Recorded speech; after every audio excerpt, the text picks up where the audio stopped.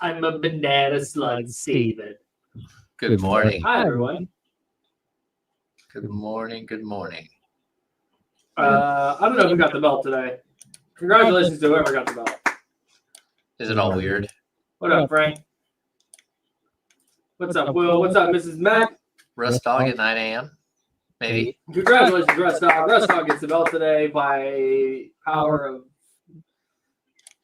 the power vested in me by the insiders. Zabo, what's good? Westsack, what's good? Rust Dog. I also saw Fantastic Four this weekend. Big Daddy. Hey. David A. Sorry. Warren, hello.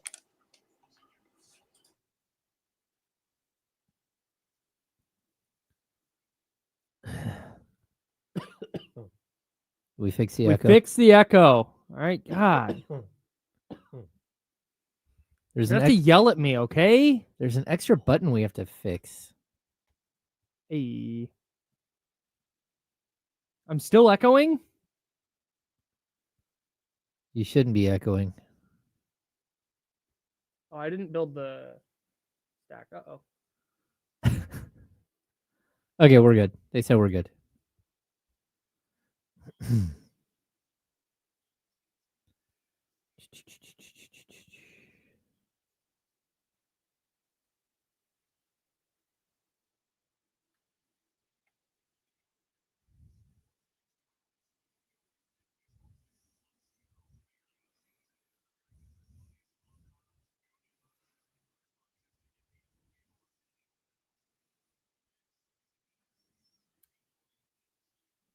Oh, hello. Good morning, everybody. Good morning. That's James. I'm Kyle. No Joe Brazil today. He's on assignment. Joe's in Disneyland. That's ridiculous. Must be nice. Where's our trip to Disneyland, Kyle? Must be nice to be down in Disneyland hanging out with your friends from work. Joe. Joe is I hope he's having a great time down in Disneyland. I think Alt is down there. I think Yeah. KUDL is down there. That's 106.5 The End. Good for I- them. I just wonder We'll be when, in here. We'll hold down the fort. when are we getting our trip to Disneyland, Kyle? I'm going to guess never. I want to go to Disneyland with you. I think we would have a good time. We'd have a blast. We'd have a really good time. That's James. I'm Kyle. We did all that. If you're listening on the radio, 1320 AM and 98.5 FM HD2. Hi. Thank you for listening on the radio. If you're listening on one of the apps, Odyssey, iHeart, TuneIn, what up? Hello. We appreciate you for listening there. And if you're watching on YouTube and Twitch, good morning. Hello. I have to adjust my screen because it is too close to me and I don't like it. There we go. All right. Hey, first things first, before we get, because it's July 28th, there's nothing breaking. We got some things we want to get to for sure from the weekend, but we need to start here. Look at Luka. What? Look at Luka Doncic. What is If happening? you've missed it, and if you're listening on the radio, Luka Doncic, who was traded by the Dallas Mavericks out of nowhere for a bag of peanuts and Anthony Davis, for being out of shape, is on the cover of Men's Health magazine looking yoked. He looks trim. He looks buff. Look at the shoulder muscle. Got a little tricep. I just feel like they photoshopped this. That's like, I don't think so, man. okay. There's video. There's video. There's video of Luka not looking like, oh, he's lost weight. He looks svelte. He looks like a different person. He does look svelte. If I was walking, okay, there's two things we have to remove from this. One, we have to remove the big giant Luka Doncic that it says on the magazine. Let's pretend that's not there. If I'm walking past this at the grocery store, if I'm standing in line at the grocery store and I see this, I don't notice that that's Luka Doncic. It genuinely, it looks like him once you really look and you go, oh yeah, of course it is. Yeah. But on first glance, it is not abundantly clear that that's Luka. No. I mean, first of all, he looks like he's in great shape. I shouldn't mess with him. You know, like, look, he's putting in the work, and that's a good thing because the league has been waiting for this. And, you know, like, look, Luka just hit 26. He's a generational talent, but he's a generational talent that has always held himself back by just not doing the work outside of basketball. And we can say a lot about LeBron James, right? Like whether you love him or you hate him, The thing is, LeBron James he spent so much time, energy, and money to maintain his body, which is why he's going into his 23rd NBA season. 23rd. 23rd. 23rd. That is so crazy. His NBA career can walk into a bar and order a drink. And it's not the thing that's I don't want this to turn into a LeBron is amazing discussion because everybody knows that, but he's going into year 23. And it's not he's going into year 23 and he's playing 6 games a year. No. And or 42 games. He hasn't played more than 20 minutes in a game since 2021. Like, no, he's playing 35 minutes a night and playing 70 games. You're 22. He's a beast. And averaging 24, 8, and 8. I mean, like, look, we're never going to see another LeBron, No. I don't think. And just the longevity, but also, like, the commitment to maintaining his body. And because he came into the league as like a 6'8", 255 pound, 18, 19-year-old. His body should have never held up because no one's body that's built like that holds up. And his ability to just continuously go out there and play is crazy. So I don't know. I'm excited to see what Luka looks like on the court. If this translates to him being a better defender or him being just a better all-around player, because the talent has always been there. I mean, he's such a hooper. I think the thing for me when it comes to the whole Luka being in shape thing, I don't think there's going to be any discernible difference in the way he plays necessarily, but I do think there could be a difference in how healthy he is and his ability to play at a higher level for longer stretches. Yeah. That's where I think I don't think it's all of a sudden like Luka got in shape and now he's averaging 40 a night. I don't think it's going to be. Or Luka's like dunking on everybody now. No, I agree with you. I agree with you there. But what I do think is that, you know, he's slowly over his career started to miss games. Mm-hmm. And, you know, last year he played 50 games, the year before 70, 66, 65, 66, 61. Yep. That trend, that's not good enough. I mean, realistically, there's multiple times in his career where now he wouldn't make it to the threshold, the 65 game threshold. Like, this is a player who has held himself back physically by partying, by having a good time and living the dream. Sure. But there comes a point where, man, do you want to win championships? Do you want to be the best player in the game? That's it. Or do you want to do this other stuff all the time? And so I'm hoping that his focus is shifting a little bit. He doesn't have to stop all that stuff. He does need to cut back. I'm interested to see if this is a one-off. If this is, because I think there's a couple of different routes this can go. One, this is him going, hey, double birds to the Mavs. Yep. Look what I can do. And then we're going to get into the season and we're going to see his the work he has to do to maintain his body. We'll see that slip. Or he started working out with LeBron and went, oh, you're going into year 23 and you were this good still? Yeah. You've made how much money? All right. Like, okay, you got it. And if that's the case, that could be scary. Yeah, because he should be one of the faces of the NBA. Yeah. And now you're in LA and they plan on, again, this is probably LeBron's last year. And if not, it's probably his last year in LA. Mm-hmm. Like, you should be the one taking over as one of the premier faces of the league. Yes. And, that doesn't always play well when you're not in good shape, when you're not doing, you're a professional athlete. Yeah. And if your reputation is, everybody knows Luka's awesome. Yep. But if your reputation is, he gets banged up, he doesn't take it serious, he gets to the finals and he's just a sieve defensively, like, yeah, he's good, but like there shouldn't be any but with a player of Luka Doncic's caliber. No, I agree. There should not be like an asterisk next to his name at all. Yeah. Anyways, I had not seen that until this morning. It might have dropped this morning, actually. Did it drop this morning? I think it did. It dropped this morning.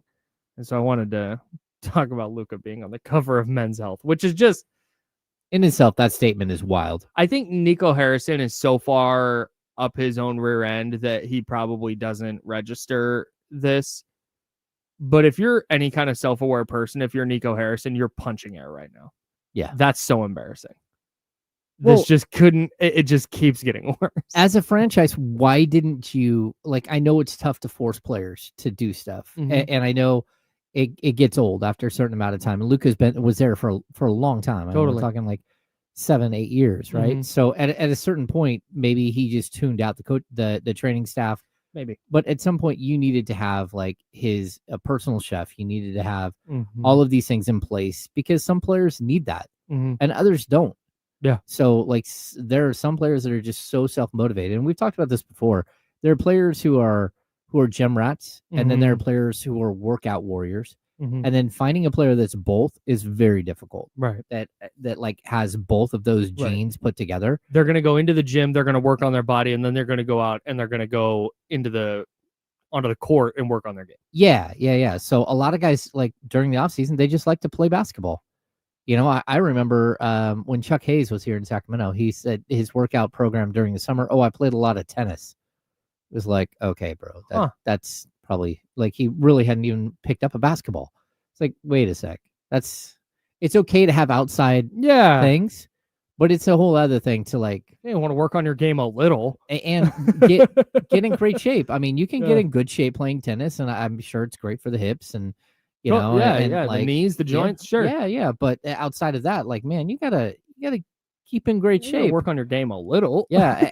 I've also said this, like Jason Thompson, like from the time he came into the league, when he came into the league, his feet literally faced the wrong way when he took a jump shot. And then I watched every year him redefine his body to a point where he was in such great physical shape and didn't even look like the same player that came into the league as like a 22, 23-year-old out of Ryder. So, yeah, just really, really impressive how some players just work their tail off, and then sometimes it doesn't translate at all. So that's what you're hoping that Luka translates. Holy crap. Speaking of health, Deion Sanders had that press conference with his medical team today. And according to Troy Rank, who's a columnist for the Denver Post, has been covering Denver sports forever, Deion Sanders was diagnosed with bladder cancer, an aggressive form of bladder cancer. His bladder was removed, and he received a new bladder that is taken well to his body. He has had 14 surgeries since arriving in Boulder. What? That's crazy. That is crazy. Holy smokes, dude. I did not know that they could replace your bladder. I had no idea that was a medical procedure you could do. Wow. Holy smokes, man. How do you go through that and not tell anyone? How does that not come out? If that was me, the first time I said anything, like anybody came at me sideways, it'd be like, well, I'm dealing with this. Yeah. Like that. That's crazy. Think what you want about Deion Sanders. Like him, hate him, love him, whatever. That's amazing. That he's just continued being prime, continued coaching. Yeah. While he was dealing with bladder cancer and a bladder replacement. Wow. Which is, man. Salute to Deion Sanders. We did not show prep for that. That's something we did not. Yeah, this that just brand popped up. new. His press conference is going on right now. One of the members of his medical team said, quote, "I am pleased to report that the results from the surgery are that he is cured from the cancer." That's crazy. Deion Sanders now cancer-free. Wow. I thought when I saw he was having a thing with his medical team, it's like, oh, that's kind of weird, but I didn't think he was going to announce that he had cancer. I think during as part of that, man. I saw that he had said he had to go like get a will and all that stuff. Like he wasn't sure if he was going to make it type stuff. And now when you hear all the details, it's like, oh my god, my gosh, yeah, that's crazy. Respect. Yeah, new respect Salute for Sanders, Deion. Man. Yeah, yep, absolutely. Real quick before we step aside, the Steelers in other less news with less gravity than that. The Steelers released Cordero Patterson today. I have two things about Cordero Patterson. One, that's a player the 49ers should sign that they won't. Yeah, like that's not. Oh, it's a name. Cordero Patterson is legitimately a former wide receiver turned running back who I'm not saying play him every game or play him a ton of snaps, but if you lose Christian McCaffrey, you can at least put Cordero Patterson on the field in some of the same places that Christian McCaffrey goes on the field and not lose a lot. Or even the Debo stuff. Yeah, you can sprinkle that in. Yeah. But again, they won't because he's a little bit limited in some of the other things he can do. And he's 34. And he's 34 years old. Practically, man. By NFL standards. Get that AARP card ready. Yeah. Here's a funny thing about Cordero Patterson. And it's a little funny. It's not super funny, but all right. So Cordero Patterson is a player I really, really liked when he was coming out of college. Okay. And he's had a phenomenal career. He's one of the best kick returners of all time. He was a wide receiver who did not really thrive at playing wide receiver, but he's a great kick returner, good with the ball in his hands, all that jazz. I tweeted one day. I forget why I even tweeted this. Didn't tag him. Nothing. Because I hate tagging athletes when they're going to talk smack. And I said, Cordero Patterson is a really good player as long as you don't ask him to do any wide receiver stuff. I think I said he's a really good wide receiver as long as you don't ask him to do any wide receiver stuff. Yep. And he blocked me on Twitter because of this. And now Cordero Patterson is literally a running back. Wow. Like, brother, I was right. Dog, you were such a non-wide receiver that they went, you're super talented. We're just going to let you not do receiver things. You're going to be a running back now. Oh, that's wild. Like, come on. I feel like I should be unblocked. I don't care. There's people who will block me. I deserve it. Like, especially when I was in my late teens, early 20s, I was just a jerk on the internet. So there are people who will block me that I'm like, bet, like, salute. I earned that. I feel bad about it. I would take it back. I understand why you won't. Forgive me for that thing. Gotcha. Like, we're good. I did. This one, I'm not. I don't accept the block. Okay, I will admit that one time I was at the Santa Cruz Beach Boardwalk for a soccer tournament, and Smash Mouth was playing at the boardwalk. Hilarious. And I said, "Oh, I'm bummed out. Eddie Money's not at the boardwalk. Smash Mouth is playing tonight." Smash Mouth responded, "Sorry, Dudo." The Smash Mouth Twitter account, Yeah, hardcore Niner fans, they love Trent Baalke. Big Trent. The only whoever the Smash Mouth in my headcanon, it's the lead singer of Smash Mouth is running the Smash Mouth Twitter account. I think it was the former lead singer of Smash Mouth, who I don't believe is with us any longer, but it is possible. Yeah. But yeah, man, Smash Mouth used to go at people on Twitter over Trent Baalke. And apparently Eddie Money. Did you tag him? No. Oh, see. Oh, did they block you? No, I don't think so. I think All they right. just thought it was funny. Yeah. Okay, good. R.I.P. Salute. September 4, 2023. R.I.P. to the Steve lead singer, Harwell. Steve Harwell, lead singer of Smash Mouth. They cranked out some hits for sure. Yep. All right. There's a Kings rumor that won't stop. It's lingering. Just remember the Jonathan Kuminga thing early in the offseason when the Kings just kind of kept hanging around in that Jonathan Kuminga thing, and then we find out they made an offer for him. This other thing keeps hanging around the same way. We'll talk about that. The Kings got a bad offseason grade. We'll talk about that. Pads come on at training camp for the 49ers and Raiders today. We'll talk about what that means. And the West Sacramento A's might have had the greatest single game performance in sports history happen over the weekend. We'll discuss all that as well. He's James Sam. I'm Kyle Madsen. No Joe Brazil today. We're the Insiders, sponsored by Jiffy Lube, hanging out with you till noon. It's ESPN 1320 Sacramento Sports City.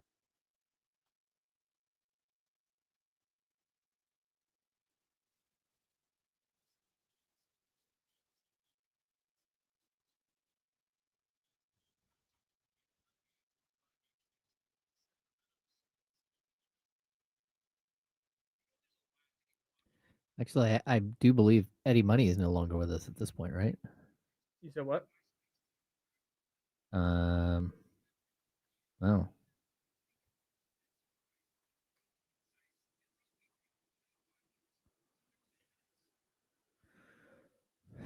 Yeah, Eddie Money is now no longer with us either. Neither one of them.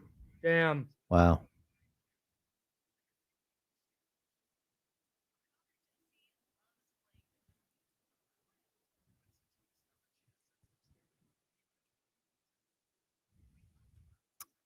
Zach. Come on, man. In order for us to copy you, we have to watch your show. Listen, watch, whatever. What did we copy? He's accusing us of copying. I know he's just being funny, but I too can be funny, Zach. Oh, we're not. No, we're not. No, we're aggregating ESPN. And next thing you know, you're going to start telling us that you invented tears. Come on. Okay. Come on. Let's Come on, NBA guru. Kyle clearly invented tears. Yeah, I don't know what anybody else is trying to swagger jack me on tears, but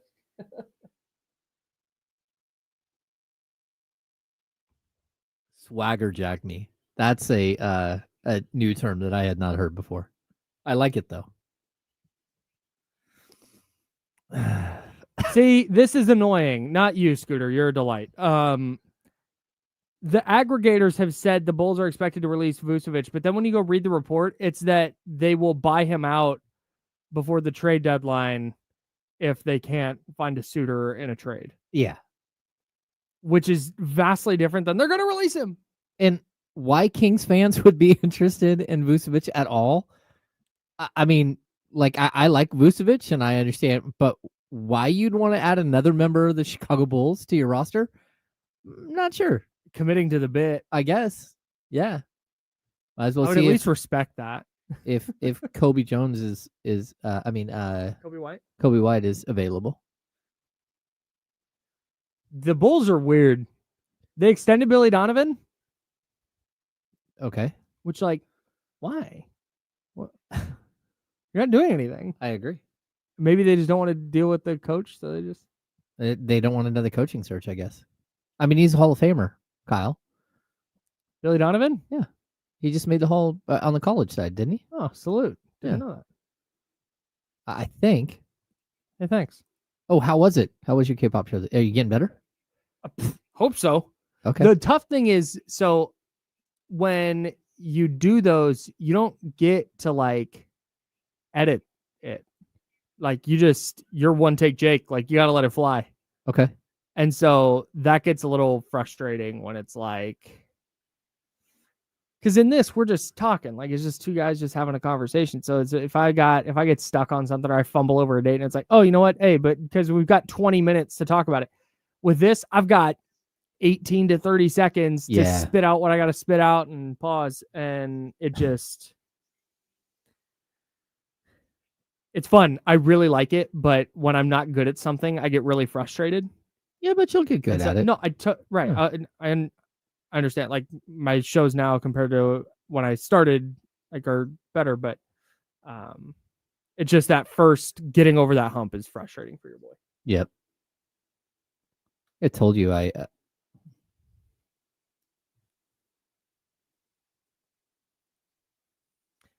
here we go. All right.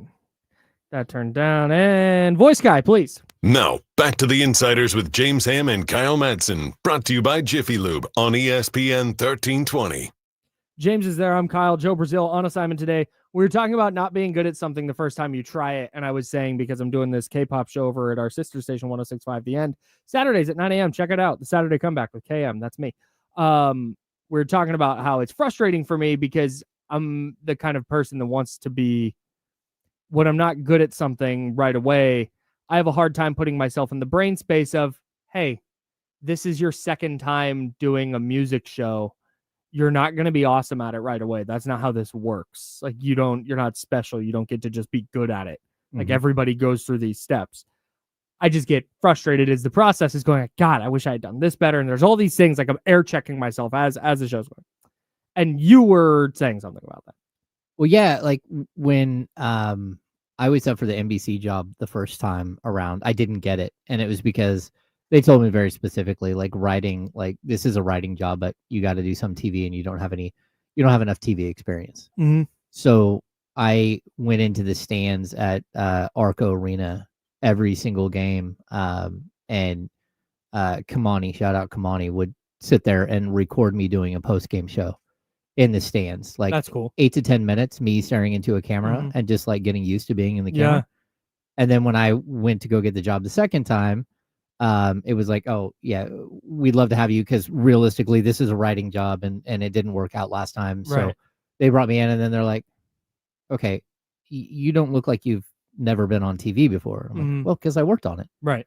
Like that's you just Yeah. you don't get better. Yeah. No, I'm not like concerned about it. I'm not thinking they're gonna pull the plug on my show. No. It's just as I'm going along, when I'm preparing to do this, I never get to a point like, is every show perfect? No. There's some shows that I walk out, I'm like, I wish I'd done that better, wouldn't have done this better. You go back and listen, and Wish you we guys would are have gone on air. Yeah, wish we'd turned the board on. You know, there's Wish Charlie didn't have to wish- come over wish the and station was stuff like on. beat on the glass. Yeah, so no, but it's not. I'm never like, God, this is frustrating. Yeah. Yeah. It's No, I'm just with you. it's like I said, it's not the end of the world. It's not. It's an easy job. Like it's not. I'm not out here laying tile. It's you a know? passion product. That's project. ostensibly what it is. Yeah, yeah. So yeah, I'm not. I'm enjoying the heck out of it. Okay. I just want to be good at it. I like laying tile in. Like, See, yeah. I wouldn't because I'd get really, really frustrated right away. That's James Ham. I'm Kyle Madsen. No Joe Brazil today. We've been talking about Luka Doncic being on the cover of Men's Health Mag and Cordero Patterson being released by the Steelers. A player the 49ers should sign, but they probably won't. Instead, they signed Eli Apple, a cornerback. They made that official today. They released wide receiver Quintez Cephas, who they signed last week to make room for Eli Apple, a former top 10 pick. He gives them some cornerback depth because Renardo Green's dealing with a hamstring injury. He's expected to be out a couple of weeks. Anyways, we'll talk more 49ers injury stuff. We'll talk more Raiders stuff in a bit with training camp and pads coming on at training camp. It's a big step in the offseason. But speaking of big steps in the offseason, the Russell Westbrook Kings stuff won't go away. It won't go away. It is just there. Despite the fact that Kings don't have money to realistically sign him, despite the fact that they got Dennis Schroeder, that the Russell Westbrook stuff is still, he's a lingerer. Yeah. Just lingering.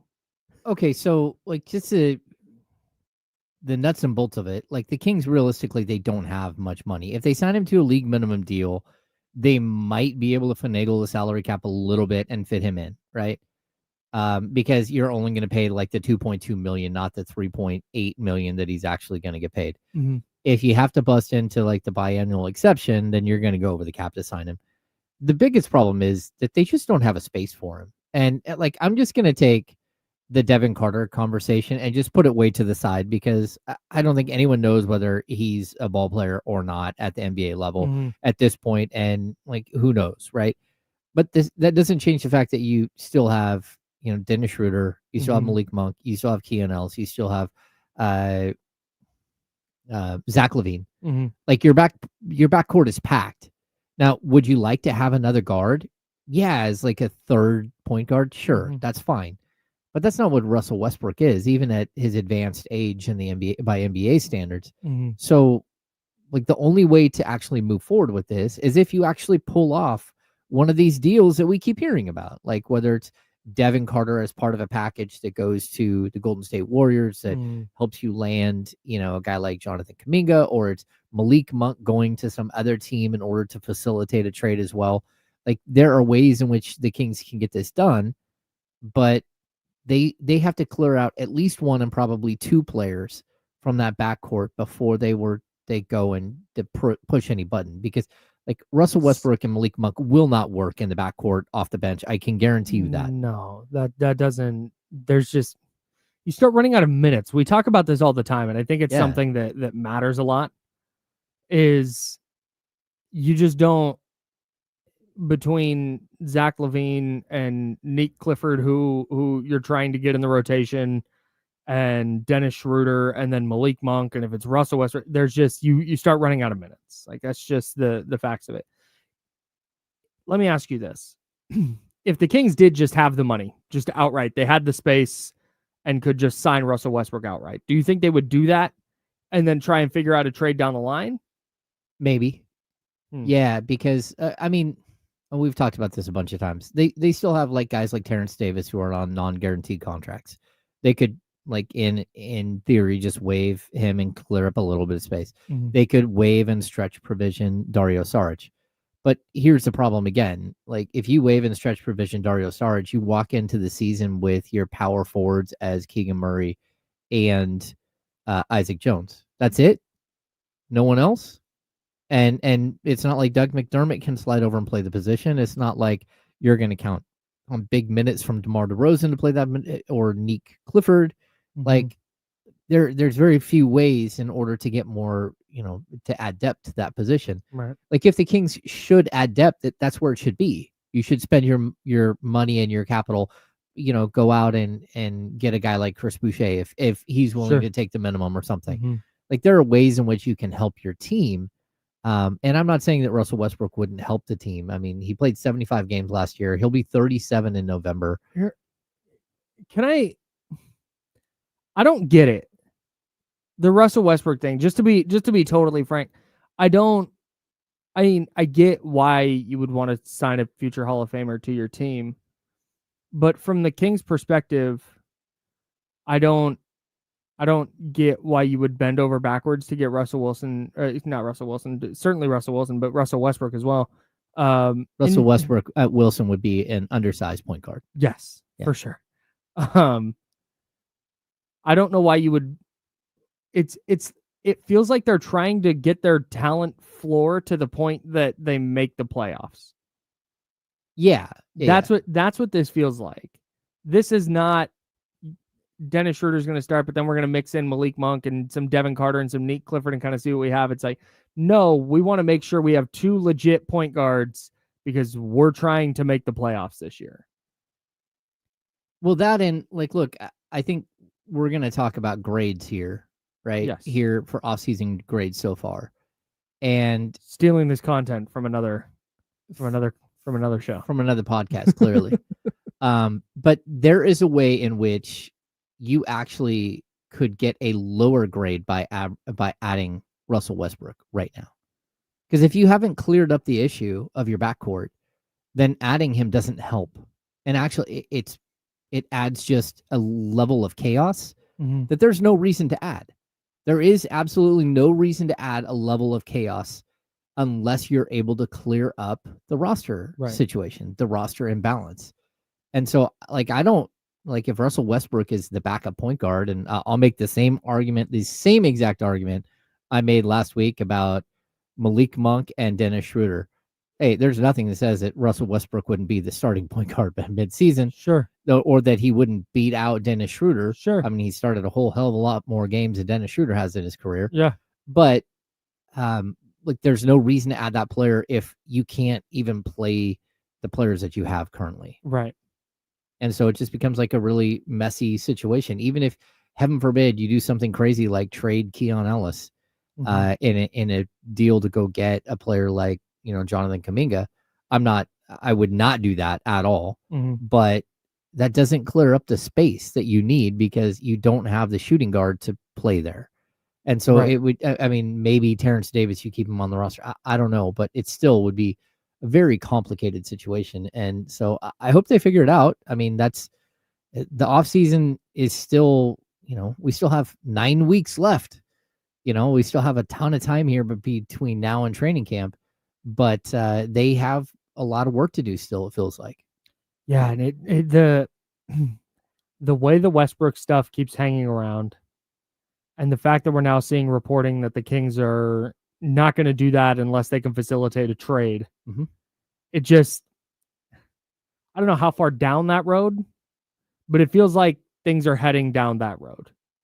Yeah. Like, where there's enough things happening behind the scenes. And we talked about this the other day. Just because the Kings aren't doing anything publicly or making any moves, or their roster is kind of as it currently stands is set, that doesn't mean they're on PTO. Like, feet up, hanging out until training camp. Like, there's still conversations going on. And it feels like, to me, based on the reporting, that, and again, just the way these things kind of go, it feels like there's some amount of distance down that road. Yeah, I mean, like, look, Scott Perry is super active. Like, he is trying his best. He sees what everyone's saying out there. Yeah. course. He sees it all, and he's trying his best to improve the roster, but he was left with like not just an unbalanced, broken roster, Mhm. but a roster that is extremely top heavy as far as Mhm. financials. Mhm. And it's just extremely difficult when you don't have like, we talk about, trading for Kuminga, right? Mhm. Like they're offering up Dario Saric and Devin Carter as part of a trade, right? That's Mhm. been the reported thing, but it's also something I've heard like a million times. Mhm. That's kind of what they're offering. Like once you get past that $5 million mark of Dario Saric, $5.5 million, and the same with Devin Carter, Mhm. like you don't really have other, like you have a $10 million player in Keegan, maybe 11 million bucks, Mhm. but then you jump way up high. There Yeah. isn't all of this like this happy space where you can, take a $8 million player and add it. When you traded Valanciunas, that eliminated your one like $10.5 million player that you could use as an asset. Right. So now they're in this weird space where they don't have a bunch of players, and they have things like a mid-level exception, but the mid-level, in order to use that, it even gets more complicated. That would have to go somewhere else. Like you can't aggregate that with another player or another exception. Well, it's part of the reason why the Jalen Green contract from the Rockets Mhm. was what it was, in part because they went, hey, we might have to move one of these young players, and we would like to have a big contract on a young player to be able to move. Yep. And there's a theory that the same thing went for the Jabari Smith Jr. contract. Like at some point, you just want that level of deal, right? It's like having a $1 bill, and then the Kings have, okay, we have two $1 bills and then a bunch of $100 bills. Yes. You're like, okay, but the thing is $5. You have a 10? I can break a 10. Yeah. Nah. Well, I mean, it's also the reason why the Just a Warriors tough aren't. spot. They're not like overly excited to get rid of Kuminga, and it's not because they want Kuminga the player. Mm-hmm. It's because they would like to have like an $18 to $20 million contract that they can trade Yeah. at the deadline. Right. Right. And again, if you're taking back a It's $5 an and a $6 asset. million, yeah, Mm-hmm. that doesn't help you when you're big game hunting like they do. Just real quick, off the beaten path here. Teron Jackson, the 49ers defensive lineman, if you missed it, he was taken off the practice field yesterday on a stretcher and moved to Stanford Hospital for evaluation for a neck injury. He was discharged from the hospital last night. He's back in the building today. He's not going to practice today. Team's going to continue to evaluate that neck issue, but he was communicating yesterday, had a movement of his extremities, and is now released from the hospital and is back in the team facility. So salute to Teron Jackson. Happy to hear that he's healthy, because that is terrifying. Mm-hmm. It's terrifying when it's in pads and you hear that a player got stretchered off. When you hear that a player just kind of went down in the middle of practice, I mean, there was a play going on. He didn't just fall down with no pads on. That to me is even more scary. But he's good to go. So just wanted to get that bit of news out there, because that is a pretty significant deal for the 49ers, who are now wearing pads today in training camp. But on the Kings Russell Westbrook stuff, to me, that's also, it goes back to the conversation we're having last week about where the Kings kind of see Malik Monk in this point guard situation. This, to me, the Russell Westbrook stuff is just further evidence that the Kings don't view Malik Monk as that position. Yeah. Even if he can credibly play minutes there, which he can, not even if he can, we've seen him do it. But to me, this is a sign that the front office is like, that's not a viable option for us. I think it's kind of the reverse of what a lot of the other teams are doing, where they're trying to find like that $18 to $20 million thing that they can use to go trade for things. Mm-hmm. But when you have a 3-year contract of that, it makes it a little more difficult. And so, like, if you're the Kings and you're looking at your books, you know that DeMar DeRozan will likely fall off next year with like a $10 million buyout. Mm-hmm. And then, the year after that, you have $49 million of Zach LaVine that will fall off the books. Mm-hmm. But if you can accelerate that process at all, then, you probably are going to. right? So we keep hearing summer of 2027 might be like a more realistic target for the Kings.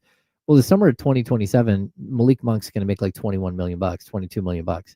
So like you're trying to find the right pieces for your roster right now, but you're trying to use this trade chip that you have and move stuff around because you also think you can go cheaper at the position. Sure. And maybe find somewhat close to the same productivity. Yeah. I think that, again, at this point in their careers, Malik Monk is a better player than Russell Westbrook, but a better player at $3.5 million versus 18 or 19. That's a big difference in money. Yeah. And if you already have a certain amount of money tied up at the point guard position, it would, might make sense for you to go out and move on from him and find something cheaper. That's James Ham. I'm Kyle Madsen. Joe Brazil not with us today. We're the Insiders. We're sponsored by Jiffy Lube. We'll put a pin in the Kings offseason stuff. We've got Kings offseason grade for you that does not paint a rosy picture of what the Kings have been doing this offseason. But pads are on at 49ers and Raiders training camp.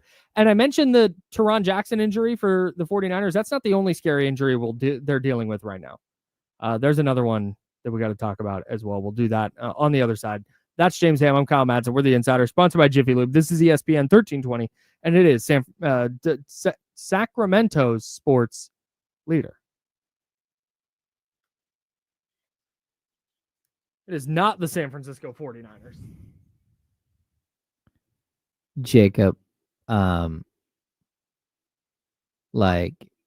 if you think that there's a chance that Zach LaVine at 31 is going to opt out of a $49 million 1-year deal, then I got some oceanfront property in Arizona to sell you. It's just not going to happen.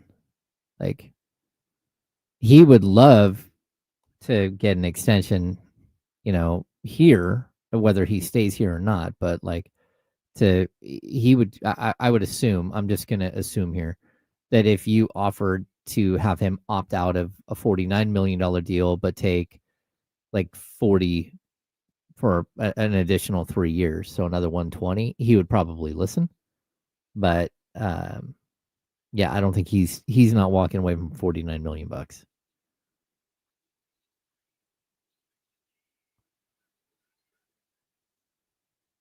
And we're talking about like next summer.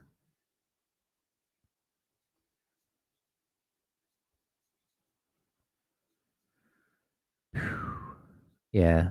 So at this time next year, Zach will be 31 in 140 days. So he turns 31 during this season. Yeah, I just don't see him walking away at all.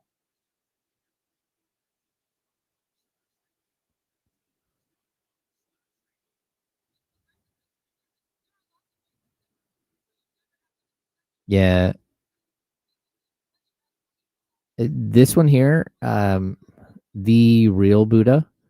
If you trade Monk, please get a nice piece. The reason why, one of the reasons why you would need to trade Monk is to complete any other deal. So if the Kings are going to chase Kuminga and they're offering what we keep saying that they're offering, and they actually get that deal done. So let's say they figure out a way to get it done, and it's Saric and Devin Carter, and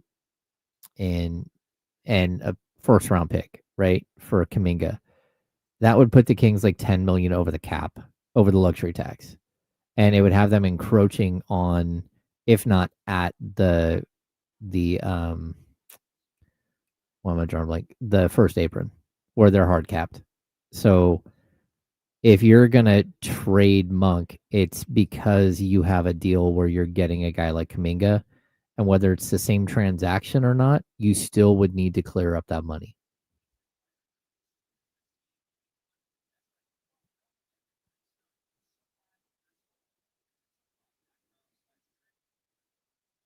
I think there are ways in which the Kings could, not just Monk, but again, if they bring in Kuminga, maybe they could work a deal with like Brooklyn, where they trade Brooklyn a guy like DeMar and take back Trey Mann, but you'd take on 3 years of Trey Mann at 15, 15, and 15. Terrence Mann, my bad.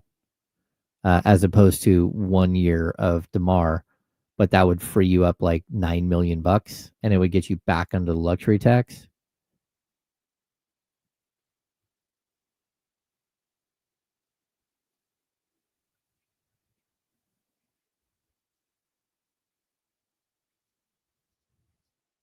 This is interesting, but Toronto kind of fell off the map when they fired their GM.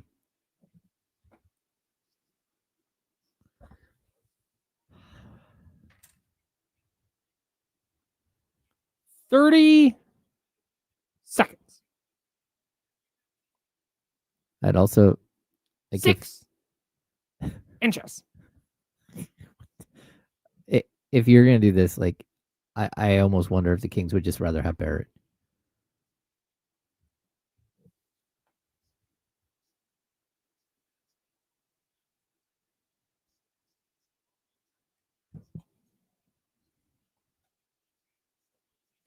Uh, 7 seconds.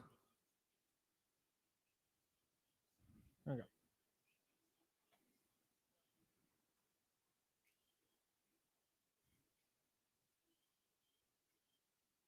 Now, back to the Insiders with James Ham and Kyle Madsen, brought to you by Jiffy Lube on ESPN 1320. James is over there. I'm Kyle. We got stuff to give away. Oh, we do? Well, we got stuff to tell you how to win it. I can't personally give it away, but we can tell you how to win. Yeah. You, not you, James, you listener or viewer. Hello. Hi on YouTube and Twitch. You could win 2 single-day passes to Aftershock at Discovery Park on October 2nd through the 5th, courtesy of Danny Wimmer Presents. All you got to do is enter online at the ESPN1320.com contest page. That is for 2 single-day passes to Aftershock. Hell yeah. Yeah. Go win those. Aftershock is cool. I'm having a hard time finding my emotion for having to miss Aftershock this year, because I was really, really excited for us to go as a family on Thursday. Yeah. But I'm going to be in Hawaii. Yeah, you're ditching us. Yeah. So I it's think like, we should all just go to Hawaii with you. well, I mean, it might be a little awkward. We got one bed, so we're going to have to go. We're going to have to go like head to foot. Yeah. I don't know how we'd make that work. No, but it's like, I'm not mad. Get to go be sitting by the beach drinking drinks. Drinking beverages. Adult beverages. I was really looking forward to going with you guys. But alas, maybe you'll see James and Joe out there if you win those Aftershock passes. 2 single-day passes. Again, that's at Discovery Park, October 2nd through the 5th, courtesy of Danny Wimmer Presents. Just enter online at the ESPN1320.com contest page. There was some news out of 49ers practice yesterday that I feel like kind of got glossed over. And it makes a little bit of sense since they had a player taken off on a stretcher and taken by ambulance to the hospital. Again, that's Teron Jackson. He's now out of the hospital, back at the facility, not practicing yet, but the team's monitoring his injury situation. Jauan Jennings left practice early with a calf injury. This is the second time this offseason because he missed part of OTAs with a calf injury. So, that's either one, this is what I don't think is the case. I do not believe this is the case. I do not believe that Jauan Jennings is like, see, I came out and practiced. Now I'm going to have this calf thing until we get my contract figured out. I don't think that's what this is. You kind of hope it is. I mean, from like, realistically, yeah, okay. From the perspective of what a calf injury could be. And that's why this is so scary now, especially because you look across and I know they're different sports, but you had Dre Greenlaw deal with the Achilles injury.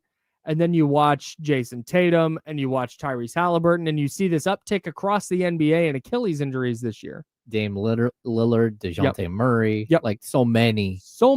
Yeah. And with the Dre Greenlaw thing that the Niners have already dealt with, you had Christian McCaffrey dealing with Achilles tendonitis last year. And then you see Jauan Jennings, who's supposed to be their top wide receiver, all of a sudden now going down with a calf injury for the second time in an offseason. Yeesh. That really, and again, I don't know. I'm not a doctor, B, there's no word on the extent of the calf injury. C, there are so many things a calf injury could be. Yep. But how many times have we heard a calf injury? McCaffrey's thing was a calf. Kevin Durant's was a calf before he got hurt. Halliburton. Tyrese Halliburton's was a calf. Yeah. So that's why now for me, this has entered that realm of injury for me, where when I see calf, the red flags immediately go up. Yeah. And maybe it's not anything serious. Maybe it was a cramp and he's got some cramping and he needs to eat more bananas or whatever. But I'm sure there's other ways to get potassium, but I'm going off Honey, I Shrunk the Kids. That's fine. That's where I learned all my potassium bits.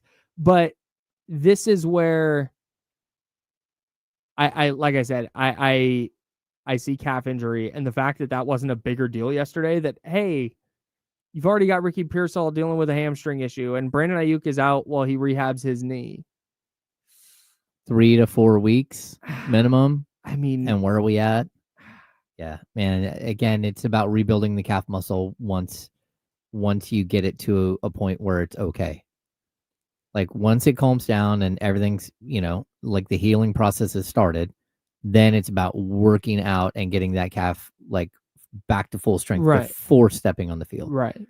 And, it wouldn't shock me at all, even one bit, if we didn't see Jauan Jennings until the regular season. Yeah.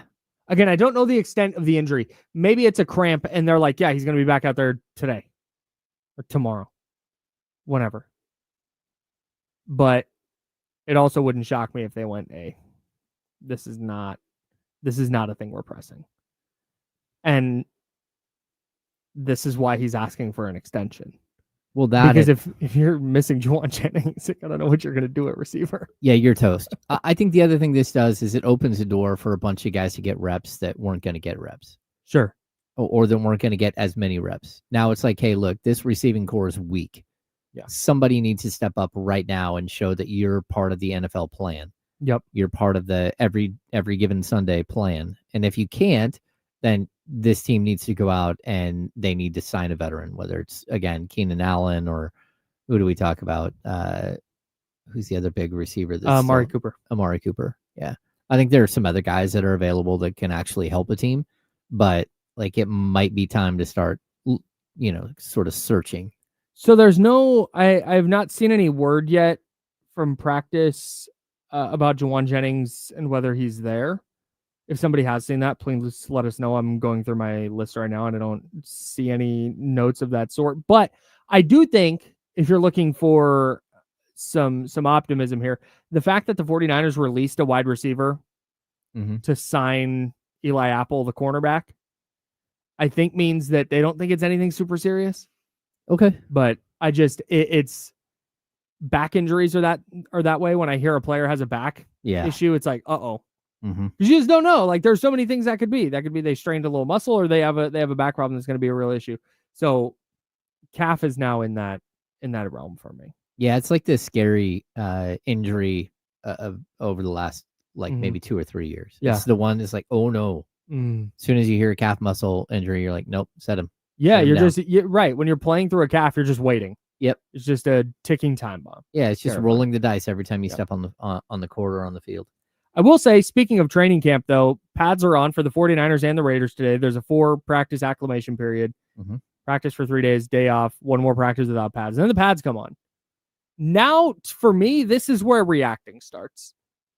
Okay. I don't, and Kyle Shanahan said it yesterday. You can't really evaluate any quarterback you can evaluate without pads on.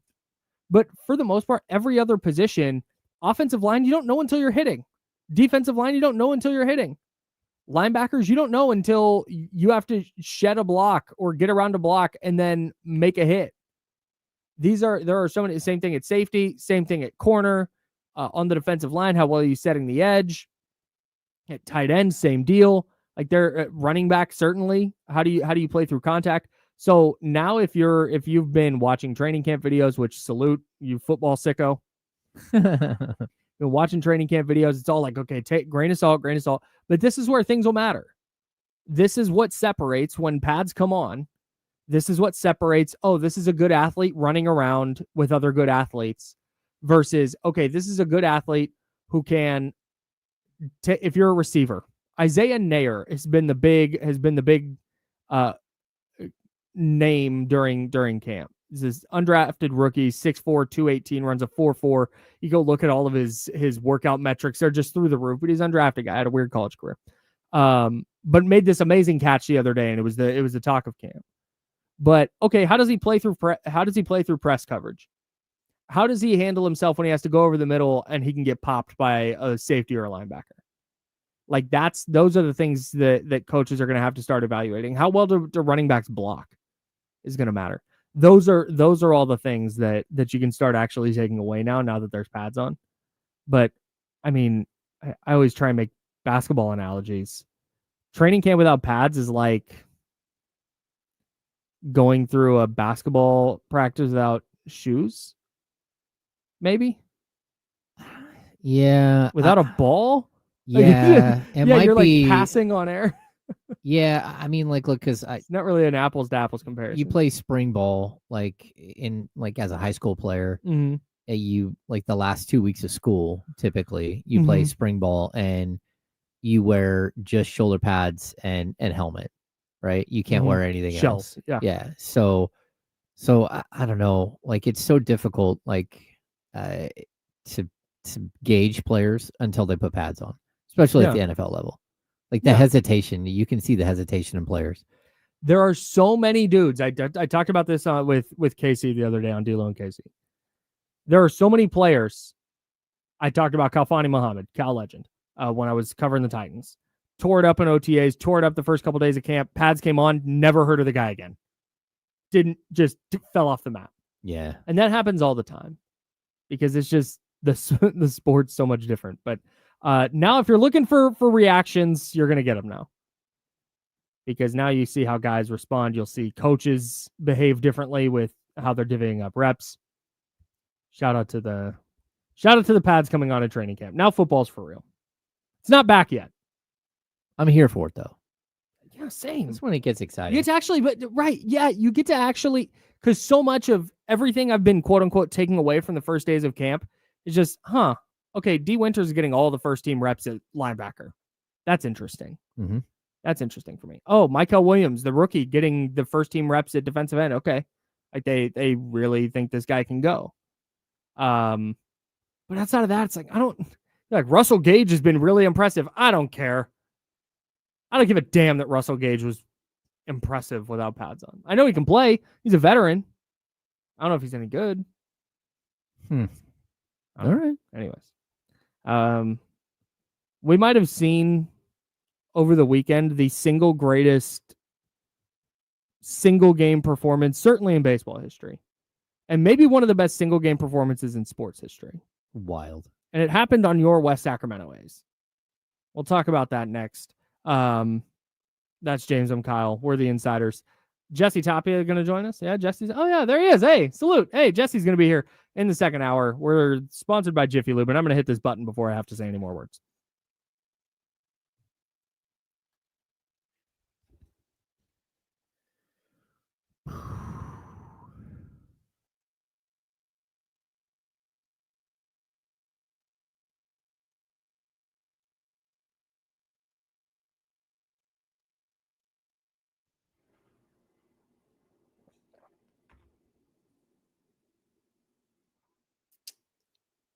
Sweet.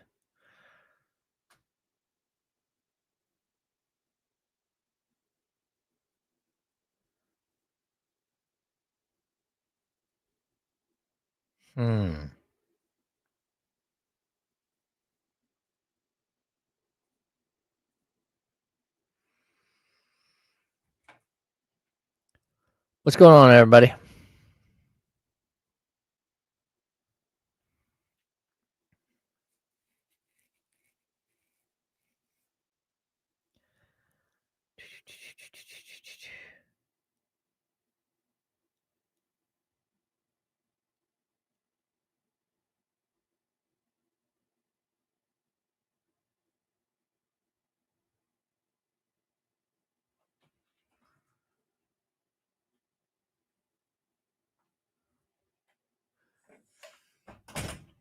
Hello. I just came to say hi. Oh, Hey. all right. I do that. We're kind of quiet here Yeah, on this break for some reason. working on figuring out my life there. Hi, Gary G.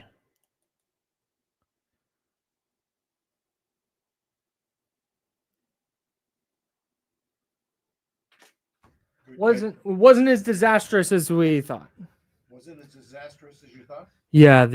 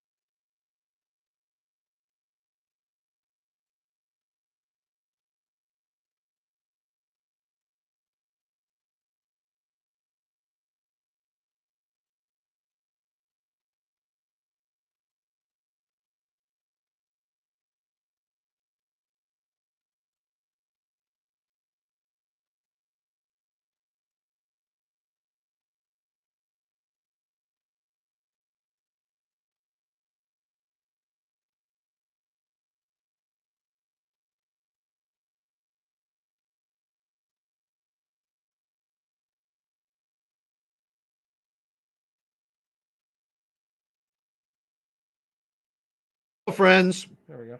Welcome to Jurassic Park. What's going on, everybody?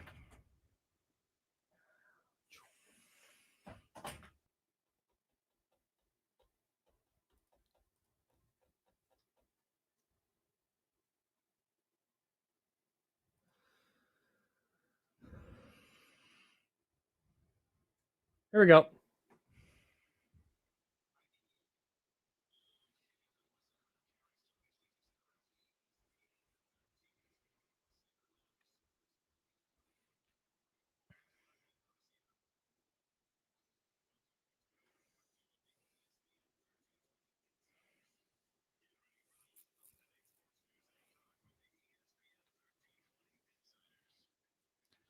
Hour number 2. That's James Ham. I'm Kyle Madsen. No Joe Brazil, which means Jesse Tapia is hanging out with us for the second hour. The producer of D-Lo and KC, which is the program you will hear starting at noon on ESPN 1320. That is Sacramento Sports Leader. We're sponsored by Jiffy Lube. What's up, Jesse? What's up, guys? How's everyone's weekend? I'm sure you guys went It was over this, good. but I just got here. No, it's good. Yeah, it was solid. Yeah, I drank a lot of wine on Saturday. That was Ooh. a W. That Oh. sounds like a good Yeah, weekend. it's a big time W for me. I Yeah. broke into a bottle of red yesterday. Come To on. be honest, I hadn't had wine in a while. It was nice. Yeah, man. Got to develop my wine bag. I haven't gotten into that yet. Okay. Are you not like you're out on wine, or you I'm not just even like, out. I just necessarily haven't even like just really dabbled and be like, huh, do I like wine or do I not? Can I bring you? Like I've had like Can I bring you a couple bottles? I think are good, like starter Ooh. joints. that works. Oh, I Okay. might be able to bring like a nice bottle of Pinot that's not over the top expensive. So I started at Moscato is where I started, just to kind of get that. It's like apple juice, really. It's like very sweet. It's very sweet. That was where I started because it got that little hint of wine taste, Okay. but it's not overpowering, and so you start to develop the taste for that. I love a good port. Oh, dude. Yeah. Dessert Ah. dessert wines. I'm in. Yeah, same. So yeah, we'll work on that. We're not going to work on it right now though, because we have to talk about A's rookie first baseman Nick Kurtz. Because if you missed it Where the hell were you? on Saturday, Friday night. Friday night, excuse me. Yeah. Yeah. What? Yeah. Friday. Yeah. Okay, I had my dates wrong. On Friday night, the A's beat the Astros 15-3. The A's swept the Astros in a 4-game series in Houston for the first time since Houston moved to the American League. It was their first 4-game sweep of any kind under Mark Kotsay, and they outscored the first place Astros 32-7 across the 4 games. That is a butt whooping. But Kurtz, who's now the favorite to win American League Rookie of the Year, Yeah. Sorry, Jacob surpassing Wilson. teammate Jacob Wilson, went 6 for 6, which in itself is remarkable. Wild. with a double and 4 home runs, drove in 8. And had 6 runs. Scored 6 runs of his own.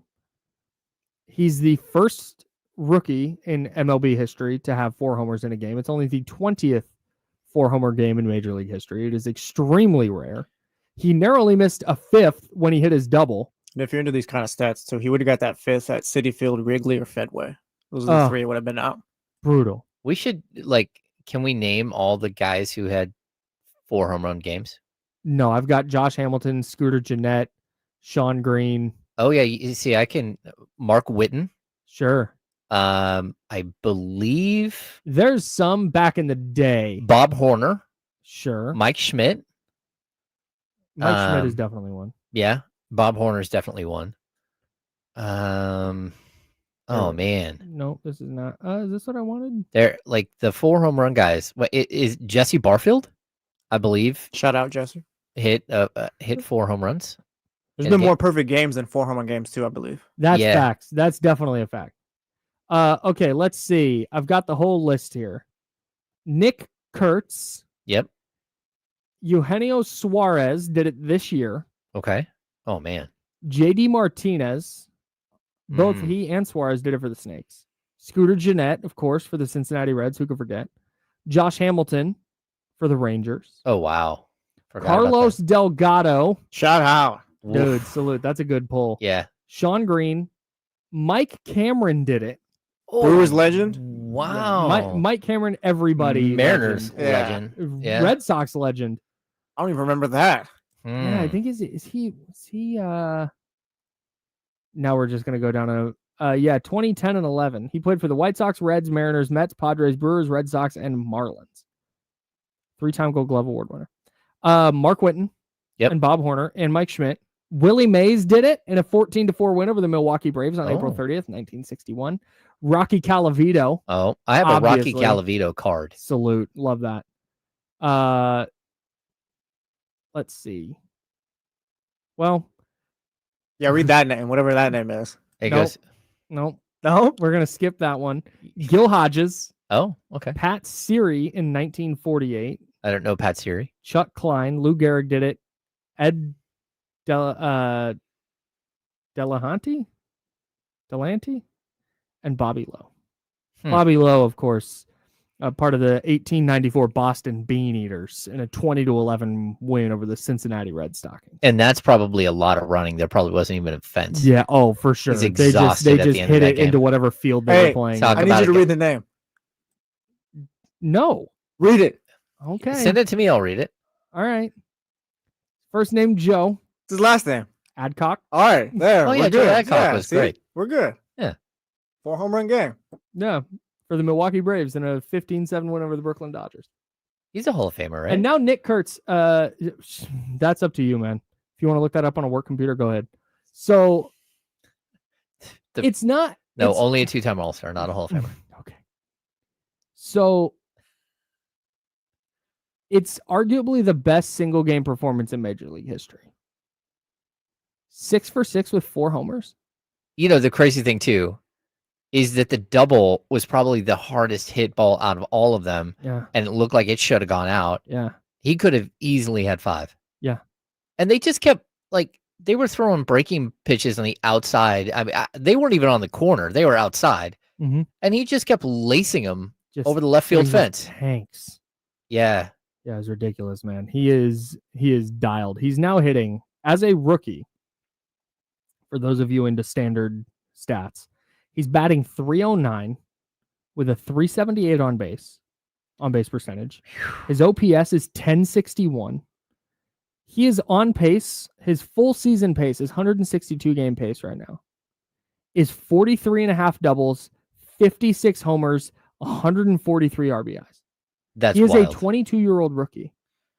And this is in 67 games. This isn't some tiny sliver of, oh man, look, he's had a good 2 weeks. It's cliche, but he's putting up video game numbers. He is. Seriously. Hey, the crazy thing too, we talked about this last week. Yeah. His first 23 games, he did almost nothing. Yeah.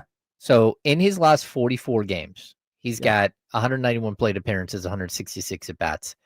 In 44 games, he has 59 hits, 16 doubles, 22 homers, 53 RBI, Good God. and he's batting 355 with a 1.293 OPS. Can I tell you what he's done the last 28 days while we're reading ridiculous Nick Kurtz stats? Yes. In the last 28 days, he's played in 21 games. He's batting .418 with 11 homers, 13 doubles, and a 500 on-base percentage. His OPS is 1525 in the last 28 days. He's batting 600 in the last week and 595 over the last 2 weeks.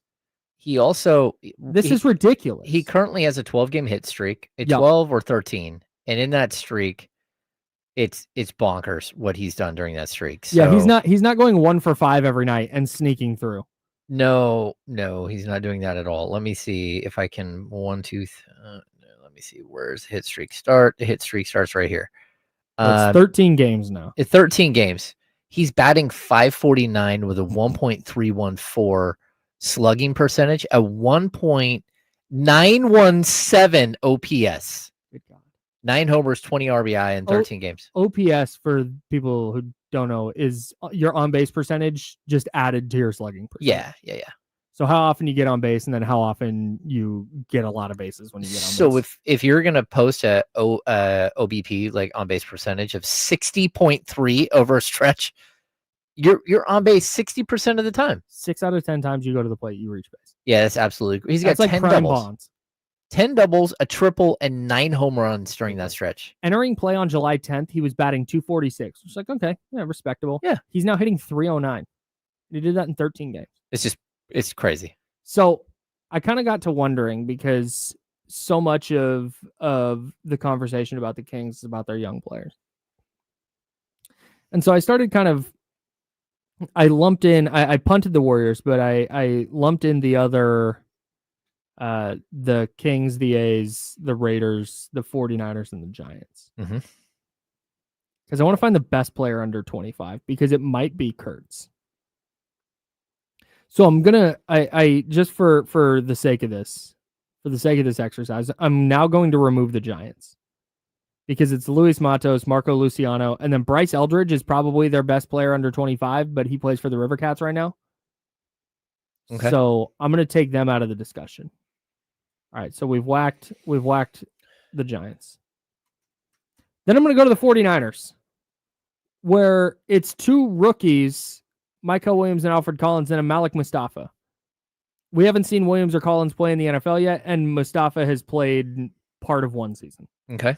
So we're going to whack the 49ers from this discussion. Gone. The Raiders, I'm going to take out Ashton Genty because he hasn't played football yet. Brock Bowers gets to stay. Okay. Brock Bowers belongs here. He's going to hang out. The A's have Lawrence Butler, Tyler Soderstrom, Jacob Wilson, and Kurtz. Do you have any quibble if I put Kurtz at the top of that list? No, I'm gonna, like, him and Wilson are still both really high in my book. Wilson batted .340 for most of the season. He's hit a tough stretch where his batting average has dropped, but I still think that there's potential for him to come back and win the AL Rookie of the Year. Ooh. I think he could get hot. He could bat .330, and he could still win this thing. He's now down to .312. Yeah. Mm. Yeah, but he's one of those guys that, like, the multi-hit games. And the A's have been giving him days off the last, week and a half, just trying to get him right, because he's a little beat up. Kurtz is a dramatically more impactful player. Well, at this point, yeah. But 13 games ago, okay, it's a coin flip. I'll leave Jacob Wilson in here, and you can make that argument. Okay, Soderstrom and Butler just watched just watch the Roadrunner race right past them. Yeah, like, holy cow, what just happened? Who was that? Yeah. And another guy. That's the big boy. Yeah. For the Kings. Oof. Well, Isaac Jones and Keon Ellis are out. Yep. They're both 25, and we're going under 25. Keegan Murray makes it because we're doing this exercise today and not in 3 weeks. Okay. He turns 25 on August 19th. That's funny. Are we putting Nick Clifford ahead of Keegan? No. Devin Carter, Maxime Reynaud? No. Okay.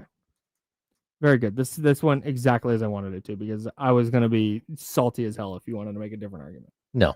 That leaves a top 4 between the A's, the Raiders, and the Kings. The players under 25 of Keegan Murray, Nick Kurtz, Jacob Wilson, and Brock Bowers. My list, of this, put those guys in order. it's going to go Kurtz, Bowers, Wilson, Keegan. I think. Ooh, Brock's got to go 1. I'm bro. going Brock Bowers 1. You think? Yeah. Kurtz Yeah, is like bro. really good, and not. I'm not going to call some moments. I need think we all expect him to be really good going forward and all that. But like Bowers is already, you Brock could argue, is Bowers- the best player at his position right now. Brock Kurtz- Bowers last year over a full season had 112 catches as a rookie, Okay. 1,200 yards, 5 touchdowns. Hmm. He was a Pro Bowl or a first team All Pro and second in offensive rookie of the year voting. Hmm. Like Jesse's at and Nick and Nick Kurtz might be there too by the end of this season. Yeah. Where we're sitting here, the A's aren't going to make the playoffs, but we're sitting here at the end of the year going, oh my God, Kurtz hit 315 and he had 35 jacks in 120 games or whatever it's going to be. Yeah. It's going to be not that many. Not even that many. Drew Down brings up a good point as well. Was Bowers catching passes from AOC and O'Connell and That's- Gardner Minshew? That's facts. Yeah, Bowers 1 for me. I've got a full season of Brock Bowers being the most prolific pass catching tight end in the sport. Yeah, but And he can block. the argument player. I'll make is that Yeah. that it's very possible that the A's just found a bona fide superstar. And I think Bowers is going to be, like, for a tight end, he's going to be like the best tight end in the game at like probably this Mhm. season or Mhm. next. Mhm. But is he a bona fide superstar? And I think Kurtz is going to be that. So I mean, you have to remember, Kurtz was playing in college. I think last year. Bowers could be that too at the tight end position. He could be like I Kelsey, like Kelsey and Kittle became superstars like that. I Oh, think, that's true. Bowers is right there. Well, not now, but I think he can reach that as well. It's tough to make any argument against Kurtz right now because he just went 6 for 6 with 4 home runs in a damn game and he's 22 years old. No, yeah, he had the greatest game of all time. Oh my Like God. baseball has been around for Not even- 165 years, whatever you want to call it. He just had the greatest game of all time. That's the nutty thing is it's not Yeah. it's not hyperbole to be like, wow, he didn't go 4 for 6 with 3 homers. Like, wow, is that the best game of all time? Like, no, it might have legitimately, there's an argument to make that it was the best single game performance by any hitter in the history of Major League Baseball. It's just wild. It was insane. Yes. Definitely Man. insane. Definitely. Salute to Kurtz and the young A's, man. If they consistently get outs, they're going to be. They've got a couple of good future group of superstars. players. Yeah. That's a good group of players. They just need pitching. Yeah. They need pitching so bad. I kind of feel. No, I don't want to open that can of worms right now. We can do that here in a second. I think that the A's and the Kings find themselves in a little bit of a similar spot in terms of their team building and in terms of their young players. Mhm. And we can kind of loop that in to get back into the Kings next. That's James Ham. I'm Kyle Madsen. Jesse Tapia riding with us. We're the Insider, sponsored by Jiffy Lube on ESPN 1320 at Sacramento Sports Center. Is Keegan fourth in that group before we were talking about? Yeah. Oh yeah. Yeah. I think as long as, Drew Down, we cursory discussed Eli Apple. He was signed. Shout out to the collective of Dolphins Twitter that just part dropped. Oh, Like, it wasn't even a bit. Like that was just a normal tweet for me. And I saw like, oh, everyone felt this way. The thing is the Dolphins wasn't even the last team he played for. Yeah.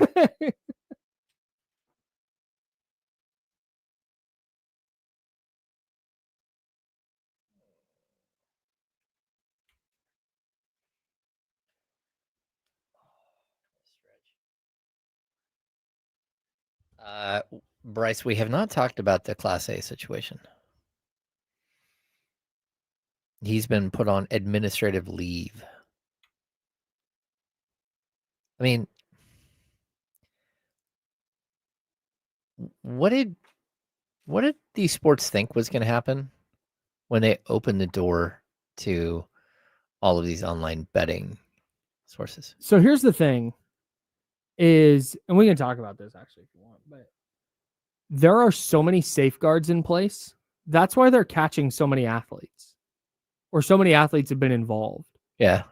Is because like books are hyper vigilant about weird voting patterns. Oh yeah. It's not, I can't go make a fake account for somebody else. Like there's a lot of safeguards in place against this kind of thing. Well, the way they're catching it too is like it's pretty obvious. Like, oh wow, this guy's putting 20 grand on Terry Rozier unders. Like, Right. Maybe we should take a look at that. Right, exactly. Anytime there's a weird like prop bet that goes nuts, they investigate it, which is how Jonte Porter and I also think Beasley got caught. Like, hey, that prop bet doesn't make any sense. Yeah. All the betting on that one prop bet. That's the thing. If you're gonna cheat, you got to be smart about it. You can't do it all at once. Yeah, which drew down. $50 here, $100 there. You drew down. Yeah, use an interpreter at least.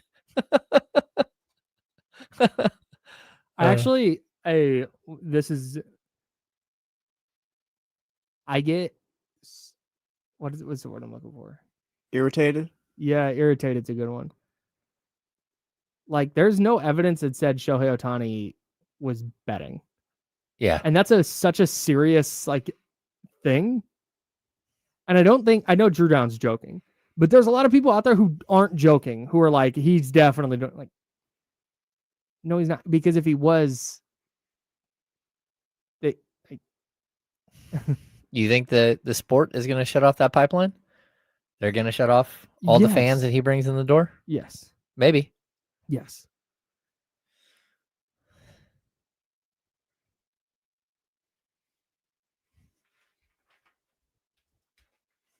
Now, back to the Insiders with James Ham and Kyle Madsen, brought to you by Jiffy Lube on ESPN 1320. James is there. I'm Kyle. Jesse Tapia is riding with us. No Joe Brazil today. We're hanging out with you until noon.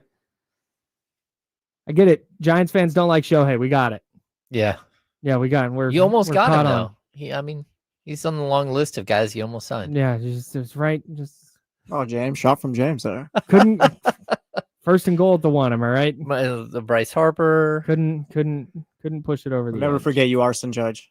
The Judge. Damn. That was a moment, dude. Oh yeah. The Arson Judge thing was amazing. What a wild day. Salute to John Heyman. Well, it didn't help. Like, it wasn't just, hey, you had Susan Slusser like buzz in the lobby. The Judge to Giants is getting done. Like, oh my God. And then it didn't that's happen. tough. That was. Man. You know what could we're happen talking- though, Kyle? What's that? You could win 2 single-day phenomenal passes by to you. That's so Aftershock good by at you. Disney Discovery Walt Park, Disney. October 2nd through the 5th, courtesy of Danny Weimer Presents. Hell yeah. Just enter online at ESPN1320.com contest page. You could make it out to Aftershock. It's our second mention. We did it. I kind of feel like you sent me a text last night that had an interesting question. You said, how did the Kings find their version of Nick Kurtz? And to me, and that's just hey, superstar from the jump. Like, this is a guy you're building around. This is a foundational player that you're building around. You just know. I think it comes back to the thing we keep talking about with the Kings. And that is, you have to play your young guys. If Kurtz was behind Tyler Soderstrom, or I guess he's also a young guy. If Brent Rooker's playing first base and the A's are like, nah, hey, that's Rook's position. Sorry, kid. Or if he was a DH only and Rooker's DHing and they're like, yeah, hey, you'll get some at bats here, but you know what? You're going to be in AAA because we want to make sure you're actually getting at bats. That's a real problem. And it feels like that's a version of what the Kings are going to be doing this season. And it's part of the reason it's part of the reason that I'm not anti-veteran, but it's why for me, like, man, if you can get something for DeMar DeRozan and it means Nick Clifford's going to play a lot, great. If it's Maxime Reynaud and you might lose a game or two because he couldn't defend enough or couldn't Box grab out. a read, couldn't box Yeah. out, whatever it is. Cool. Like at least he's developing. You're figuring it out. That's exactly why I keep pushing this idea that like your young guys have to play, because if they don't, you don't know what you're getting from them. Yeah, and I'm going to point out this too, right? When Kurtz came up, Tyler Soderstrom was like, remember the first 2 weeks of the season, he had 9 home runs. He was like the talk of the league. Everyone's Yeah, like, oh my gosh, he's so amazing. Yep. When Kurtz came up, they instantly booted him to left field. We talked about Soderstrom, you mean? Soderstrom. Right. Oh, yeah. They sent Soderstrom to left field. And like when we were talking to Lawrence Butler last week, he made the point, like, hey, that was the first time that Tyler Soderstrom had ever played the outfield, let alone left field. Like he'd never played the outfield before. And you took a guy who was raking at first base and you just said, hey, look, we're bringing up this kid because he is crazy good and we don't want to put him at DH. We've got Rooker. We want him to play every day. And first base is a position you can play every day and you can grow. And we're sorry, Soderstrom, you're having a great season. And you're a young guy too, and we love you. But we need you to play a different position because that's the way this goes. Right. Nick Kurtz is 6'7", 2 whatever. Yeah, 6'6", 260 or whatever. Just a unit. He's not going to go play left field. No, he's not playing left field. It's Well, just not he's going to get hurt in left field. Sure. Like just a man that size moving around. Correct. And let's be honest, he's not built like Aaron Judge. Right. Yeah, he's not like running around out there like him and he is Stan. not. Tyler Soderstrom has the athleticism to play left field, and Nick Kurtz does not. Yeah. So, but how I would equate this to the Kings is that it's almost like you're just you're Tyler Soderstroming Keegan Murray. You're telling him you're going to play wherever you're going to play because we have somebody else that has to play your position. And sorry, he's going to get all the shots and you're not. So that's where it's like, hey, if you want to develop this guy, if you think he can be something, then you probably need to put him in a position to succeed. And they have not done that over the last 2 seasons. They have not done that with Keegan Murray. And so like, I don't think Keegan Murray will ever become a Nick Kurtz-esque player, but you certainly won't find out. Not with the current roster structure, not with the fact that you're asking him to guard everybody else because you can't find another person who could play defense and put in the starting lineup. Not, you brought in guys who, shot 17 shots per game versus a guy who averaged 9 shots per game the year before. Like, that's not like fostering growth from your young player. And that's why I do think the A's have done something right here. Yeah. And they've committed to it. They've extended Mark Kotsay. Yep. Despite the fact they didn't make the playoffs last year, they're not going to make the playoffs this year. They gave Mark Kotsay that extension, and they're figuring this out as they go. Lawrence Butler's going to play every day, and he got an extension, and Nick Kurtz is going to play every day. Tyler Soderstrom's going to play every day. Jacob Wilson's going to play every day. And this is how Max Muncy's going to come up. He's going to play every day when he's healthy.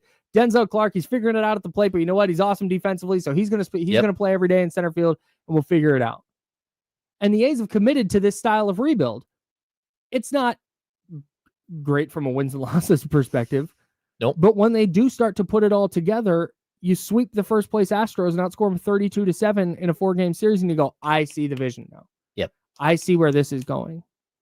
I think with Sacramento, and the reason that we keep getting to this point, and I think the reason that I'm frustrated and a lot of people that a lot of other people are frustrated with the Kings is it's really hard to envision this season having a lot of those moments where you're going, I see the vision. I see what they're doing. I see what they're building towards, because everybody kind of knows, like, all right, if you make the playoffs this year, you happen to fall into 46 wins, and that's enough to get you into the playoffs, or you win a couple of playing games and you lose in the first round. It's like, all right, in service of what?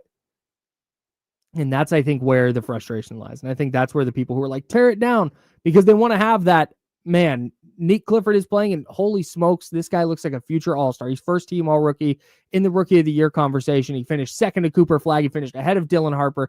The Kings got one. Yeah, they won 30 games, but they got one. Maxime Reynaud, oh my God. Did you see he's a legit stretch 5? Yeah. Like, oh my, and that might still happen. I don't know. I'm not we're just two guys talking.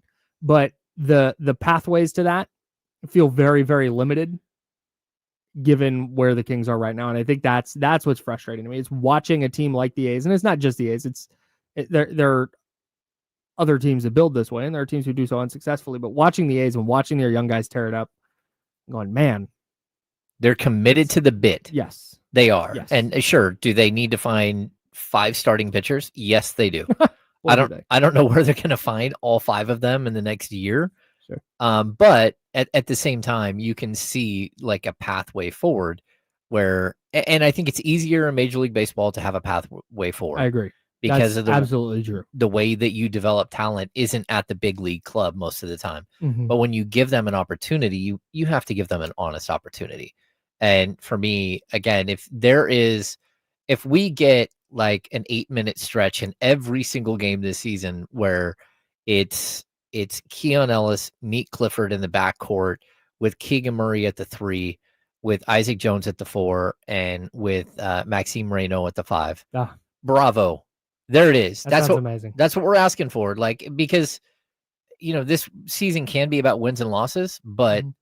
like you're chasing windmills, man. And that's okay. And let me just hang on that point, because I think there's probably people out there that are saying, to hell with the future. I'm focused on this year.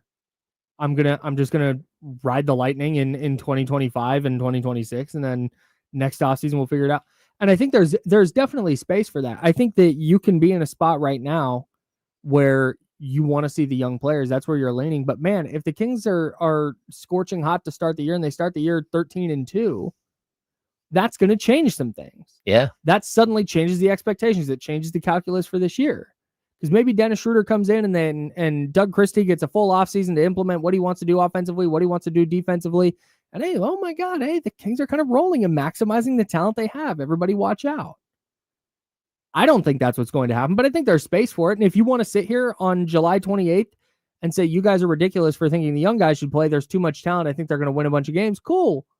They might. That's what they're hoping for. But in reality, we watched kind of what this version of this team is last year. And that's why I think everybody is just kind of the mind that they're in that same give or take 40 to 45-ish wins. Yeah. And the problem too with that is it hurts you, not just like in the season. You get to the end of the year and you're like, okay, that was a struggle. The entire season was just very difficult to get through. But then when you get to the draft, it hurts you again. And the way that this team is going to improve, to be honest, the way they're going to find their Nick Kurtz is by somehow finding their way into the top 3 or 4 of the draft again and not missing this time. Yeah. It should be, like, realistically, this is going to infuriate people. It should be Sacramento Kings forward Luka Doncic on the front page of Men's Health. Facts. That's it. You made a mistake. Mhm. The Kings can't. They're not a franchise that can make those mistakes. Yeah. I think, and I think everybody, that's not, I don't think breaking news to anyone, right? Yeah. Like that's the reality of it. And that's what part of the reason the A's are in this spot is because they connected on Jacob Wilson in the draft. They connected on Kurtz in the draft. Yeah. They found Brent Rooker. They connected on Lawrence Butler. in the draft. Soderstrom. Tyler Soderstrom. Yeah. It's at some point, like I said, if you're going to find that really, really high end talent, typically you need a pick in the top 3, top 5, depending on the draft. Mhm. But you can find those guys elsewhere. And if you're going to commit to trying to win as many games as possible this year, which they are, then you need to do a heck of a scouting job to find one of those players in the teens. Yeah. And that's what all this comes down to. Well, and I think the other thing is, it's the reason why you see them the Kings chase a guy like Jonathan Kuminga. It's the what exactly. if. It's the what if, because they have to take a what if swing. Mhm. And if it costs you, I know people are going to be like really bummed out if Malik Monk isn't on this roster, but if it costs you Malik Monk to take a what if on Kuminga, Totally agree. and it works, then maybe you sped up your process by a year or 2. Mhm. And I'm not talking about the process of 2027. I'm talking about the process of being an actual really good team that can have sustained winning. Yeah. Because you don't have the future right now. Like we talk about this all the time. Like they don't have players under 24, 25 years old. Yeah, we just did that exercise. Nick Clifford will turn 24 during the season. He's their first round draft pick this season. Man. Kuminga is younger than every single draft pick except for Reno. And he's been in the league And I for think 4 years. Is he the same year as Reno? Yeah. Did Reno turn 22 this year? They're like 6 months apart. That's crazy. Yeah, it's wild. That's so crazy. Yeah, man, and that's where a good local, relatively local example is when you talk about Malik Monk, and if you're trading Malik Monk in a deal that helps facilitate the Jonathan Kuminga swap. Mm-hmm. Let's pretend the Kuminga swap is Carter and Sarge and a protected first. Let's make that the deal, but Malik Monk has to go in a separate deal. Yep. That brings back whatever. That compensation doesn't matter. It's, again, not apples to apples, but it's reminiscent of when Golden State traded Monte Ellis for Andrew Bogut, who had been hurt his entire career, and held on to Steph Curry, who had been hurt his entire career. And everybody freaked out because, like, Monte, fan favorite. This is all they've had. Like, oh my God, how are you going to get rid of Monte? And look what it facilitated. That's not saying Jonathan Kuminga is going to be that. But when you talk about these swings you have to take, these what if swings, these gambles, and you, James, you have been talking about this since the beginning of the offseason.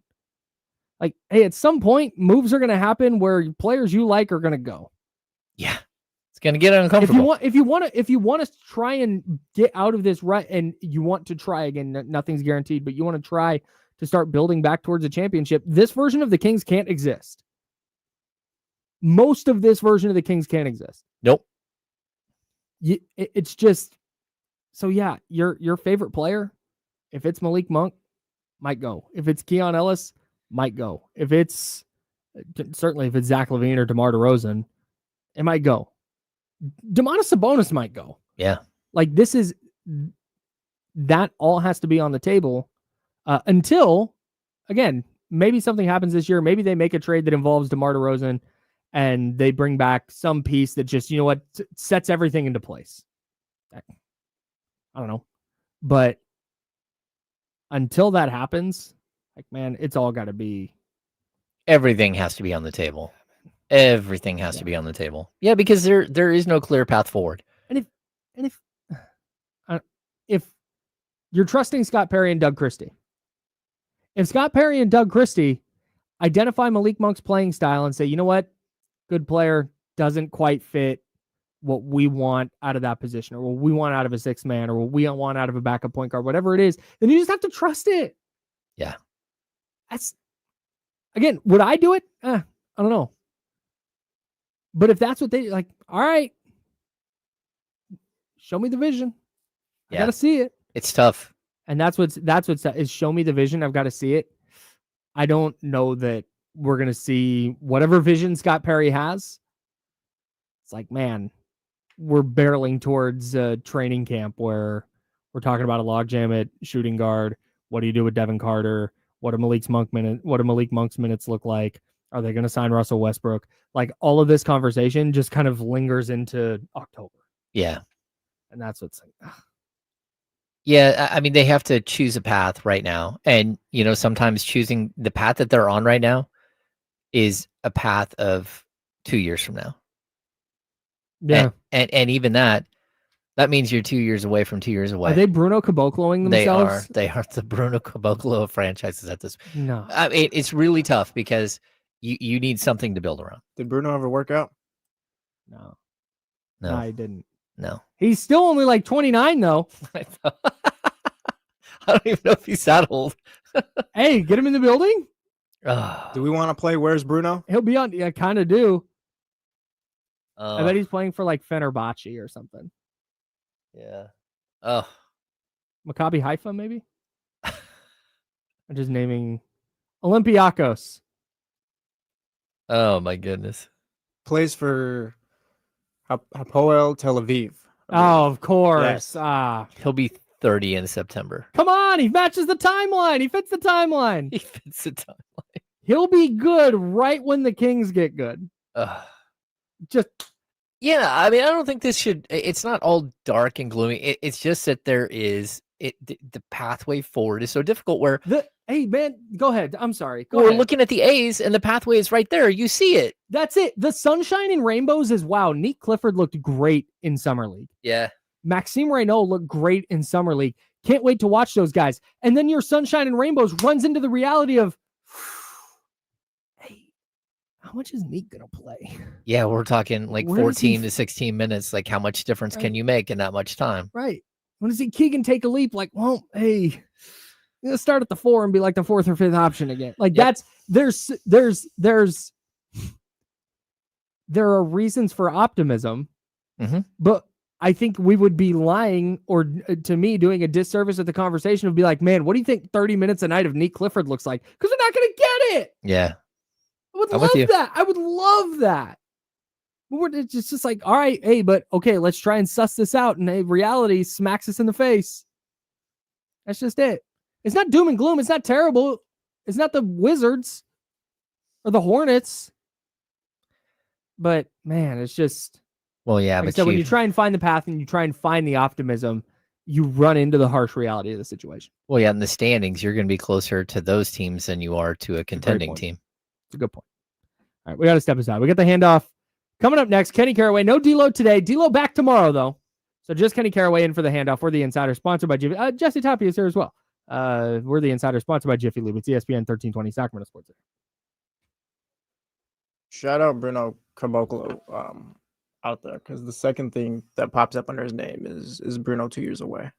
Like on Google. Yeah, 2 years away from 2 years away. Yeah. And then like there's one of those like The people Brazilian Kevin Durant? yeah, there's like people ask, it's like, who was the NBA player 2 years away from being 2 years away? And it's all right here. Yeah.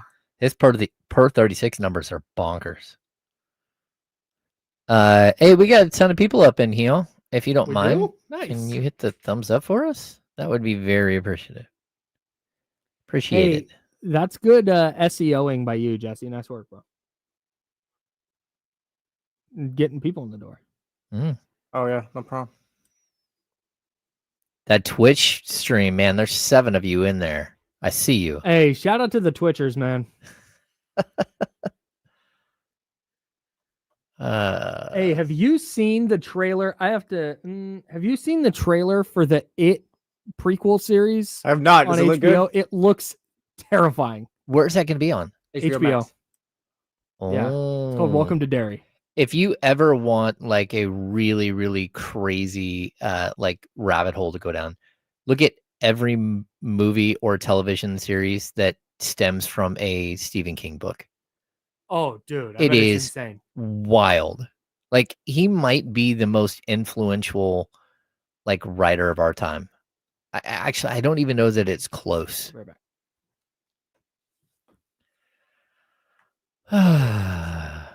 What's going on, everybody? It's Bryce's 7 Twitch accounts. That's probably right, Kyle. Please keep Twitch alive. I will say this: anytime Twitch isn't working, we hear it from the Twitch people. That's true. Like, how come the Twitch isn't working? Like, we don't know. I just go to YouTube. I don't know. It's supposed to be on every day.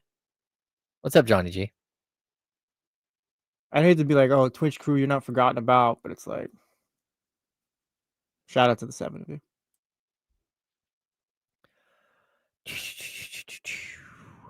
Bryce been in there strong leading that crew. Shout out. New Day, same Kings rumors. Joe Schmo. Yeah, you're right. Pretty much. I mean, they would like to sign Westbrook. Westbrook is kind of hanging out. They would like to sign Westbrook. They'd still like to do the same trade.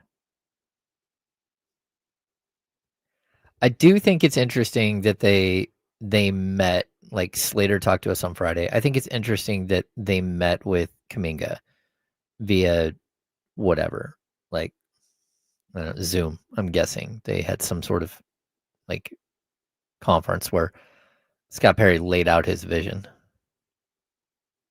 I'd assume like you have conversations like that because you think this deal could happen, right? I Yeah. mean, I doubt you're just talking to talk. No, Unless no. you're just doing your due diligence, I guess.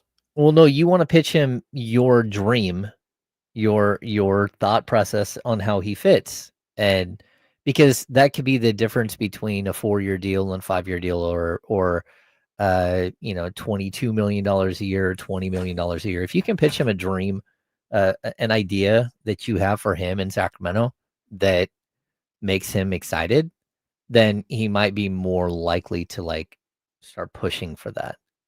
Because I think at this point it's only been like sort of, pie in the sky, or not even that. Just like all of it is just, I don't know. My brain isn't working, but It's Monday. It's all good. yeah, it might just be, it's all hypothetical. Yeah.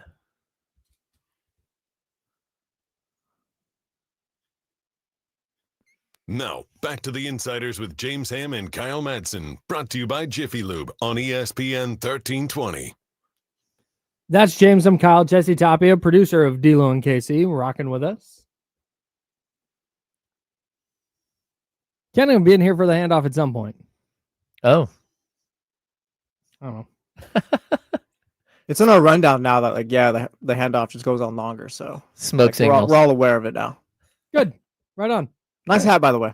Thank you. I didn't notice it right now. Thank you. Yeah, a little throwback. Did you see the hats today? I'm so sorry, James. I know this isn't your bag, but I need to yap about it. The hats that New Era released for the Hall of Fame weekend. I don't think I They're did. the, like throwback hats. Are you talking about what everyone was wearing this weekend? Yes. Yeah, you got With to the do. patch on the side. I didn't see the. Well, I don't know if we're talking about the patch, but you got to do the whole full uniform if you're gonna do the throwback hats. Ooh. I don't hate hats or uniforms. I just don't really No, I know. care. I know. Right. No, I know that. Yeah. Yeah. It's not that I'm anti, and if you want no, to talk totally, about them, but Totally.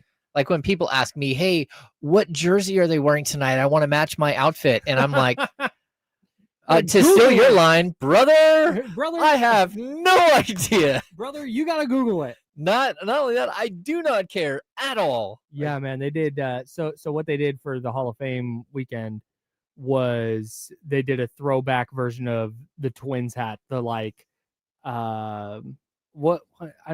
Kirby Puckett era Oh yeah, with the M with the little thing underneath it. Gary The Gaetti. Marlins wore the all teal Florida Marlins hat. See, that's the one where it looked a little weird. We have the all teal, but you're wearing like Yeah. the regular uniform. that The did- Brewers, it looked okay because they had like the royal blue, whatever you call them, Right. the yellow M. Yeah, just the block yellow M. oh like throwback Um, to like Paul y- Molitor, Robin Yount, Cecil Yeah. Fielder, Cecil Cooper. Was the White Sox did the black hat with the SOX outlined in red. Oh, Yeah, it was All right. but no, Jesse's right. You got to go with the whole uniform. You got to commit to the bid or don't.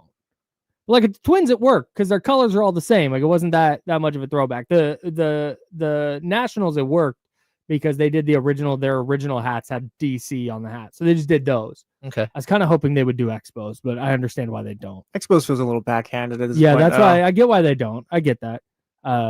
Kenny Caraway's here for the handoff. What's Yeah, up, Kenny? What you want the Thunder to wear Sonics throwbacks? Is that what we doing now? No, I said I get it. No, I'm messing with you. I'm, I just- Sick understand. burn. I'm being contentious. The No, Blue I thought Jays it was throwback fire, was sick. though. Me too. I thought the hats were fun. Like I got hyped about them. I was like, Yeah. this is dope. Yeah. I wished the Giants, while I liked their throwback, Mhm. I liked it. I wish they would have had the New York Giants NY. But Yeah. I know they were playing the Mets, so that would have got a little. So what do you fishy. want? Oklahoma City to wear Seattle Sonics throwbacks? What's this guy's deal? I did think it was weird because the Giants SF has changed a little bit over the years with just kind of the way you see The the font. like notches, the font. Thank you on the it's changed a little bit, but they did a logo on the Giants hat that was a throwback like secondary logo that they never wore on a hat. Right. It was Oh. very, very weird. Very They could- strange. They've had, I think, 2 different fonts before this font. They Yeah. had like obviously the one from like 89 that was a little thicker. Mm-hmm. But then they had one that was like skinnier, like with Willie Mays. Yeah. And they could have went with either one of those. And they Yeah. decided not to. Yeah. Oh well. Mm. Hey, Tough Ah, well, weekend all around, huh? nevertheless, hey, you guys are talking baseball. we right? we talked a lot of baseball. You're today. talking baseball. Best single and game performance of all time, Nick Kurtz. It certainly feels like it. Man, That was unbelievable. on 6 Friday for night. 6 with 4 jacks is just like, and a double. It's so hard to have a better game than that. What about the 19 total bases? What are 19 we total talking bases, about? that's 19 total, but the Giants didn't get 19 total bases all weekend. Somebody I know, somebody who's very close to me, a person who's very close to me. I don't want to throw him under the bus, so I'm not going to say who it is. Plays daily fantasy, and he picked Kurtz to go higher than 9 for his fantasy score, and he finished with like 78. Oh my! He went full goodness. Jokic. Legit, Yeah. seriously. Oh my goodness! Like, Anyways, we're talking baseball. Go ahead. So I saw something. All right, let me preference this, man, because people are gonna hear this and they're gonna be like, Oh, you're gonna piss people off right now. I Oh, am. I don't think they're gonna listen to me though. Like, I need you guys to listen I'm to already what I'm mad. saying. I'm Like, already mad. listen. Don't hear me. Listen. So, did you see the story about Bryce Harper and Rob Manfred. Yeah. yeah? It was great. Did you guys talk about it? No, we did not. So, for those that don't know, reportedly Jeff Passan says Rob Manfred came into the Phillies locker room and was talking to Bryce Harper about a bit. I don't know what it wasn't, like a meeting, but essentially he was talking to him and he was like kind of alluding towards, hey, we need to start talking and get everybody together about he was saying money, and he never said the word salary cap, but that's kind of what he was alluding to. They've got their CBA is done in 2026, December 1st of 2026. So reportedly, Bryce Harper stands up. It may be a little dramatic or whatever, but he stands up. He goes nose to nose. They said he said nose to nose with Manfred and said, if you're coming in here talking about a salary cap, you need to get the F out of this clubhouse right now. Right? Yeah. Really contentious. Everybody's like, yo, it was intense. It was intense, really contentious, right? I'm just real quick for the one time. Okay. All right. Okay. So as a guy, as a man of the people, a man of the people, I salute Bryce Harper. Salute to him. Mm-hmm. That was fire. Like, I love wrestling. We love Stone Cold. When Stone Cold was going up against Vince McMahon and all, we love that. Mm-hmm. You know what I mean? Rob Manfred, he's terrible. He's a jackass. He's terrible at his job. So I love that too. Salute to Bryce Harper. Salute to him for that. Here comes the all caps bold underlined. I'm able. However, I'm able to put myself in both shoes sometimes. You're thinking on a higher plane. I don't know if it's higher. I'm not saying that. Just both sides. I'm union. I'm for the people. But I'll put it to you like this. If I was Rob Manfred, who you think you're talking to, man? Who do you think you're talking to? Are you now? If you don't want a salary cap, if you don't want to do that, that's fine. We can talk about this. Like we can. You don't get. Who do you think you're talking to? Talking about get the F out. No, first of all, this is my clubhouse. That's not entirely true. It's the Phillies owner's clubhouse, and Manfred works for the owner. Go on. This is mine. Who do you think you're talking to like that? I know I'm Rob Manfred. I know I'm a jackass. This is what I would say too. I know I'm a jackass. I know nobody likes me. I know I'm bad at what I do here. But who do you think you're talking to? I'm a man first. Who do you think you're talking to like that? And then I would say this now it would become I don't even know if you can say the word, but now it would become a contest. And I'll be like, you talking about if I'm here to talk about salary cap, get the F out of the clubhouse. Hey, Bryce, guess what we about to do? There is no negotiation no more. Guess what we about to do? Yeah. Go talk to Draymond Green about what we about to do in this league. Because, hey, Zach Wheeler, get your man. He about to ruin it for everybody. Get your man. Who do you think you're talking to like that? Are you crazy? Are you crazy? Guess what we about to do in this league? You talking about get out of here. Guess what we about to do? We about to have a salary cap for that ass. It's going to be the worst. You talking to me crazy? You better get your man before it go crazy. That's how I would have handled that situation. And then Bryce Harper. I know you're doing a bit, but also that's probably kind of how the owners are going to handle it, which is why we're probably headed towards another lockout in Major League Baseball. Look, and this is I think you're being very accurate right now. Yeah, and I don't agree. I understand though. You talking to me like that? I understand. I'm not saying I would have done it, but I understand. I think reportedly Bryce Harper told him, he's like, yeah, we're prepared to sit out 162. And I'll be like, hey, there's you talking to me? You prepared to sit out 360? We'll go 2 years. Whose money's longer? We'll go 2 years. You talking tough. We ready to sit out 162. How about 360? What's after that? What are we looking at? 550 or something? What's after that? How long y'all ready to sit out? There's some threatening me. Are you crazy? Who do you think you're talking to, Bryce Harper? There's some bullpen catcher down there who makes $25 an hour who's like, hey, no. Hey, I'm not. No, he don't speak for me, dog. No, please, you can stay in this clubhouse, sir. You can stay here. In fact, have my seat. Can I get you anything? Yeah. Hey, I brought this up to Kyle earlier when we were reading this article at ESPN.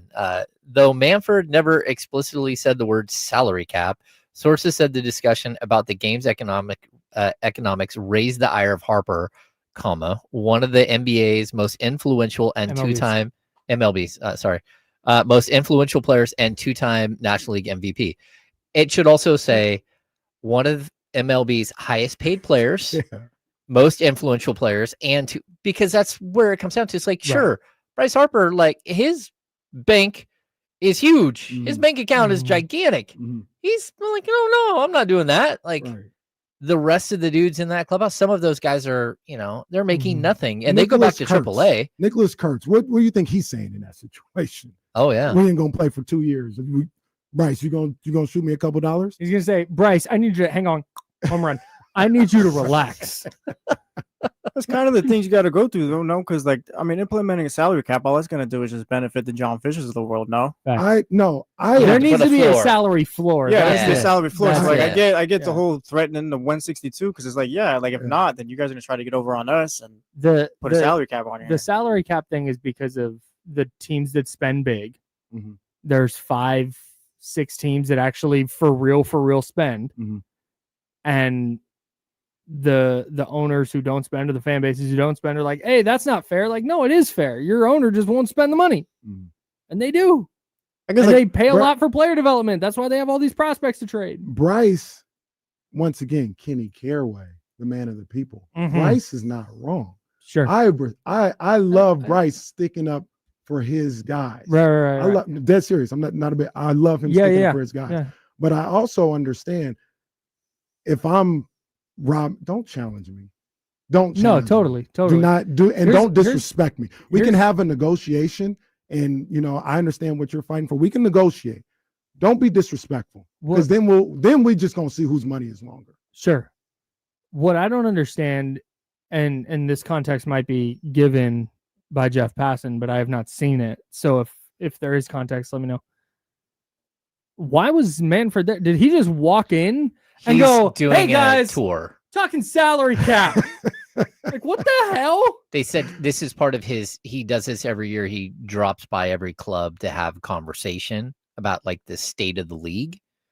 So it's almost like when Adam Silver does the state of the NBA at All-Star Weekend every year.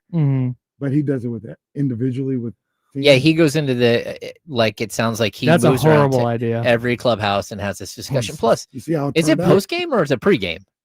Because either way, that's a whole thing. Is like the clubhouse is this sacred area, and you want to walk in there and start talking about how we're going to fundamentally change the way we're paying players. No, I agree. That's crazy. Yeah, you don't do that. You don't. If you're Manfred, you don't do that and have that conversation there. That's a conversation that happens between the owners and the MLB Players Association. You don't go walking into the clubhouse of a baseball team talking about salary caps. That's just talking about because he didn't say salary cap. Dollars and cents. How about that? Again, limitations, competitive balance, the finances of the league. Yeah. But once again, I don't know. This is random. It's just random. I saw it on the way in, and I was like,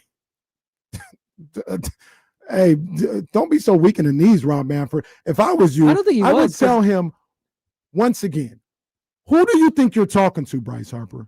I'm about to put But I think the nastiest salary cap on all your asses. but that's the whole relationship. That's the entire issue. Like baseball has had this problem since the 94 strike. Mhm. Like this is or lockout. This is why they couldn't get a season together during COVID. Hold on. What do you Like think the that- problem is? What do you think the problem is? It's that that owners know they have every ounce of leverage against players because they can. And this isn't just baseball. This is the NBA. This is the NFL, and maybe the NHL to some extent. Mhm. But you, Bryce Harper, or Nick Kurtz, or otherwise, Mhm. those are the two players. That's it. You can sit there all you want and go to hell with your salary cap. We'll just sit out. And you're right. The reaction from an owner is going to be like, all right, bet I have this multi-million-dollar business to tend to. Good luck with that, guys. Mhm. You let us know when you're ready to play again, and we'll be over here. Mhm. And that's what they inherently hold that leverage in So- every discussion about money in every league. So once again, not pro owners when I say this, just talking about the history of this. Mhm. It's actually been the opposite. The Major League Baseball Players Association is maybe the strongest union in America. And they've been that way for decades. Even in 95, it Mhm. was the owners that folded. Mhm. The owners folded and brought it back because they didn't want to lose another. They had Mhm. lost the World Series. They didn't Right. want to lose more. Even in this situation, I can't remember. I think it might have been the players now that I think about it. But in the COVID situation, one of the sides, it might have been the players. I don't know. One of the sides was like, yeah, we'll do this, but we'll see you in 2 years. Like it wasn't like Right. somebody folded and was like, oh man, we took a bad deal. Mhm. It was just like, all right, we'll do this because I want to say, I can't remember. Don't quote me. Mhm. But one of the sides was like, all right, let's just get this done right now. I think it might have been the owners. Mhm. Let's just get this done right now and we'll see you in 2 years. Mhm. We will remember how this went down. Yeah. We will see you in 2 years. And unfortunately, I think this time the owners, for the first time maybe in history in Major League Baseball, are going to look to break the players and break that MLB Players Union. And every union in America might be the strongest union and has been for a long time. I'm Real intrigued. quick. No. Go ahead. Oh, Oh, we're good. I'm No. intrigued too. Oh, thank you. Hang on. James is intrigued and I want to know about what, but first I got to let you know that you are listening to KIFM West Sacramento, KRXQ HD2 Sacramento, ESPN 1320 Sacramento Sports Leader, always free on the Odyssey app, and James Ham is intrigued. Yeah. Like the NBA, like they went through this last labor thing and they figured it all out. Like this first time ever that Mhm. I can remember where there wasn't either a work stoppage or at least like the potential for it. And Adam Silver was able to get through it. But then this offseason, I don't know what the players do at this point because they have this whole impound account thing where they pull out 10% of all the players' salaries and put it into a giant bank account throughout the season. The players thought they were getting all that money back and maybe even more, right? Because the new television contract and all that stuff. And the league came out and said, well, not only are we taking that money, you're not getting any of your money back, your 10% back, which for some players up to $5 or $6 million bucks. But on top of that, like we're lowering the salary cap. The salary cap's not going up 10% next year. It's going up 7%. And the players are looking around like, didn't we just sign like the biggest television deal in the history of everything? And wasn't there supposed to be a smoothing of the cap? So where did the money go? And that's what's going to come next. Like you keep telling everybody that the league is the healthiest it's ever been. Well, then where did the money go? Right. Because we're all expecting this thing to keep going up 10% every year. And even that shouldn't have been like the cap. There should have been 10% on top of, and then an impound account also set up by the owners that if they didn't pay enough, it was supposed to go back to the players. And that didn't happen. All of a sudden the money's all gone. And so I think there's going to be like some very interesting discussions about what's next for the NBA as well. It's like, hey, we can have this whole kumbaya thing with Adam Silver, but at the end of the day, where did our money go? Right. Yeah. Right. I think the other thing with Major League Baseball and the reason that it's gotten to this point is I think players already think, or I think the perception and I think the reality is there are so many owners that are already super cheap, and a salary cap wouldn't be with the goal of maintaining any level of competitive balance. Mhm.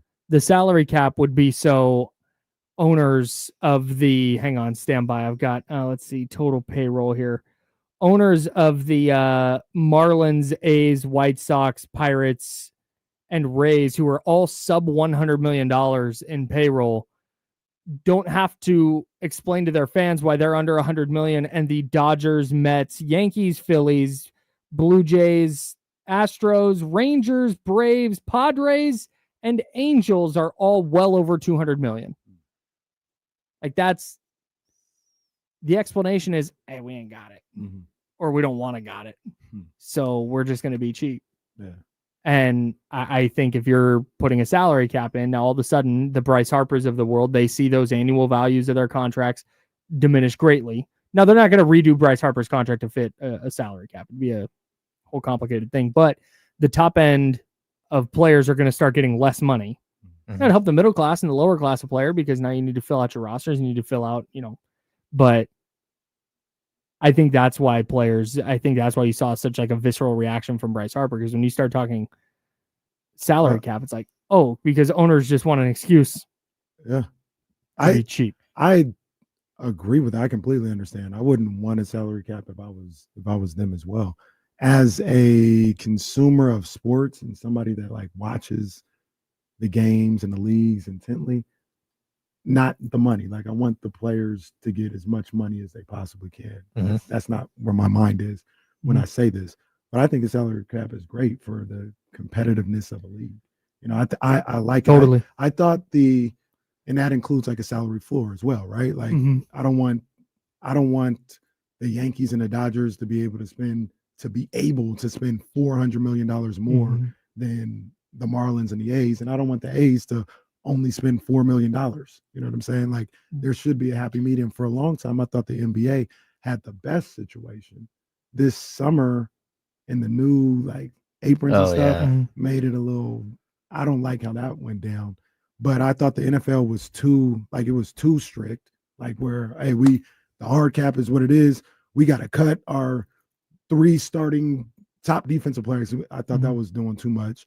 There should be like a luxury, or if you want to go over a penalty, you have to pay, but you're able to go over it. Mhm. But I think baseball does kind of need that, like, just business model wise, not the players. Like, I want them to make everything, but business model wise, I think a salary cap would be good for baseball. I think the best thing that ever happened to the NBA was a salary floor. Yeah. Like, you have to be within 10% of the salary cap. And there's only one team right now that's right around that. And if you're not, you have to pay your players whatever the difference is. Right. So that money does go back and you do end up paying it. I don't know like what the answer is for all of these teams. I just know that like one of the problems that I think we've seen is that the NBA and the NFL, they become extremely popular, and the franchises themselves have become such huge. Like, look at where Vivek bought the team in 2013 at a valuation of $535 million. Is now worth 4.5 million or 4.4 million, whatever it is this year. Mhm. It's probably going to go up closer to 5 billion. I'm sorry. So we've seen a lot of ownership change in the NBA, and we've also seen like a broader scope of ownership. So like the Kings have 36 primary owners or something. It's wild how many owners they have. I think that the influx of money has hit the NBA and it's hit the NFL, of new owners stepping in and throwing more money into it. I don't think we've seen the same thing with the NBA. I mean, with Major League Baseball. The Orioles sold to David Rubenstein. The Royals sold in 2019. The Mets sold in 2020. Dodgers in 2012. But we haven't seen, like in the NBA, think of all the ownership changes that have happened. Mark Mhm. Cuban bought in, but then Mark Cuban just sold again to bring in more money. Look at the Minnesota. Timberwolves. Yeah, but there are so many teams that have changed hands. Even the last 12 years, the Kings are one of those teams. The Lakers just sold, right? The Boston Celtics sold. It's because their product is so good that the value of franchises keeps like doubling, tripling, quadrupling to where, it's an investment more than it is just a pet project, which I think most major league franchises used to be. It used to be like this side thing that you had. The interesting thing about the timing of all this, like, ironically, labor negotiations never happen when a league is on a downturn.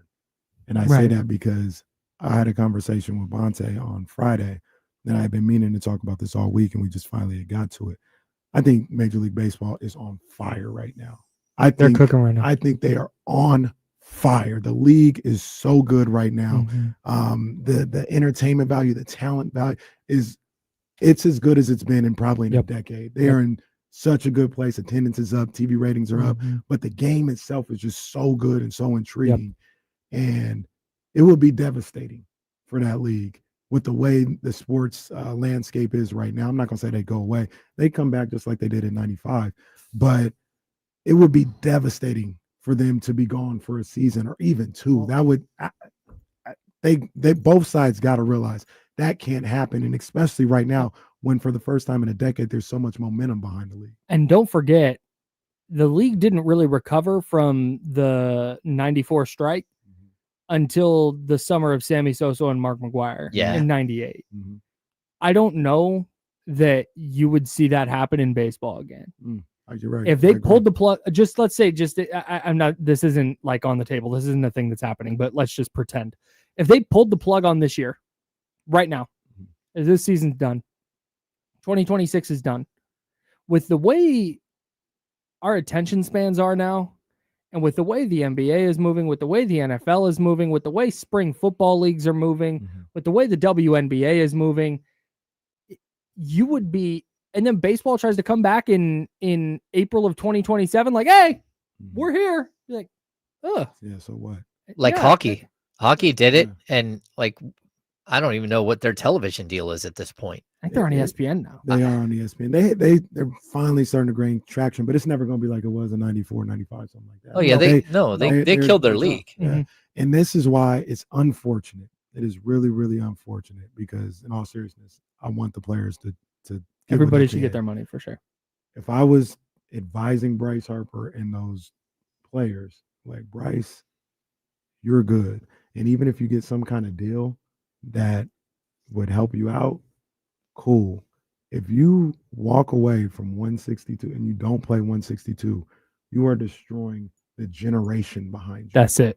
Yeah. Like, I understand you don't want to sell it. I understand. I get it all. You walk away for a whole season, you are destroying the Reese Careways, the 12-year-olds. Yeah. You are destroying their ability to make this money that you're fighting for right now. Yep. I would advise not to do that. And it sucks because the bad guys win again. The owners win again. They'll get what they want. I get that it sucks, but Bryce and those guys have to look out for a generation behind them if in this situation, in my opinion. I think the move is what James keeps talking about. I think if you're the players, you're going, hey, no salary cap, but we'll do a salary floor. I know the owners probably don't want to do that. Yeah. But you're sitting there going, okay, cool. If this is really about competitive balance, then let's talk about why the Marlins have an active payroll of $43 million and the Mets have an active payroll of $293 million. There are 11 teams with a payroll below an active payroll of, an active payroll below $100 million. That's unacceptable. That's unacceptable. There are 11 teams with active payrolls of 150 million or above. Like, there are teams that just actively, I'm not going to say aren't trying, because sometimes you're the A's and you run into a bunch of young players who don't cost a lot and you make the playoffs next year. But what's Miami that doesn't doing? What's Miami doing? Here's the other team. Miami, Tampa Bay is perpetually, I know they have their runs every now and then, but they're mid. Washington can't figure it out. The A's whatever they're doing. Chicago, no. Colorado, no. Pittsburgh, no. Kansas City, no. Like these are all just teams that just like, and there's Cleveland's in there. It's 60.3 million in active payroll. Like, what are you guys doing? They're a game under 500. Milwaukee is good. Milwaukee's really, they might be the best team in baseball. But that's just it. Is Milwaukee going to build the sustainable winner, or are they going to sell it for parts in the next couple of years because that payroll is going to get expensive? Well, yeah, and you look at the A's payroll. What's the A's payroll?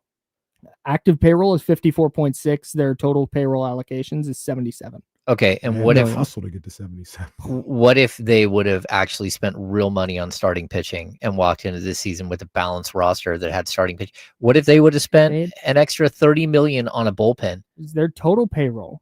I'm going to go to total payroll here for a second because they are second to last in total payroll, $77 million, ahead of only the Marlins is 68. If the A's spend an additional, let's see, how high do we want to get them in payroll? 100. I think the floor should be 100. I think it should be 125 at least. So if you get into 125, you are 21st in active payroll. Yeah. So if they add $50 million ish in starting pitching, or just pitching in general, this offseason. Come on, man. That's a really good team. Way better team, right? And so really good team. There are teams that figured it out. There are teams like the Padres, right? The Padres were just kind of like down there, and then they started spending a bunch of money and getting exciting players, and now that place is a party. Petco Park is such a fun place to go, and people actually want to go there. Oh, yeah. It's like, wow, hey, look, when you invest in the product and you make it fun and exciting for people, they will come to your ballpark, and they will watch your games. They will support your team. Yeah. And it's like the Mets figured that out with Steve Cohen. Salute to Steve Cohen. He's like, I'm going to shell out this money. The Padres have done that. I think the Dodgers have done that. But who's got the highest payroll? The highest in total payroll allocations is the Dodgers at $340 million. So I think the Dodgers have real quick. I'm sorry. Yeah, this is insane. The Dodgers. Oh my God. The Yankees have more. The Yankees, just their payroll that's on the injured list is $86.9 million. More than the A's. On the injured That is $9 million more than the A's entire payroll. That's crazy. Anyways, I was going to say, once again, the bad guys win again. But I think the floor, I agree with you, James. I like 125 should be the floor, and the cap should be 350. Yeah, that's a lot of disparity. I would say like it's not more than what's not arguing with you, but it's not more than what it is right now. Yeah, but I mean, if you're going to be honest, like you probably should have a 20% floor. So, okay. But then what do you do with deferred contracts? Eliminate them. You can't do that no more. that is crazy. You can't do that no more. That is so you can't wild. do that one.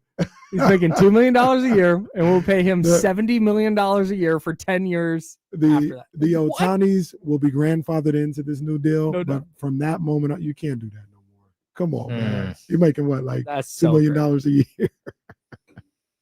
Like 10 years, $700 million. We're only going to pay him $20 million over the 10 years. Like, what? That's crazy. But no, I didn't mean to hijack the handoff, but I saw that it's fine, and I said, I wish you would talk to me like that. If I was Rob Manfred, Bryce Harper would beat Rob Manfred's ass. He would. Oh no, I can't beat him in a fight. No, I can't beat him. I can't beat him in a fight. I would tell. You see, I didn't challenge him to a fight. I said, Bryce, you know, one of those things where like an above the rim. Now this is gonna get a little grim. I ain't going here, okay? But in above the rim, Birdie, Tupac's character, was in the same place as Flip, Bernie Mac's character. Flip was a homeless guy or whatever, right? And Flip let Birdie have it one time. He's like, Birdie, you think you're better than everybody? You ain't better than any of us. You ain't better than, and he's like letting him have it, just talking crazy. He's like, yeah, why don't you ask Scarface over here? It's his brother, you know, talking to Kyle Watson. And he's like, get your hands off me, bro. Yeah, talking crazy, right? And Birdie said, he's like, okay. All right. And like 2 nights later, middle of the night, he finds Flip and just dices him up with a razor, kills him. Now, I'm not saying that's spoilers. I'm not saying that's what Rob Manfred should have done. Yeah. Okay. But Bryce Harper, you tell. All right, Bryce. All right. You said what you had to say. You're advocating that Bryce making a- Harper gets murdered by Rob Manfred. Or at least shave his beard. Got him with a razor. Now he's barefaced. Now he looks 8 years younger. Well, if I'm Manfred, Bryce Harper said, all right, I'll walk out of there. I'll get on that phone. Hey, yeah, how you doing? Oh, yeah, it's on. We about to take these boys for everything they got. Okay, but that's just it. That was already going to happen. And Bryce Harper knows it. Well, okay. Well, he said what he had to say. Now I'm even more eager to take you for everything you got. Who do you think you're talking to? That's the thing is it's not going to impact Bryce Harper. Right. It's going to impact everybody What, else. you want to sit out 5 years? Fine. We're ready to do that. Bryce, no, sir. No. I make $100,000. Hey, you sir. see, hey, if you're watching on videos like this, it's like this. You see the clubhouse attendant like this. He's like, 162, I'll raise you 816. You're like, wait, What? that was quick math. That's 5 years. Like, Hey, why is Bryce Harper just canceling baseball? Yeah. Hey. Grizzly Adams over there does not represent us. Hey, Rob. Grizzly Adams did have a beard. Rob, I don't know him. I don't know him, Rob. I don't Rob, know him. hey, Rob, what's up, dog? What's up?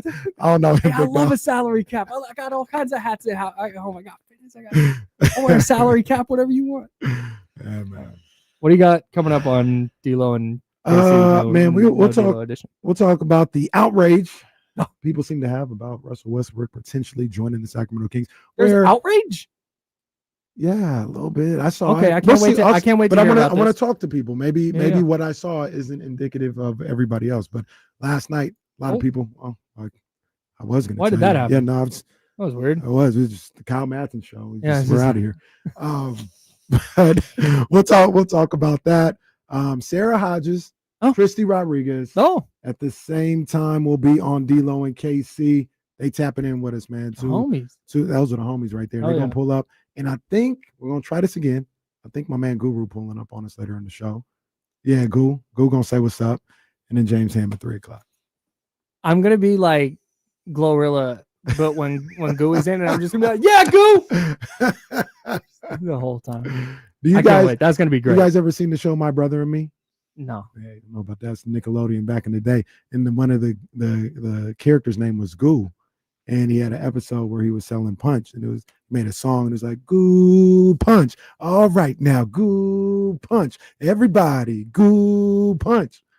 That's what you do. I ask Guru if you ever seen that show. That's it for us. Kenny Caraway coming up next. D-Lo and Casey. No D-Lo for James Ham. And I shouldn't say coming up next. Coming up right now.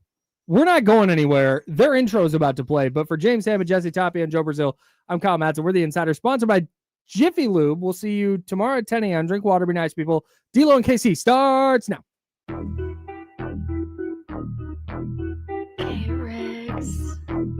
Yeah. We got them screaming D-Lo, KC, D-Lo, KC, D-Lo, KC, D-Lo. We got them screaming D-Lo, KC, D-Lo, KC, D-Lo, D-Lo. We your number one spot. We your number one spot for some sports, huh? Got the city going crazy when we work, huh? We top two, but we ain't two, we in first, huh? And when you need the real, we is who you search, huh? D-Lo, KC, D-Lo, KC, D-Lo, KC, D-Lo. We your number one spot. Hey, let's go. Come on, one more time. You know what it is. The KC's in the building. More fire. Yes, sir, man. D-Lo and KC on ESPN 1320, the July 28th version of D-Lo and KC. You know, this is one of the issues that I normally have. And this is selfish. I understand. I get it. First of all, shout out to my man D-Lo. He's out there champagning and campaigning in Disneyland, doing his thing. Big up. The ultimate needle mover in God mode himself. Yes, indeed. Shout out to D-Lo. He'll be back tomorrow. And Skinny Caraway. Yes, sir. Acknowledge me. We are live from the worst slums of Sacramento. I got my guy Jesse Tapia behind the board. What are you doing with him?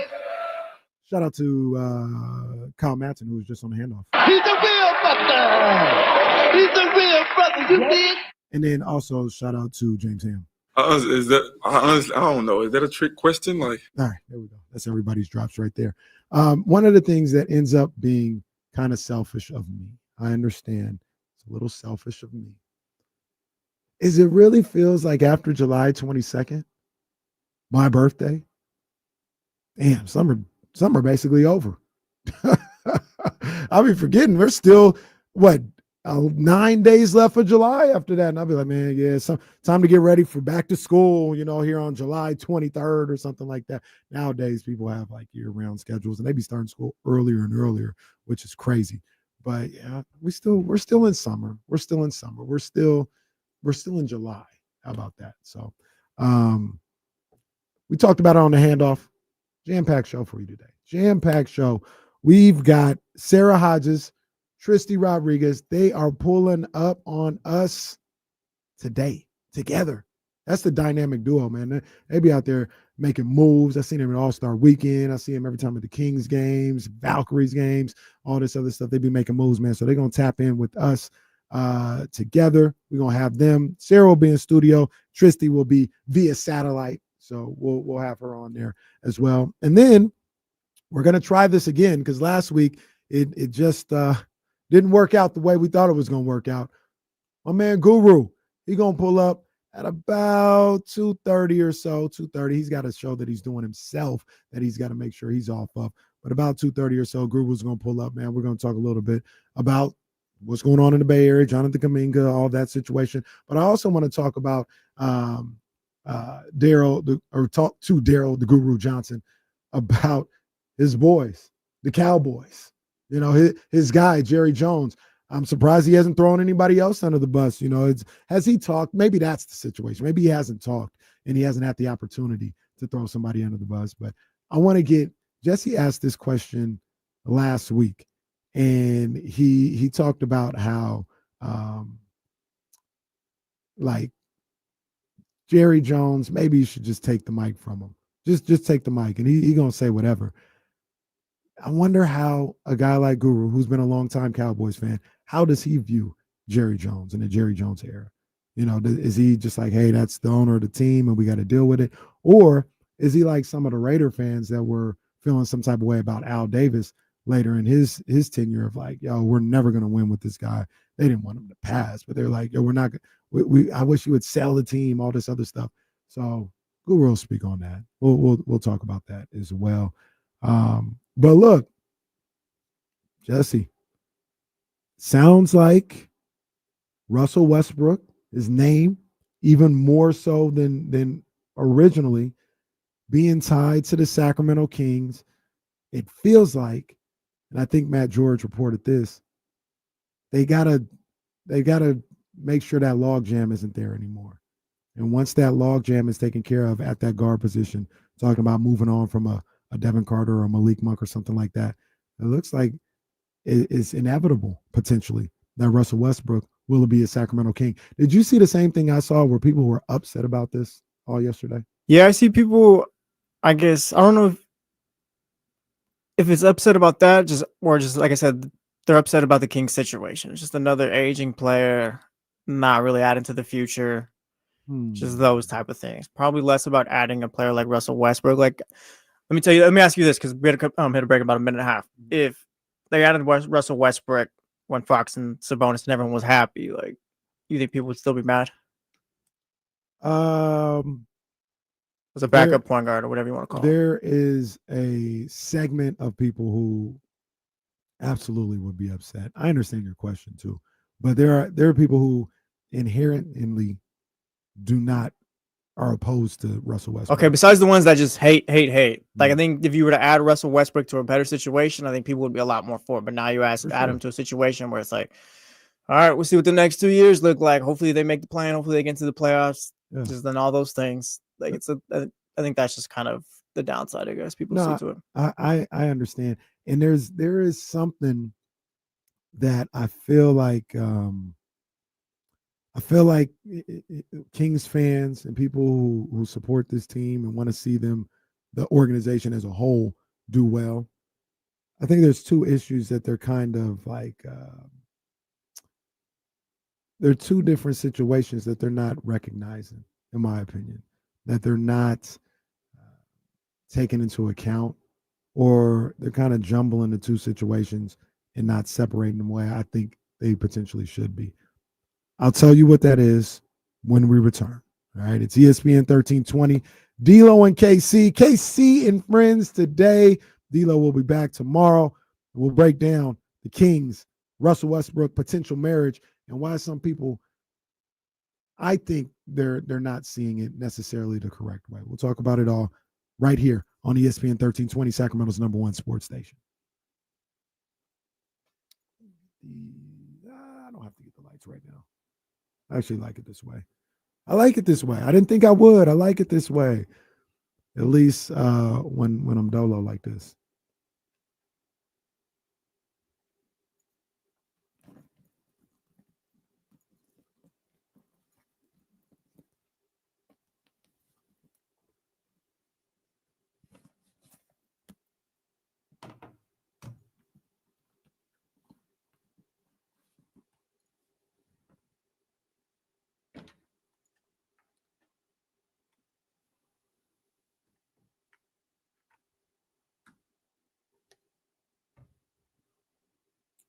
When Sara comes in, we'll change it up a little bit. We'll change the lighting up a little bit, I should say.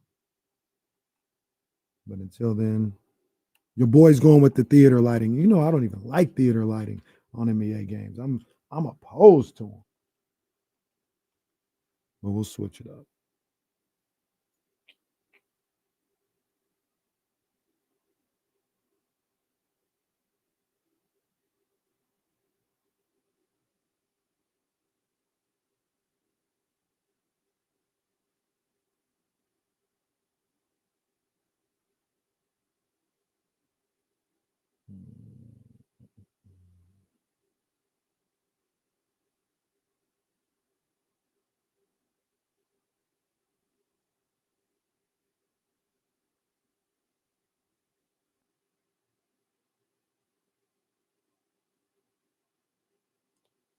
Let's see. Hold on one second, everybody. This is what I heard as well. Believe it or not, KC texted me last night. Like, hey, I wouldn't even be mad if Dan was at Disneyland another day. Well, what the hell is going on here? Why would you guys say that? And why would you co-sign that? That's ridiculous. That's ridiculous. I don't know, spicing things up on a Monday. Not at all, man. Can't wait to see my guy.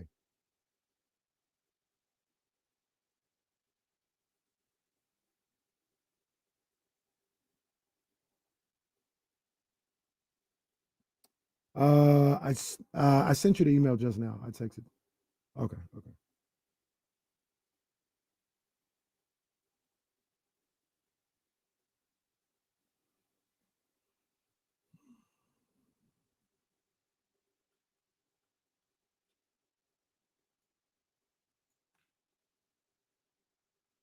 What do you think Dame's doing right now? He's probably like on the Matterhorn or something like that. It's a good question. Do we think he's a Tower of Terror guy? I guess it's Guardians of the Galaxy now. I know they're at Disneyland, but So what is Garden? Is that what's the type of rides those two are? that's basically a chiller drop zone. That's what the Terror one is, right? Yeah, it's like Garden of the Galaxy. Guardians of the Galaxy is now Tower of Terror. Okay. Or what it used to be, I thought you were guess. saying Yeah. either or. No. Yeah. Is he like is he Garden of the Galaxy or like the Lazy River? He's think probably a he's Lazy definitely River guy, yeah. He's not trying to. Although I don't know if he's We're gonna supposed find to. out his favorite Disneyland right tomorrow. Yeah, we'll figure that out. I got to get to Disney. It's been a while. It's been, how old is Reese? It's been 9 years since I went to Disneyland. And before that, I hadn't gone since I was 2 years old. I'll be back out there later this year. But I'm a big Universal Studios guy too. Yeah, I like Universal Studios. I do. I just love all the movie stuff. I don't like theme parks that much in general because I don't like waiting for rides, but I like Universal. That's my vibe right there. I like Legoland too. Never been. Legoland was I didn't think I would enjoy myself at all.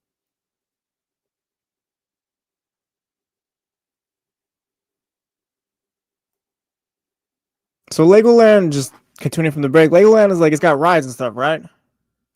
Legoland. Yeah, like I've never been there in my life. Legoland is is actually pretty cool. So we're trying to figure out like what D'Lo likes to do. Like what type of park goer is he? Does he Photo in the chat says that Dame's on the teacups yelling, "Stop spinning the wheel!" Right now. I don't think I've ever been on the teacups. So, and I don't plan on starting. I'm not interested in that. But I said he's a lazy river type guy. And that's essentially what Legoland has. Legoland has dope lazy river. It's more Universal Studios than Six Flags. You know what I mean? So it's probably more my speed. But Legoland is actually, I enjoyed myself at Legoland. They also had a water park, so that was cool too. So I went at a time when, it was hot and the water park made sense. Yeah.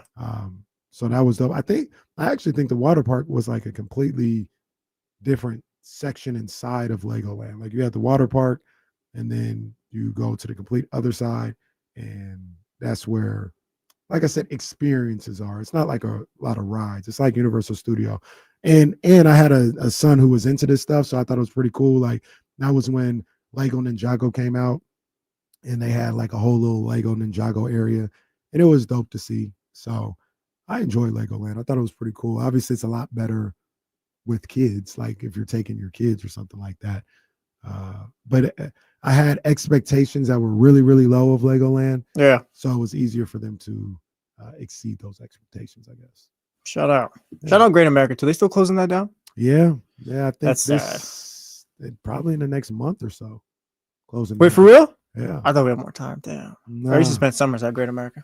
I did too. My cousin, he had like a season pass or something like that to Great America. So I would, I would go there, ride Top Gun, ride Vortex, ride all them joints. So yeah, a lot of memories at Great America. A lot of memories at Great America. Look, man. I'm not a theme park guy. I'm not. So not that sad. Real quick. Hold on. It's closing October 2027, by the way. Okay, they keep pushing it back. That's good. Yeah. It was supposed to be closed like last summer. And don't do what you were about to do, by the way, all right? Don't do that. Don't even say, no, don't. No, you were about to, who cares? Like, you were about to Arco Arena like Damian Barling does. I didn't say that. I didn't say that. You were about to go, like, whatever, it was my bag, those weren't my words. What were you going to say? What were you going to say? Exactly. Look at you. Scooter. Yeah, for sure. Great America was my childhood.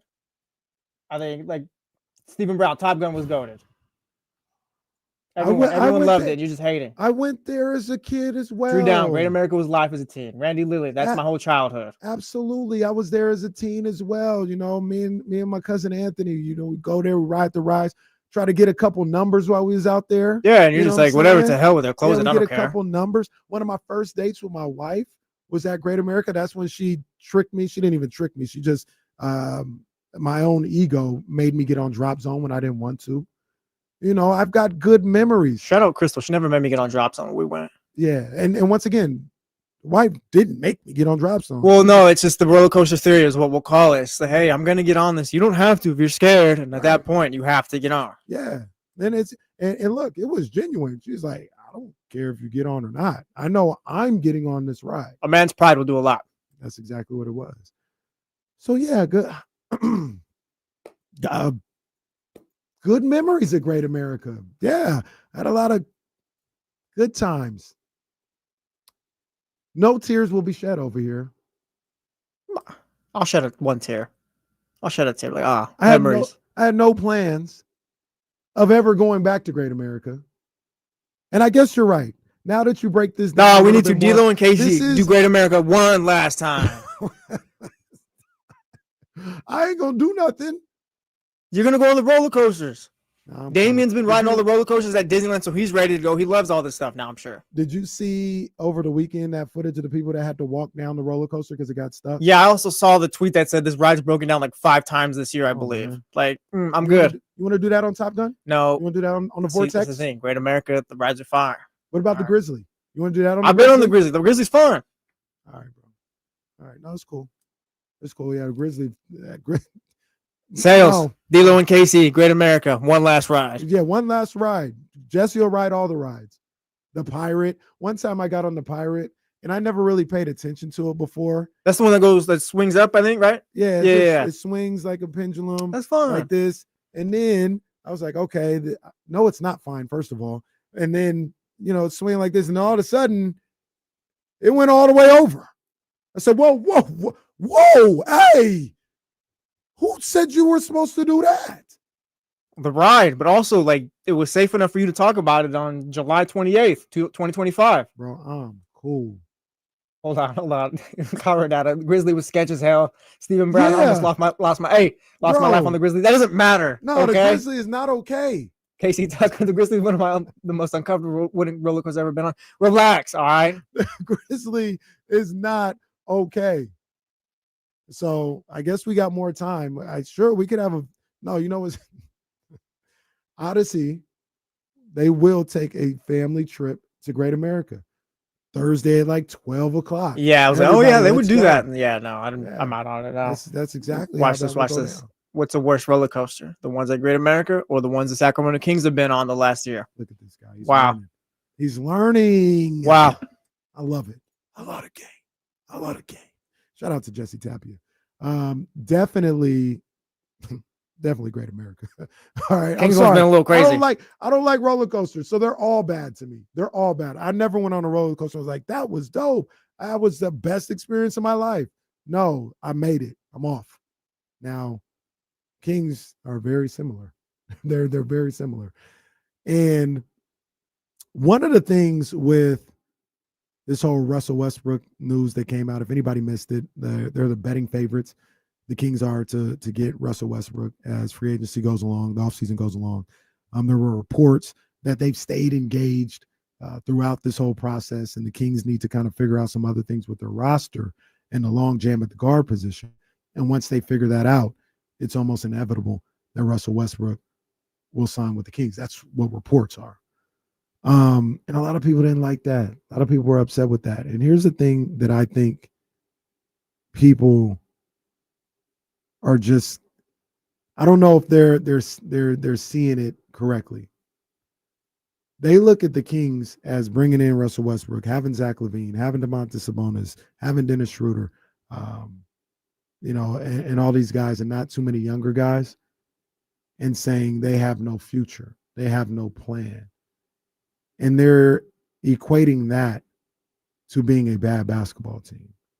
And I don't think those things are necessarily connected. I think they can be mutually exclusive. I think the Kings can be a team that makes the playoffs next year. I think the Kings can be a team that's a little better than 9 or 10. They could be a 7 or 8 or whatever with the group that they have. Now, what that team looks like after that year, I don't know. And I understand that's the frustration. But I don't think they're going to be this sorry-ass team next year. What would you, on paper, of course, like what would you consider them now? I would consider them. I was talking to Damien about it last week. I got them about 40 to 42 wins, and 42 probably being a ceiling with them. I got 42 to 45 wins. I don't know how much I can just, like, I feel like the way we talk about 2027 and just moving things forward and just there's no future with this group. I wonder how much of the guys in that locker room also know that's the case as well, and how much of a, not necessarily like quit or less effort, but just how much of a total buy-in you're going to get from these guys. And that's a fair question. I wonder how much that's going to affect them, because there's talented guys on this roster, like Zach LaVine is no scrub, DeMar DeRozan is a Hall of Famer, DeMontis Sabonis All-NBA, this and that, but it's just it feels like a just jumbled group, and I wonder how good that is for just getting into the flow of things, vibes, and all that stuff, and just more so just being on the same page as a team. That's kind of what not scares me, but concerns me about the group this year. That's an absolute fair question. I will ask this question, and once again, I'm going. I think when I say this, I'm going best case scenario with that. What do you think? When do you think vibes? How do I want to ask this question? What vibes do you think were worse? And we haven't played the season yet, so it's a little unfair. I'll say last year. This between last year and right now. Yeah. I'll say last year. That's fine. Yeah. And last year they won 40 games. Yeah. DeMar DeRozan, I will reiterate. He said after the season, it was maybe the worst experience or the worst situation he's ever been around in his 16 years in the NBA. We had We had the head coach literally having situations like Jerry Reynolds used to have, where he was coaching by himself. He was running a team by himself. Coaches quit. Front office executives quit and left in the middle of the season. They had no point guard. I'm sure there were players that quit. It was an awful situation. They found a way to win 40 games. And that's kind of where I come from with saying maybe 45. Is that situation was bad all around, personnel wise and just vibes wise. I think just being in a better situation could be worth 3 to 5 more wins potentially. Yeah, I can see that. Like I said, like now you have the point guard here. It's just less of the mess that was last year. But to me, it just feels like a group more so thrown together with talent rather than a team with a direction. And that's fine, but I think those are two different things, though. I think that's what's going to affect them on the court, though. Like I wonder how much, like I said, just the total buy and it's like playing. Like I said, I think I brought it up last year. I was talking about how many guys are playing for the Kings on the front of the jersey at this point and all that. Mm-hmm. Not saying that these guys aren't. We're going to see what it looks like game one and all that, but just I want to see what it looks like with a group that's probably got a year and a half, maybe at most together. Well, and to be fair with you, and we'll take a break. TC, hold on, because I want to talk about that point in just a second and really kind of break that whole thing down. Break down what you just said. So we'll talk about that. TC, hold on. I want to hear from you on the Elk Grove Kia talk line, 916-909-1320. Sarah Hodges, Tristi Rodriguez, Daryl Guru Johnson, James Ham, all going to be on the show today. We're going to have a good time, man. It's D-Lo and KC on ESPN 1320.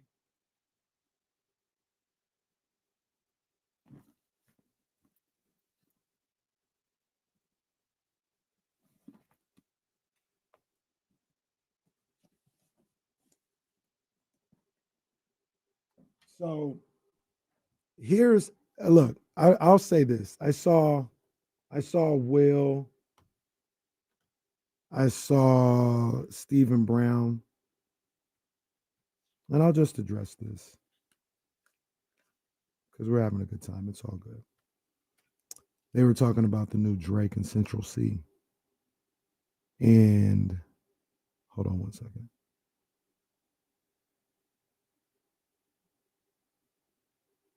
Just want to write this down. All right. The new Drake and Central C. And they're like, that song is garbage. Da, da, da, da, da. And oh yeah. It's once again, it's all subjective. But I think you guys, and maybe it's because you're West Coast, maybe you're not as in tune to the culture of music, of hip hop and different cultures or whatever. That's just a banger. I'm not saying it's like his best song ever, but I see that song at day parties. I see that song at the club. I see that song in the car with people getting ready to go out and have a good time. And I see what that song could be. And that may be what it's for. Like, it's not here to be fucking all right. That's not what it's meant to be. But that shit, that beat, and the way the women will move to that song, and Central C, he slid on that shit too. Central C, I like that young cat. That boy, every time I hear him, he be sliding on them beats. But that song, once again, Stephen Brown, Will, maybe you guys don't go out. Maybe that's not like your scene, and that's cool. That's fine. But that song, for those situations, bro, I'm all right.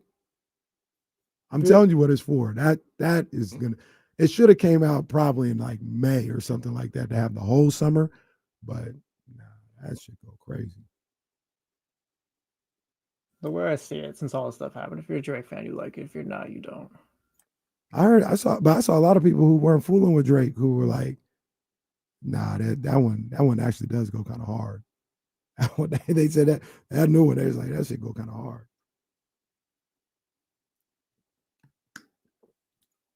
And like I said, a lot of people with Caribbean roots, when it's like Jamaican dance hall type stuff, and the vibe that song has on that, he was feeling that stuff too.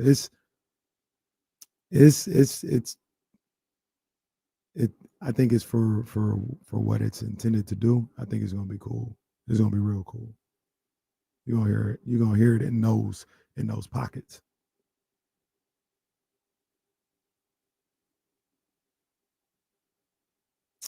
Hey, was that this weekend, Manny? I forgot. G Perico was at Ace of Spades this weekend. Damn. D-Lo and KC here on ESPN 1320 on this Monday afternoon, Sacramento, California. Beautiful, beautiful day. Beautiful day. I love these type of days. We were talking about the Sacramento Kings being rumored, linked to Russell Westbrook. As a lot of people believe that signing will be inevitable.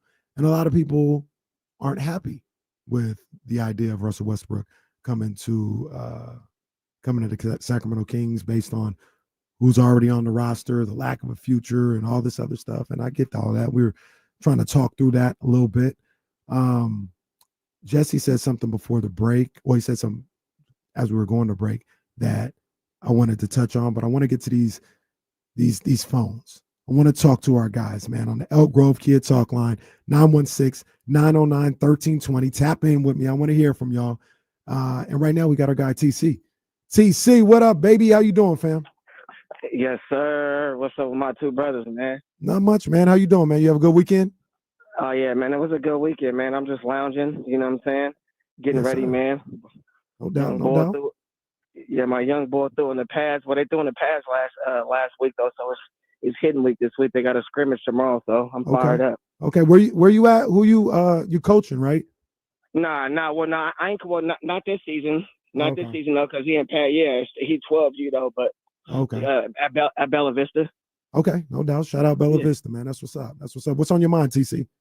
Hey, no, so listen, bro. So what I got going on, I said, hey, give me a minute, Jesse, because I got some on the Niners. I know everybody want to hear that. No, hey, you got it. You got all the time you want. Thank you, bro. So listen, the Kings, I'm not saying that they're the same player, but I don't want to get tied up on this because Keon is my dog, right? But what I want to explain to people is, don't get caught up. Keon has a jump shot, right? But if we're talking about defensively, those guys can be on the same level. The whole jumping in the passing lanes and all that. Like Devin even got Keon on the rebound, but the jump shot, Keon got him. So if we're talking about Keon holding up the deal, if that's true, we don't know if it's true or not. Bro, don't let that be the reason that you hold up the deal on athleticism, the wing help that you need, and the upside, and this guy is younger. You're talking about the Kuminga deal, right, TC? Yes, I'm not letting Keon Ellis stop that deal, big dog. And if we're not giving up Devin can do the same things that Keon is doing. And all he has to do is work on his jump shot, period. And that's in my opinion. Defensively, they're on the same level, bro. As far as the Niners, I'm going to tell you just like this. Y'all want to know why they're listening? Y'all want to know why the big dogs are standing up and being leaders? And Bosa, Fred, Jauan Jennings, even though he's talking about his money, but he's there. Ayuk even on the sideline. You know why? Because you know who they respect, Kenny? They respect Robert Saleh, bro. He's a leader of men, homie. Listen, I'm serious.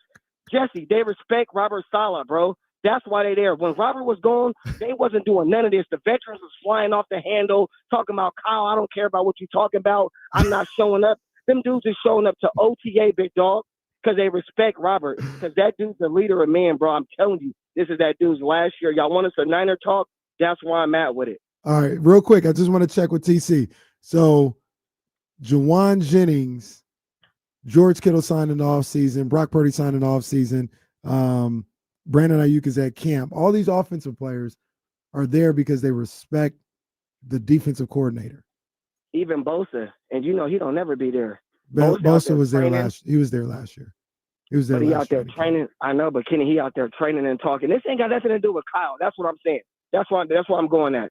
The leaders on the team standing up and talking has nothing to do with that dude. The leader of the men on that team is Robert Saleh, in my opinion, big dog. That's okay. All I got on the Niners. All right, TC. All right, man. We appreciate you. Call him Bob Robert Saleh. Enjoy the rest of your day. That was wild. You know what's also wild about TC's feelings about Kyle Shanahan is that they've been the same. It never really changed, and he's always just stood on it, I guess. No, that's also impressive. That's actually impressive. But the fact that he always says nobody likes Kyle, nobody's rocking with him. Where, to be honest with you, Kyle Shanahan, I'm going to just say something, and I don't want to exaggerate, but I'll say it anyway.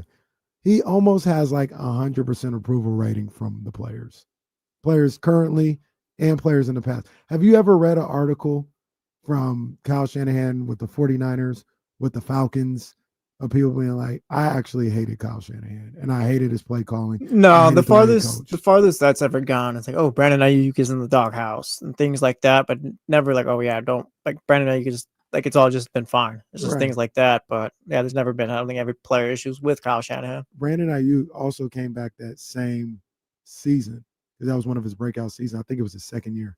Yeah, sounds right. And he goes later in the season, he was like, we was butting heads earlier in the season, but he was right. You know, it helped me. It helped me turn into the player that I am right now and have the success that I had. So he acknowledged, like, yeah, we wasn't seeing eye to eye, but, you know, he was right at the time. So, like, once again, I'm sure there's somebody, like a receiver or running back somewhere, who's like, no, I don't really fool with Kyle. But publicly, damn near 100% approval rating. And TC will say, these dudes ain't feeling him. They don't want to play for him no more. There's like Emmanuel Sanders and Roddy White, who was like, no, Kyle's that dude. Like, he's great. Like, love playing for him. He's a player's coach. The players love playing for him, all this other stuff. Polo says, talking about Devondre Campbell. Didn't they have a player that quit on the team last season? It feels like more Devondre Campbell fan. Yeah. I mean, and once again, sure, now we're at what, 99%. Well, yeah, there's the outlier right there. All right.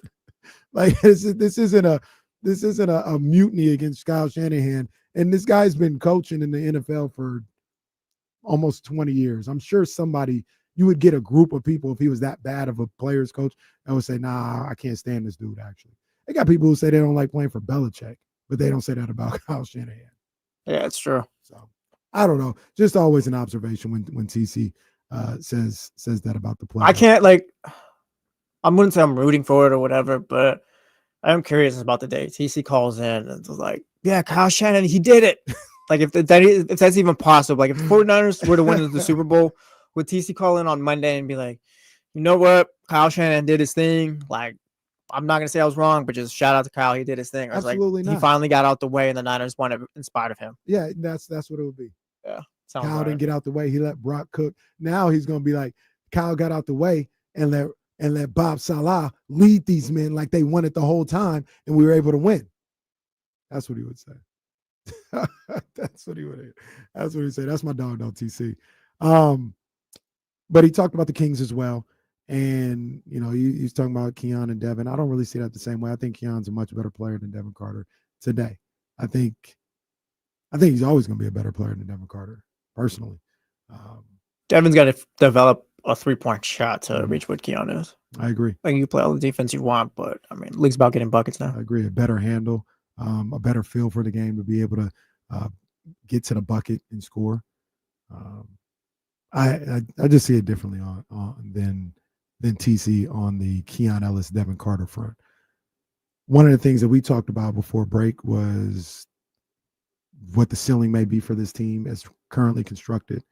And you talked about the buy-in aspect of this Kings team and this group, knowing that potentially there's not much of a future for the people here. Will they check out? Will they not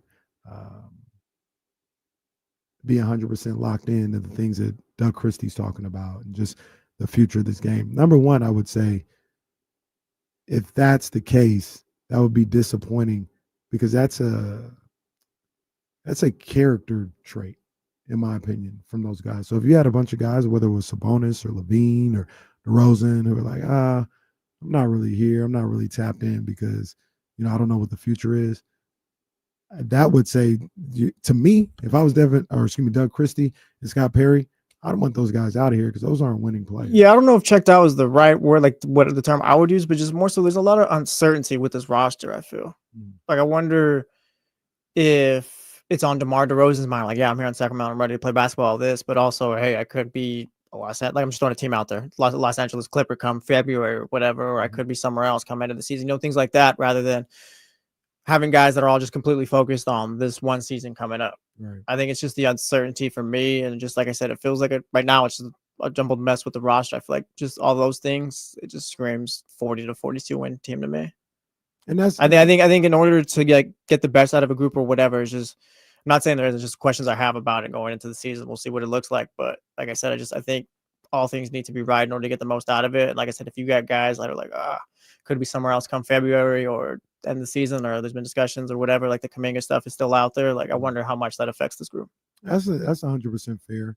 I think that's the job and the cachet of a guy like Doug Christie to kind of curveball that, and once they get to training camp and even before training camp, like, I feel like, I could be wrong. Let's talk about DeMar DeRozan, for example. DeMar DeRozan may be one of those guys that my future's uncertain. I could be gone, come February, anything else like that. Number one, last year was crazy. I don't think we ever saw DeMar DeRozan half step on a game. He was a professional. But I think so there's that aspect. The other thing was, well, maybe he did half step on a game at some point, but that was already taken care of. Yeah. After a while. I don't even want to say half step on a game, but maybe like that non-buy-in that you talked about, there might have been a moment when that was going on, or some moments when that was going on for sure. But I say all that to say, we see him in the summer with Doug Christie. We saw him last summer with Doug Christie. I think even if he's not completely sold on what the Kings got going on the future, where he might be, there's a level of respect that he has for a person like Doug Christie, where if Doug is trying to elevate this team or trying to get him to play and trying to get these guys to buy in, I'm not going to say it's going to be like the most bought in he's ever been in his career, but he won't dog it for Doug Christie. I think there's a level of respect. Yeah, I don't think like that. You'll get that from DeMar DeRozan. Is it unfair to, I guess, put this into play where it's like we don't even know if this will be the group come game 82? Or like you could move off of a DeMar DeRozan. We've heard that if they're bringing in Russell Westbrook, you're gonna have to move off of one of those guards. Like, how do we feel about this team if Malik Monk is the guard they move off of? It depends on what you're bringing back. Like if you're moving off of Malik Monk, not in a Kuminga deal, but that kind of leads to a Kuminga deal, and now Jonathan Kuminga is here. I think how I feel is about the same. I think it's how I feel. If you're just able to. If you're moving on from Malik Monk and you're not really replacing him or his scoring ability or his playmaking ability, I feel less confident about this team because I don't think Russell Westbrook, as good as he was for the Nuggets at times last year, can replicate that on a consistent basis. So I feel a little less confident about a 45 win ceiling for this team or something like that. Devin Carter moving on, I'm not really. Yeah, that doesn't really affect me in my thinkings about this team. But I'll ask, so I want to dive into what you said, because what you said is kind of spot on. It's a real fair question about the buy-in of all this, of everybody out here. And let's just go down the list. Do you think Domantas Sabonis would have a hard time buying in and it would affect his play? No. Okay. Yeah, I think he'll be ready to go. You think Keegan Murray would have that issue? No, but that's also part of the uncertainty. Like, are we getting Keegan a contract extension before we get into the season, or I'm assuming, or is he playing on the last year of his rookie deal or whatever? I think either situation would. I think he'll be bought in, but again, that's just. I think those are all aspects where it's kind of outside factors, I guess, but also I think they play a bit. Like Keegan Murray's, instead of just being fully bought in on the Sacramento, fine.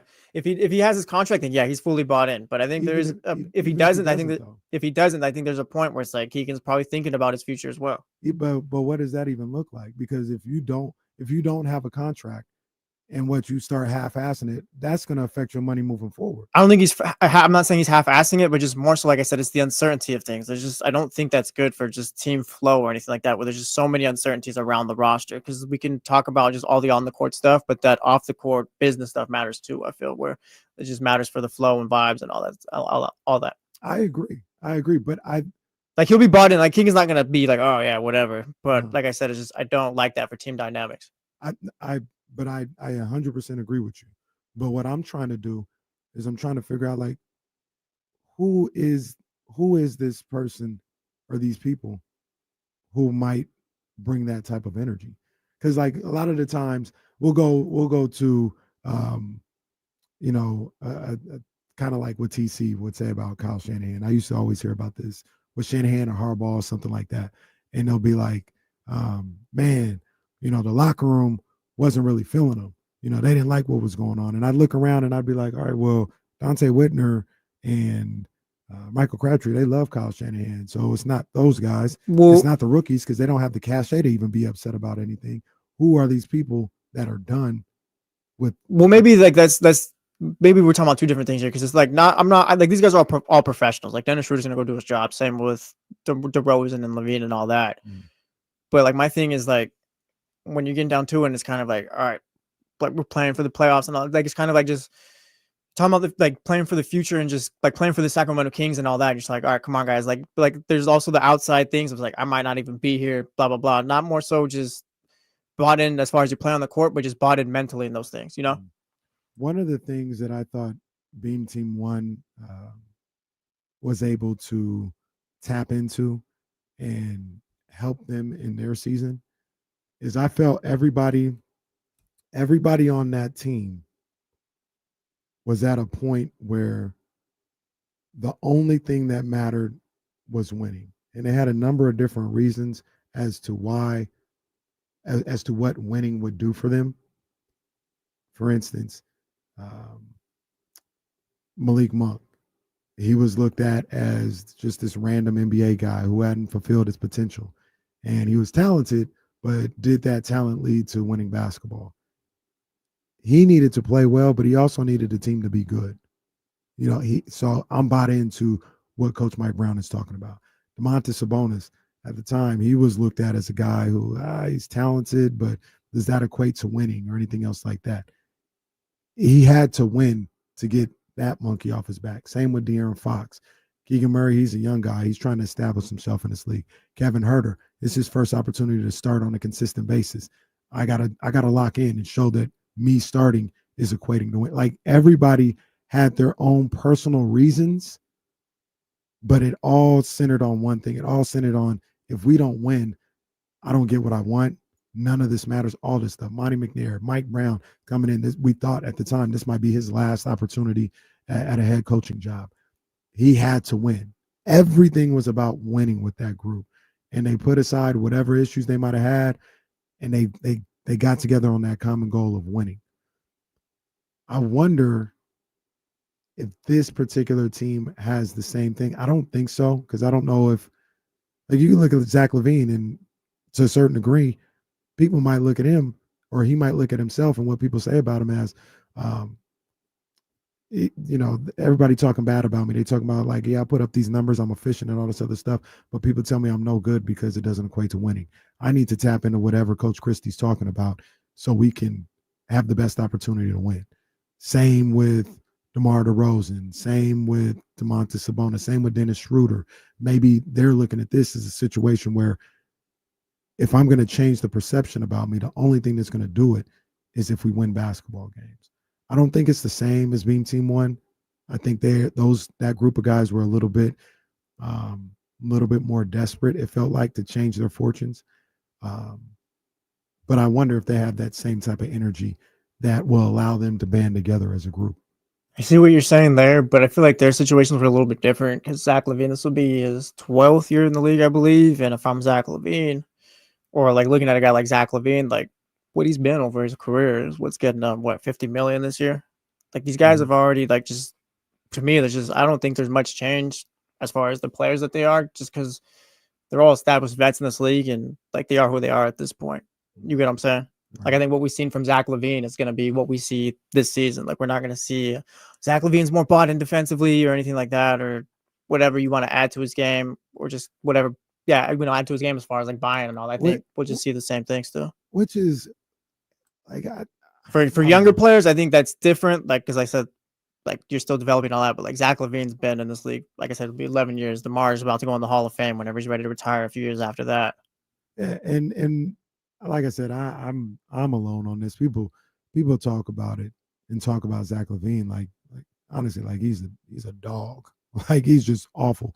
Zach LaVine was fine. I think Zach LaVine's good. He was fine. He was a good basketball player. Like I think that people look at the contract and they want him to be, a guy that leads a team to puts him on his back and all this other stuff. And I mean that's not necessarily who he is, but he's good for on an average night, 18 to 22 points a night.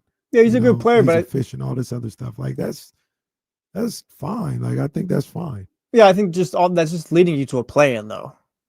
Like we've seen what Zach LaVine like what these lead teams look like. You know what I'm saying? But here's the problem. Like I don't think you're gonna get anything more out of it. Like even with DeMar DeRozan and him leading it. But here's the problem. Here's and this is what I say about. I don't think a narrative's gonna change that. But here's what I say about the things with like Zach LaVine. Is the problem Zach LaVine or is the problem the people around Zach LaVine? Like, because it could be both, but those problems are still here though. But people are like mad at Zach LaVine because he doesn't lead you to more. My answer to that wouldn't be, hey, stop asking Zach LaVine to lead you to more and go get somebody that will lead you somewhere. That's Zach LaVine. You need what his production and what he brings to the table. Go get you a better player. Like, and this is what I always go back and forth with like James and all this other stuff where it's like, yeah, Zach is never going to lead you anywhere. What the hell is Domantas Sabonis doing here then? Like, what is he doing? Zach is supposed to be a guy that leads you, or excuse me, that contributes to what you're doing. Well, if we go off of Sabonis real quick, you know how I feel. I don't think he's franchise either. Right. And going off of Zach LaVine, he's been in 3 different teams. He's been Wolves, Bulls, and Kings. Yeah, Wolves, Bulls, and Kings. Like, he's been, this will be his 12th years. Like, has it always been everyone else's fault, though? As far as, like, why he hasn't been able to win and all those things? And I don't even necessarily disagree with you, but there's also a point where maybe Zach LaVine's the constant there. And if you want to flip the situations, like, it's not Zach LaVine, it's the players, like, the team around him and stuff. I think you have that same situation here where it's not going to be very, like, you don't have a team built, or, like, I guess, to maximize Zach LaVine's abilities. Right. And what I'm saying to that, and I know you understand the same thing. We're speaking of the same thing, is that's not Zach LaVine's fault. That doesn't make him a bad player or somebody that you even need to have off the team. Yeah. You know what I mean? Like, my thing would be, Zach LaVine, do your job. Do what you're supposed to do. You're a scorer. I look for you to give me 18 to 22 points a night. I look for you to be aggressive. Do that. The most frustrating things for me with Zach LaVine is when he was too passive, when he was passing the ball around so much, trying to work. Nah, bro, like, stop all that. It's also something Tristi tried to warn us about, though. Yeah, but shoot the ball. That's my issue with it. Yeah. My issue, like, but what was the thought process between people who thought about Zach LaVine? Oh, he's just an offensive chucker who doesn't play defense and all this like that. No, he actually doesn't. I would want him to shoot the ball more. Like, I want him to shoot damn near 22 times a night sometimes when he's putting up 9 shots. Like, I want you to be more aggressive. I want you to take on more of that responsibility and all that playmaking and, being a point guard and getting everybody else involved. We'll leave that to somebody else. And I think a lot of people look at him like, he doesn't take over. Like, we don't need him here. No, you need what he brings to the table. You just need other people to do those type of things, the takeover guys and all this other stuff. And if you don't have that, it's not Zach LaVine's fault that you don't have that. Okay, well, fine. We can compromise there. I don't think the Kings have the pieces where it's like, you'll see, I guess, what a maximized Zach LaVine team could look like. I think it'll just look a lot of the same, where it's just a bunch of mismatch pieces, and they'll get to the play, and it won't really amount to much, I feel. Right. Like, I don't think we're going to see anything different. I guess we can call it because of that. And that's fine too. Now, once again, I'm not sure. You bring in a Kuminga and stuff, maybe that's different, but yeah, but I'm also not sure what the dynamics of that locker room, of the coaching staff may do for a guy like Zach LaVine. Yeah. I mean, Zach LaVine is also, I think, a 2-time All-Star. He's had All-Star seasons. He's been on teams that have been successful and been winning teams and being able to get to the playoffs. It made All-Star team 2021 and 21-22. Yeah, and the other aspect of that And this is what I also talk about with that team last year is you have a guy that potentially is more of a table setter. You didn't have that at the second half of last year when Zach LaVine got here. It's clear that Zach LaVine, DeMar DeRozan, for them to maximize what they can be, they need a guy that's going to set, they need a point guard. They're finishers, not starters of the offense. Hopefully you have that now in a guy like Dennis Schroeder, you know, to play a role that maybe Lonzo played that year he was there in Chicago and everything was going great for both of those two guys. So we'll see. We'll talk about it more. We've got a star-studded list of guests pulling up. Got my girl Sarah Hodges pulling up. And at the same time, Tristi Rodriguez of NBC Sports Bay Area is also going to pull up. They're going to hang with me for a little while. Guru Johnson from 95.7 The Game, he's going to pull up on us. And then we'll talk a bunch of everything with my man James Ham when he comes up at 3 o'clock. It's D-Lo and KC. It's ESPN 1320, Sacramento's #1 sports station.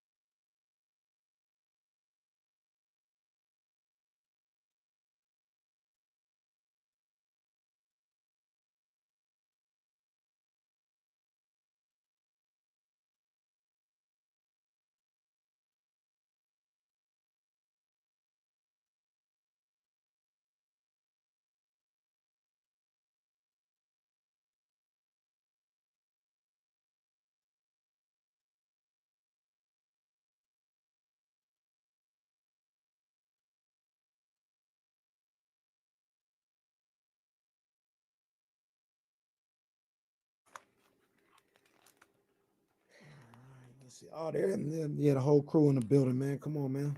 The whole crew in the building, man. So excited. Tristi's on. The whole crew in the building. Hold on. Let me get my people in This here is real crazy. quick, man. Let me get my people. Hold on. There we go. Sarah Hodges. She's in the building. You know what it is, man. Woohoo! That's not it. Come on, man. Tristi in the building, too. We ain't playing with them. Hey. Yeah. Wait, my mic is muted. Is it supposed to be? Yeah, you're good. Everybody good. Everybody good. Is this like angle okay? Yeah. Good. Just try to be in the middle. Hey, you straight. Yes, sir. Batty Thursday is turning to Monday here on D-Lo and Casey. Yes, sir. We've got, I don't know, minute and a half come.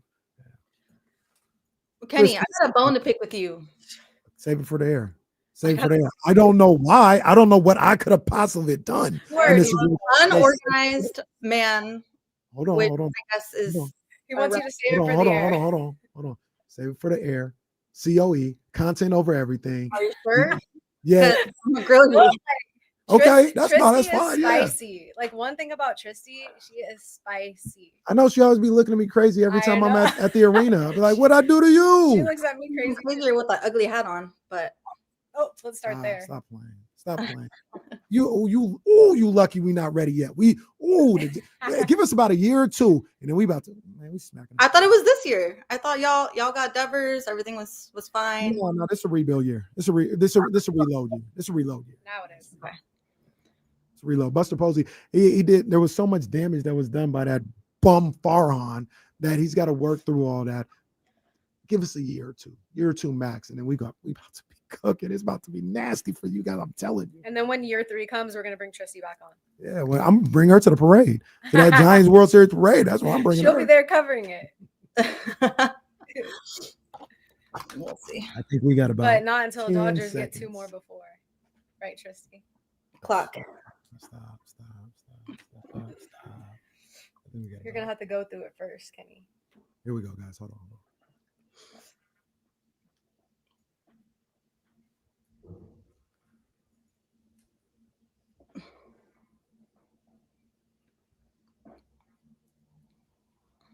Oh, yeah, we in for a good time now. We in for a good time. I got my homegirls in the building with me here on D-Lo and KC. These are two of my favorites. Just two of my favorite. Even though one of them left us, we're talking about Sara Hodges, ABC7 in the Bay Area. Sara Hodges, she ain't with us no more, but it's still love. Tristi's happy about It's still it. love. I know she is. I know you. And Pull this well, mic. let me just say, Tristi Rodriguez, NBC Sports Bay Area and California. She's here in the building with us. I don't have a round of applause, but I'll give you guys one. We can all do it manually. Yay! Thanks for having me. My girls are in the building here. Now, hold on. While we were getting ready and getting everything situated during break, Tristi said she had a bone to pick with me. I don't know why. I don't be doing nothing out here. I'll be minding my own business. I'm nice to everybody. You know, I'll be smiley faces everywhere. What's your problem with me? What did I do? You are just so unorganized, and you have no sense of respect for other people's time. That is not true. That is so false. That is 100% false. You hit me last week to come on the show. You know what? Let me talk. You hit me last week to come on the show. I said I couldn't. I said, let's do next week. You said for sure. I think Sarah's gonna come. Okay, cool. Don't hear from you for any other time. If I never texted you Saturday, you probably would have texted me 20 minutes ago. Hey, you still coming on?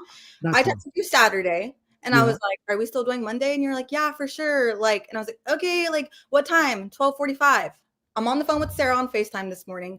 She says, we're going on at 1:15. No, you said 1 at first, right, Sarah? You said 1. Because he told me 1. Kenny said 1. I said, what? He told me 12:45. And she's like, no, let me text him right now. Oh, he said 1:15. Bro, I would have been here at 12:40, sitting here waiting for you for 30 minutes. Looking cute. Talking to Sarah. You're 100% correct. That was my fault today. Well, yeah, we know that. I forgot. I Damien's fault. No, I forgot. I mentioned to her 12:45. Yeah. I did mention that to her, and in my mind, I was thinking 1:15 because the whole thing is 1:15 to about 2:13. So in my mind, I was thinking 1:15. So when I wrote out the show today, I had you guys at 1:15, and then she come with me talking about 12:45. I was like, no, I got y'all for 1:15. And I looked in the text messages. I did look in the text, and I said I did tell 12:45. That's my bad. You're just missing your better half, and that's maybe a little bit of the issue. No, it's fine. Okay. I mean, that's my guy, but no, it's just my fault. It's just my fault. Listen, I'm more like you, so I was like, okay, 12:15, 12:45, 1:15, even better. Yeah, no, that's on me. Now let me tell y'all the story about trying to make this happen. Ooh. Trying to make this work. Because we don't know what happened. We've been talking about this for a minute.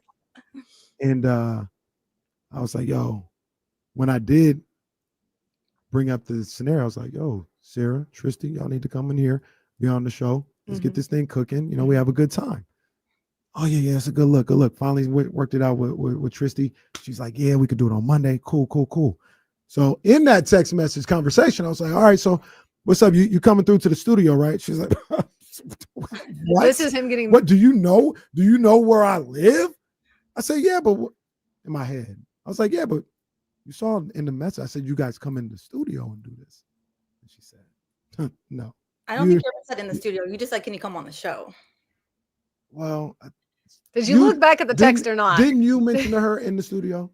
Well, I just think it would be really fun to be in the studio. I'd rather her be in the studio, obviously. I would rather be in the studio too, but I live in the Bay. We have a future plan. We're gonna come together in studio one day on a really warm day.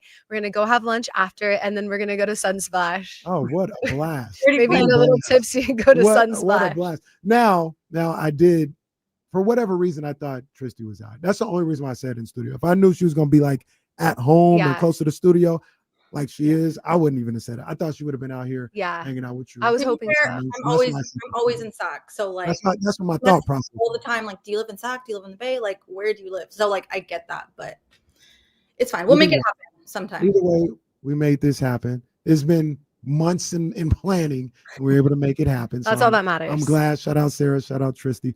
We'll have a good time today, man, as we go through the world of sports, man. And let's start where we left off. Let's start with the Sacramento Kings. That's what we were talking about.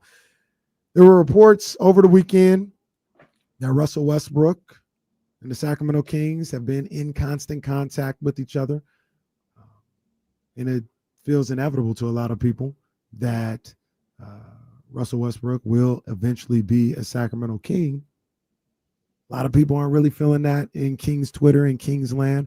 I don't have a problem with it. I think it's cool. Obviously, if you bring Russell Westbrook in, you're going to have to, separate from Malik Monk, separate from Devin Carter, and kind of clear up that logjam that you have at the guard spot. But Sarah, I'll ask you first. What are your thoughts about Russell Westbrook joining this particular Sacramento Kings team? I think we talked about it the last time I was on the show, but it's hard because I think that we've already seen the best of Russ, right? And so we're going to kind of see Russ not at his best. And if you're a Kings fan or want the Kings to be good, it's kind of a little bit, not like a slap in the face, but like low key. It's like, oh, you got Russell Westbrook, but like, he's not the old Russell Westbrook. So it's kind of like, it's exciting because it's a big name. And I think like he's going to do a good job. Like, I think he'll be great, but it's not like the old Russ. Whereas then it would have been a slam dunk, no brainer. And it's already like kind of crowded in that position. So then it's like, it's kind of like almost like you're excited about it, but then you have to deal with like the aftermath of like, okay, well then who are we giving up? And that's a hard pill to swallow. For sure. Tristi, what you think about Russ? Yeah, I mean, kind of the same. I think personally speaking, I love Russell Westbrook. Like I'm a Heat fan. I wish Russ would have been on the Heat. Like I've always wanted that like for years, right? I personally speaking love Russ. I think for the Kings, he does address what they need, but it brings up questions of like this log jam at the position. It brings up, who are you giving up? Are you partying with Malik? I will say I reached out to someone close to Russ yesterday and they told me that things haven't changed in terms of, yes, he and the Kings have been in communication, but nothing has changed as far as like leaning closer to a decision or not. He's still kind of keeping his options open, but it's been well reported, he does want to be close to home, and that is in California. So I think on both ends, it does seem like a good fit. I think, again, Russ can play the playmaker position that the Kings need and lacked last season. But again, like Sarah said, it's not the old Russell Westbrook, but at the same time, like, the Kings have so many questions anyway. So it's like, it almost like, can it fault them? I guess, if that makes sense. Give it a go. Yeah, why not? At this point. Yeah, I mean, I think there's a couple things at play. Number one, Russell Westbrook, while he was hit or miss, sometimes with Denver last year, I thought he did a really good job for them in the role that he played in. Yeah, obviously, like you talked about, he's not MVP Russell Westbrook, a guy that you can depend on to be, a triple-double type guy and carry your friends. That's not where he's at in his career. But last year, as a guy off the bench, an energy guy off the bench, another ball handler, I thought he did a lot of really good things with Denver last year. Can attack the rim. Yeah, he did a lot of good things with them. Yeah. And that's something that this team could use, the Sacramento Kings team could use. So I think that would be a really good fit for him coming off the bench. Now, when you have guys like Devin Carter, when you have guys like Malik Monk, who I don't know what the Kings say, like, but it feels like they're not sold on them being part of the future of this team. Some would even say Keon Ellis is in that role as well. Definitely. You have to make a decision on those guys first before you even think about a Westbrook. Yeah. You have to find a way, if you're trying to, and I want to reiterate, I'm not saying they should because I love the guy. But if you're trying to move on from Malik Monk for whatever reason you got to handle that situation first. Yeah. If you're trying to move on from Devin Carter, you got to handle that situation first. Because right now, you've got about 4 or 5 guards in that rotation who all think they deserve minutes, who all want to get on the floor. You add Russell Westbrook to that situation, it gets even more convoluted. Yeah. So I think that stuff has to be taken care of one way or another before you can even think of bringing in a guy like Russell Westbrook. But if you do bring him in, I think he can do a lot of good things for this team. Why not? To me, it kind of contradicts everything that Scott Perry has like talked about over the past couple months, which is he's preaching patience. He's preaching like things going to happen seasons and seasons into it, right? So if you're going away from some of your younger guys, whether that be Malik, Devin Carter, Keon, you're going for the older guys like Russ, Dennis Schroeder, like you're like, I guess, focused on competing now versus building for your future. So I don't know, to me, it just kind of contradicts what Scott's saying. Maybe he's talking about in other positions or elsewhere, whatever, building around the guys, but still putting young people around them. I don't know. But to me, I just don't know the direction that Scott and the Kings are trying to aim for. But I will say this about that. One of the things that Scott Perry said and continues to say every time he's at a podium or in front of a microphone, this is about changing the culture, changing the dynamics, changing the locker room of what this team is and what this organization is. And I think that supersedes any type of thoughts of patience or youth movement or whatever. If I'm Scott Perry, and I agree with him on this, if I'm looking for a specific type of player that brings a specific type of energy, mindset, and leadership to this locker room, I don't care if he's 22 or 52. That's who's going to be here, because that supersedes any type of. If I got a bunch of young guys, and I'm just going to say it. Some people may feel this might be the case with a guy like Devin Carter. If I got a bunch of young guys who don't have the right mindset, who aren't bringing the right type of attitude to this organization, it does me no good. It does me no good to have these guys around here if they're not playing basketball and approaching the team the way that I see fit. So if the young guys aren't going to do it, and they're not going to play the way that I'm trying to mold this franchise in this roster, and Coach Christie is trying to mold this franchise in this roster to play, then fine, I'll go get the old guys who will do it, and I'll figure out the age stuff later. But I need guys with a certain mentality on this roster, a certain mindset on this roster, and I don't really care if they're young or old. And we know that Russ has that. Like, there's not many like point guards that are as physical, even at this big age, than Russ is. Like, he's fighting for rebounds, he's putting his body on the line, like all of that. And I think you're right. Like, as a veteran, even though there's plenty of veterans on the team, just kind of having somebody seasoned that's been through it to maybe mentor some of these younger guys would be a good thing. I don't know that it, makes you a playoff contender having him. Like, he's not that, Russ anymore. Not at all. But let me ask. I'll buy the jersey though. Oh yeah, you got to get a Russell Westbrook Kings jersey. I'll buy the jersey. You got to do that. Yeah. Tristi, let me ask you this. I talked about earlier how I think I look at this team. You get a guy like Russell Westbrook. You move on from Malik Monk and Devin Carter, and now you got Russ as a backup and all this. And I think a lot of people are kind of merging the two ideas. And it's not really fair. They look at the fact that the Kings maybe got older, don't really have young guys that they can build on for their future, and they're equating that to them this year being a bad team. And I don't think those things have to be related. I think you could have an older roster, DeMar DeRozan, Russell Westbrook, Sabonis, Levine, Schroeder, those guys, not have guys that are set up for the future. But this year still be a good team. Still be a team that battles in that play-in, that potentially gets a playoff spot. I think the talent that they have on this roster right now isn't that of a 33-win team. I think it's like a 40 to 45-win team. And I'm not saying that's championship contender-wise, but people tend to look at this roster and like, oh, okay, well, we're going to get Russ. We're just going to be sorry. And I don't know if that's necessarily the case with this team. What do you think of this roster as is right now? No, I agree with you. I think you can't question the talent, right? Like, the talent is there. If they get Russ, Levine, DeMar, Sabonis, Russ, like that, the talent is there. I think it's the fit. How do they mesh together, right? We saw it in a short amount of time last season. So I am excited to see how it plays out with the full season and with Doug Christie, in a full season. But I think the age thing, it's like you see what Steph, Jimmy, and Draymond did, right? Everyone's talking about their age, about, just them being older, whatever. It worked so well once they got there, right? And I'm not comparing the Kings to the Warriors, but it's just like everybody brought up the age concerns before the Warriors did get Jimmy. And we saw it work. It's about the fit. It's about how it all meshes together. And so I think Russ, like how we kind of just talked about, he is the type of player where he knows his role. He knows what to do. He knows what not to do, right? He's never going to do too much. So I think, like, yeah, to your point, like, I don't think this makes them a bad team by any means. It's more just them kind of figuring it out. And I think they're all established veterans that they would be able to do so. Yeah. What you think, Sarah? Yeah, I mean, I think also kind of like with last year, we're talking about all these guys and who do we need to get rid of to like make this team better. And I just think what kind of stood out to me with what Tristi said and what I've been thinking all along is just like the small sample size.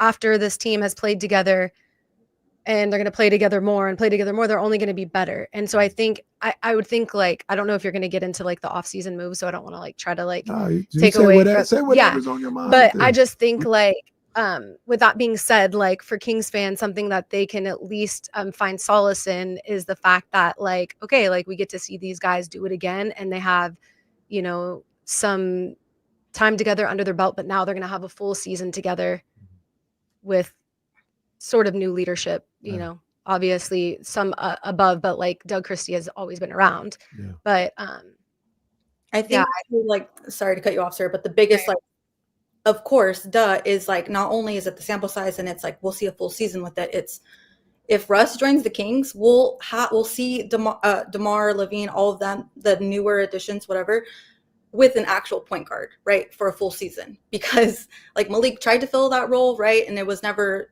They all talked about it. It's no secret in the offseason, like we need a true point guard. Right? If Russ is playing the field and again he's very good at this role, like. That's the biggest thing. It's like, okay, we can see this team and how this offense runs, one with Doug Christie in a full season, but also, and again, his coaching staff, all the new additions, which I think were really big moves in all this as well. I think just having Russ in that role and having the offense with the true point guard running the offense is like, of course, it's, you know, it's exciting to look forward to. Yeah, and that's we're going to hopefully see it with Dennis. Yeah. And that's one of the things I talked about a number of different times, and it's 3-4 years later. So these guys could just be completely different players. But when they talk about, they make jokes about Levine and DeRozan not working in Chicago, it only didn't work until Lonzo Ball went down. When Lonzo was there as a point guard, they had the #1 record in the Eastern Conference.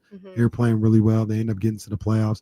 And once they lost the point guard, the guy that was running the show and setting the table for DeMar and for Zach LaVine and everybody else, it kind of, you know, fell apart. You know, you get a guy like Schroeder here who isn't Lonzo Ball, but I also don't think he's necessarily Malik Monk, where Malik Monk is more of a finisher, more of a scorer, a pure scorer, looking for his shot. I think Dennis Schroeder, who shoots the ball a little bit as well, I think there are more times when he'll be looking to set the table and help those guys out a little bit. And maybe that might help. That might be a little bit more cohesive for Levine, for DeRozan, for Keegan, all these guys. Because last year, you mentioned it, Tristi, we didn't see these guys with a point guard in the lineup, that guy that'll truly look to set the table for these guys. Yeah, to your point, I think Schroeder, like, he's more point guard where it's like going to make the right play. Like, not to say that Malik doesn't, but like Malik's going to look for his own, you know, and I think Dennis kind of helps spread the floor a little bit. And like I said, kind of set the table of what the offense needs and looking to pass first or, again, make that right play. But he can also go get a bucket. And then on the other end of the floor, I think he has a little bit of a defensive advantage over Malik. Not to say he's like a great defender, but he has that grit. He has, you know, that dog in him on the defensive end that I think Malik oftentimes lacks. Malik is just wild. But also I think that's what makes him so much fun to watch. Yeah, I love I love watching Malik. Like, I'm gonna be sick if he goes. Yeah. Just you and everybody else. Because of like his style of play. Like, he's just you don't even know where the ball's going. Okay. You really don't. Right. You think you know because you played basketball and all of this. You don't know. He's a wild card, man. He's a wild card. And I love it's like a sophisticated play versus just kind of like I love that aspect of Malik Monk, but I don't think it's best used at the point guard position. No, 100%. More stability at that point guard when position. Domantas Sabonis is saying we need a point guard, then I think like everybody, there's nobody that can disagree because he's not going to just talk to talk. Yeah, and this is the line I keep saying. I feel like Malik Monk is a finisher. Don't put him in that position. Don't ask him to be this guy that's supposed to facilitate for everybody else and try to find the balance of facilitating and getting his own shots off. Because that's the other thing about that is when they had him playing point guard, they still were needing him to score 15 to 17 points a night. You know, so it's like, all right, well, we need you to distribute, make sure DeRozan eats, make sure Levine eats, Sabonis gets his, Keegan gets his, and you still got to score at a high level too. And that's not really his strong suit to be able to navigate those waters. So even if he was here, even if Westbrook doesn't happen or, you know, other people are moved or whatever, I still want to see Malik going back to that role of making sure he was a finisher, a scorer, a playmaker, you know what I mean? And let him move the ball at his own discretion as opposed to feeling obligated to have to get everybody involved. I mean, the Kings were just desperate last year for that, right? But like, I mean, that's where good coaching comes. Like, you realize like your strengths and weaknesses in each of your players, and you try to set them up, you know, in the best position to execute at what they're good at, right? But I just, you know, they were obviously desperate last year. Yeah. So, you know, at that point, I think everyone can agree, maybe even deep down, Malik can agree with this too, is that his best role with this specific team was that 6-man role. Like, that's where he thrived. That's where the team thrived. That's where he thrived. And it just fit the best. But I think in like the addition of like Zach LaVine last season kind of just made that whole just log jam even more jammed. But yeah, I don't know. The point guard role for Malik it clearly just didn't work. And Coach Brown knew it. Everybody was upset about it, and he knew it. He knew where, you know, Malik fit. Yeah. And I mean, it's one of those things where I was saying a number of different times, give him that opportunity. Let's see what he's got at the starting 2-guard spot. Yeah. And it, you know, it wasn't as cohesive as I would have liked it. But even then, I'll say this, when he had, much like the other guys, when he had a point guard next to him, like De'Aaron Fox, he was fine. Like, Malik wasn't hurting the team with what he was doing when he was able to play that off guard spot and be a finisher in the lineup. Once they needed him to set the table for everybody, that just wasn't his strong suit. Yeah, it wasn't in his palate. His mind and his heart was in the right place. I saw him trying to do it and try to be that guy, but that's not where you best utilize a guy like Malik Monk. You let him go out there and be a finisher once again on the offensive end. So hopefully we see a little bit more of that with Malik here. I hope Malik is here. That's what I'm hoping for. Sarah Hodges, Tristi Rodriguez, they rocking with me here on D-Lo and KC for a little while. They rocking with me. I want to get to the chatty house and see what you guys think about this. Brian in the chatty house says 40 wins, kind of worse than being sorry, isn't it? Soren says 40 wins, woohoo, purgatory, all in the chatty house. I mean, there's this thought that you need to tank to be successful. I understand the logic in that, but there are all-stars, there are top-level players that are found everywhere throughout the draft. No matter where you draft, you just have to hit on them. Nick Clifford could be a potential starter in this league. A lot of people feel great about Maxime Reynaud. We just saw Jalen Williams, who was, I think, the 12th, 4th, or 16th pick. I can't remember. But he wasn't this top 3 pick, win an NBA championship, and a lot of people were talking about he should have won finals MVP. Jokic, obviously, is the creme de la creme of guys like that. Do you guys feel the same way, though? And I'll start with you, Sarah, that they need to tank to kind of change the fortunes of this franchise and find those top players? I mean, it almost feels that way, but I don't think any team necessarily has to tank to do that. Like, and here's the thing. I just think that the direction of the leadership just like needs to be on the same point, and they just like need to execute and all buy into the vision. Right. I just feel like it's, and we talked about this so many times, but I just feel like it's, to me, it's like less about the players and more just about like the inconsistencies with the franchise and just like where they're always trying to go and, you know, firing one coach, getting another as if that's going to fix things. And it's not. So I don't know. I'm just not a firm believer in like, you always need a tank to like then rebuild and be better. Like, just see what your roster, be better, see what your roster's at, figure out how they fit in with what you're trying to do with the team. And if they don't, then get rid of them and get the net plug and play, you know, just like that. And I guess for me, it just feels like this franchise just has such trouble with the leadership, you know, executing in that way. It's always about like, oh, well, you know, GM couldn't do it. The, you know, coaching staff couldn't do it. We're getting rid of them, which I get that to some extent too, because at some point it's like you're missing the playoffs over and over and over. Like, fans are just impatient. But I just think it's more about just figuring out, like, you know, your identity and executing. Tristi, are you a tank believer, a tank truther? No, I'm not. I mean, we saw like with the Mavs this past offseason, right? Like, they got Cooper Flag, and it's just, I see, I get it, I understand. Rigged. Well, that's a whole nother conversation. My goodness. Don't come watch these movies onto over. But no, I think like I have a hard time believing that a team with a new, we'll say new head coach, a new front office staff, right? A new coaching staff in their first season together, full first season together, is just like, let's tank. Like, I don't know. And I have a hard time believing a team with DeMar DeRozan, Zach LaVine, Sabonis, and, you know, if Russell Westbrook comes on this team, I have a hard time believing a team with all that talent, their first thing is let's tank.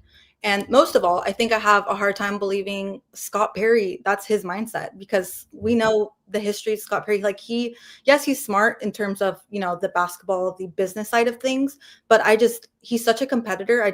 Hearing the way that he speaks, and just like, I think there's a way you can balance it, right? Like, I think the frustrating part for Kings fans, and I get this, is that they're in the middle, right? Like, it's like, okay, you can see it both ways. Like, damn, we have all this talent. Like, we can go this far. But then it's also like, we're not, like, we see the rest of the West, and like, they're not gonna make it a deep playoff run and make it to the Western Conference Finals. Like, that's probably just not gonna happen, right?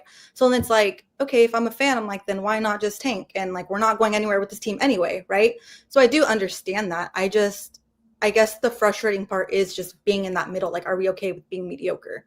And that is the frustrating part. But I have a hard time believing that that's the goal or the focus of this team heading into the season. The Kings, you can always say like, oh, we're going to hold that thought real quick. Hold that thought. The Kings are depressing. They're depressing. It is. We don't need to talk about Sucks that. for you guys. We're gonna take a quick break. When we come back, I'll let Sara finish her thought about the Kings. Write that down. Write that thought. Okay. But then let's have some fun. Okay, it's really not a big deal. We could go have a good time. No, let's have a good time, man. Let's have a good time. I don't want to bore anybody else with talking about the Kings and how they're going to be better. And it's not boring. Yeah. I guess my point was just quickly going to be just like, even if they do tank and get like this great draft pick, is that person even going to be, that player going to even be everything that we always thought? Like, it just, we've seen how that has gone with the Kings previously. So like, I don't know. That was it. It was nothing crazy. Let's have some fun. Let's have some fun. We have got some fun Sara in the Hodges. future. I got Sara Hodges rocking with me. I got Tristi Rodriguez pulling up with me. It's D-Lo and Casey. It's ESPN 1320, Sacramento's #1 sports station. Woo. Right back. Fuck, I have like something in my contacts. It's killing me. You guys ask Tristi and Sara whatever you want while I'm gone. Yeah, go ahead. Uh-oh. Ask away. They may or may not answer. Ask away. Yeah. Okay. Something irritating my Kings haven't played. Yeah. Ask us something not Kings related, since we already just talked about the Kings forever. Super excited for the Raiders. Pete Carroll, Geno Smith together. I'm excited to see. We haven't had a quarterback that has really wooed us in such a long time. So I'm hoping that's going to be Geno. Someone said, have we gotten the Casey versus Sara golf challenge yet? No, but we need to. I have been practicing, but like not enough. But I just feel like I want to be like decent before I start challenging people, even though I feel like at my mediocre state right now, I could probably still beat Casey. I money all challenges. We gotta get that popping. I know. I've been practicing. My money's on Sara. I just still like in my swing, I just still fall back, and I've done like everything to try to change it, but it's like, I need to fix it. I need to figure it out.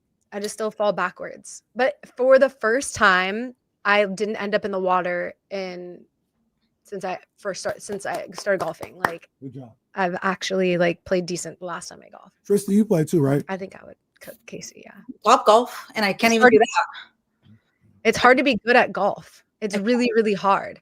I can't even hit the ball, and I'm like, it's frustrating because I'm so competitive, and I can't. Golf's just not for me. Any other sport, I got you, but golf's just not for me. So I'm gonna be playing some pickup basketball. I want to go with her. I want to go. She does. Tristi, who does actually? Don't forget we have OFA show. Ain't no way. Also, that's what I'm saying. We're having fun with that. Okay. But I'm gonna say that I gotta ask Tristi a question related to that when we get back. How much time do we have? Let me write it down. Oh God, I'm scared. Someone asked what my favorite football team is. Oh God, that's like, it's just complicated. I don't know if you guys actually care enough to hear the whole story, but basically I don't have one. That's a short answer. I like players. I don't really have a favorite team. She's a Raiders fan. The reason why is because I grew up in a household that was very lost and confused. My mother is a Seattle Seahawks fan. My dad and my oldest brother are Raiders fans. My next brother is a Jaguars fan. my other brother's a Vikings fan, and my little brother is a happened? Falcons fan. The So heck like, happened over there? literally lost. We're all lost. So I grew up just like no one rooted for one team. Like baseball, everyone likes the Dodgers. So we all like Kenny does. So that's like easy, you know, Dodgers, okay, cool. Football is just, I don't know. I guess like I want my dad to be happy, and the Raiders, it's like kind of sad seeing him depressed all the time. So like I like kind of root for them. I'm in the Bay Area, so I root for the 49ers, but Back here on D-Lo and KC on ESPN 1320. I got my girls hanging with me, man. I got Sara Hodges, ABC 7 in the Bay Area. Tristi Rodriguez, NBC Sports Bay Area. Yeah, man. So, all right. So there's a couple things that went on. There's so much that went on. We're going to have some fun. We're going to step away from the Kings just a little bit. We get to know my homies just a little bit better. We learned that Tristi is a confused, lost football fan who really, at the end of the day, she said a lot of words to say that she's a free agent. Why don't you just be with the Niners? Come on. Come over here. Listen, like I cover them for work, right? So I'm not like I can't be a fan, but I will say like I root for them. I want them to do well because that makes our jobs more fun, right? Like when they don't win any games, like it's not fun for anyone. But I wouldn't say I'm a 49ers fan, and my Raider fan dad would probably kill me. So, yeah, like I said, I like players. I root for players. I like Christian McCaffrey. I like Ayuk. I like Kittle. So like, okay, we can say that. But yeah, I guess I am a free agent. I don't know. You know what? I want to root for It's on the dark side. Who's going to be like not good this season? Let me think. Maybe I'll be like a Bears fan or something. Wait, aren't you a Bears fan, Sarah? No, you're a Raiders fan. The Bears. Well, no, me. I was going to say something mean, but I'm not going to say that. I won't. You're talking about who's not going to be good. I won't say that. Let's just say. What are you going to say? The Raiders? Yes, but wow. I won't so say predictable. That. I won't so say predictable. That. How about somebody soaring in the chat? He says you can be a Saints fan. Yeah, they're going to be bad. I mean, like when they're good. Yeah. There was a point where I almost moved to New Orleans, so I guess I can be a Saints fan. You can join the Jesse side and be a Dolphins fan. Dolphins, they're going to be average. The Colts. But at least you could watch games in Miami if you have being a Dolphins fan is no different than being a Kings fan. Don't do it. Like, don't do it. Damn, that's tough. You'll be miserable. That's tough. While we're here on the football teams, Sara, we all know she's a big Raiders fan. We got some things popping off, man. You got to come rock with us a couple times. I'll tell you. I would love that. I'll tell you off there. You got to come rock with us. But I had a question last week, and nobody was being truthful until I hit them with that Uno draw 4 card. Why do Raider fans hate the 49ers? Do we really have to talk about this again? Because I've already answered this. Have I not? I don't think not here. Okay. Would you admit that is the number one team that Raider fans hate the most? No. And as a matter of fact, I feel like that's such like a Bay Area thing. I didn't grow up a Raiders fan in the Bay Area. You have to keep that in mind. My biggest would be like the Chargers, because I grew up in Orange County driving down to San Diego to watch it. Have you ever been to a Raiders Chargers game? That's a lie. That's not true. Please. Once again, here we go. Uno, draw 4. Draw 4, Sara. Draw 4. Because I'll ask you the question. We hate the Chiefs way more than we hate the Niners. Jesse, they're going right back into the game. You're stuck in your Bay Area. You're stuck in your Bay Area. This is not cap. Ask any real Raiders fan. I'm going to tell you right now. You know how I know? No. You know how you know? I'm going to ask a real Raider fan right now. Go ahead. I'm going to ask a real Raider fan. Go ahead. The Chiefs and the Niners played in the Super Bowl. How many Raider fans do you know that were hoping the 49ers would win? Me. I did not want the Chiefs to win. I was rooting for the 49ers. How many? Were you on one woman wolf pack? I didn't count, but I can imagine. I know Raiders fans everywhere, and everybody was hoping the Niners won that game. You were out of touch with that. True. You were out of touch. I'm throwing this chair right now. 1,000% you're out of touch. What about your family? Let's ask Tristi. What about your dad and your brother? Look at how she's smiling. She know what they were saying. They definitely wouldn't say. My dad, he said he hoped like a meteor hit the stadium, and like everyone it was just no one won. So I don't think he like specifically picked someone. He was just like, I hope both teams lose type shit. Like I don't. Well, can't say that. Jesse, you get that? Jesse, you get that? Dump that. Tristi, we're on the radio, man. Sorry. What did she say? I didn't even hear it. Don't worry about it. I definitely can't repeat it, but Okay, well, Anyway, regardless of what she said, I I'm agree telling with you Sarah, right though. now, you were off base. I lived it.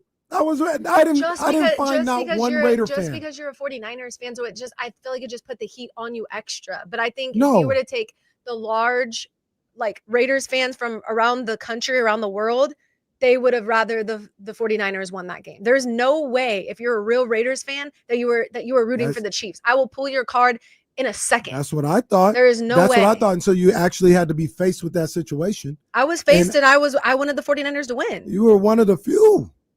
One of the few, because I feel like you get extra heat because of where you're at. Why right? would I get any heat because you're I'm not? a 49ers fan, so everybody's going to try to get you going. But it shouldn't matter. And want to talk mess and But and when root it comes against you. when it comes to the Chiefs, it shouldn't matter, right? It shouldn't. It wouldn't matter. I could live in Oakland, and it shouldn't matter because the Chiefs are number one. It shouldn't even come close. Like, for instance, it don't matter who the Dodgers play. It doesn't matter who they play.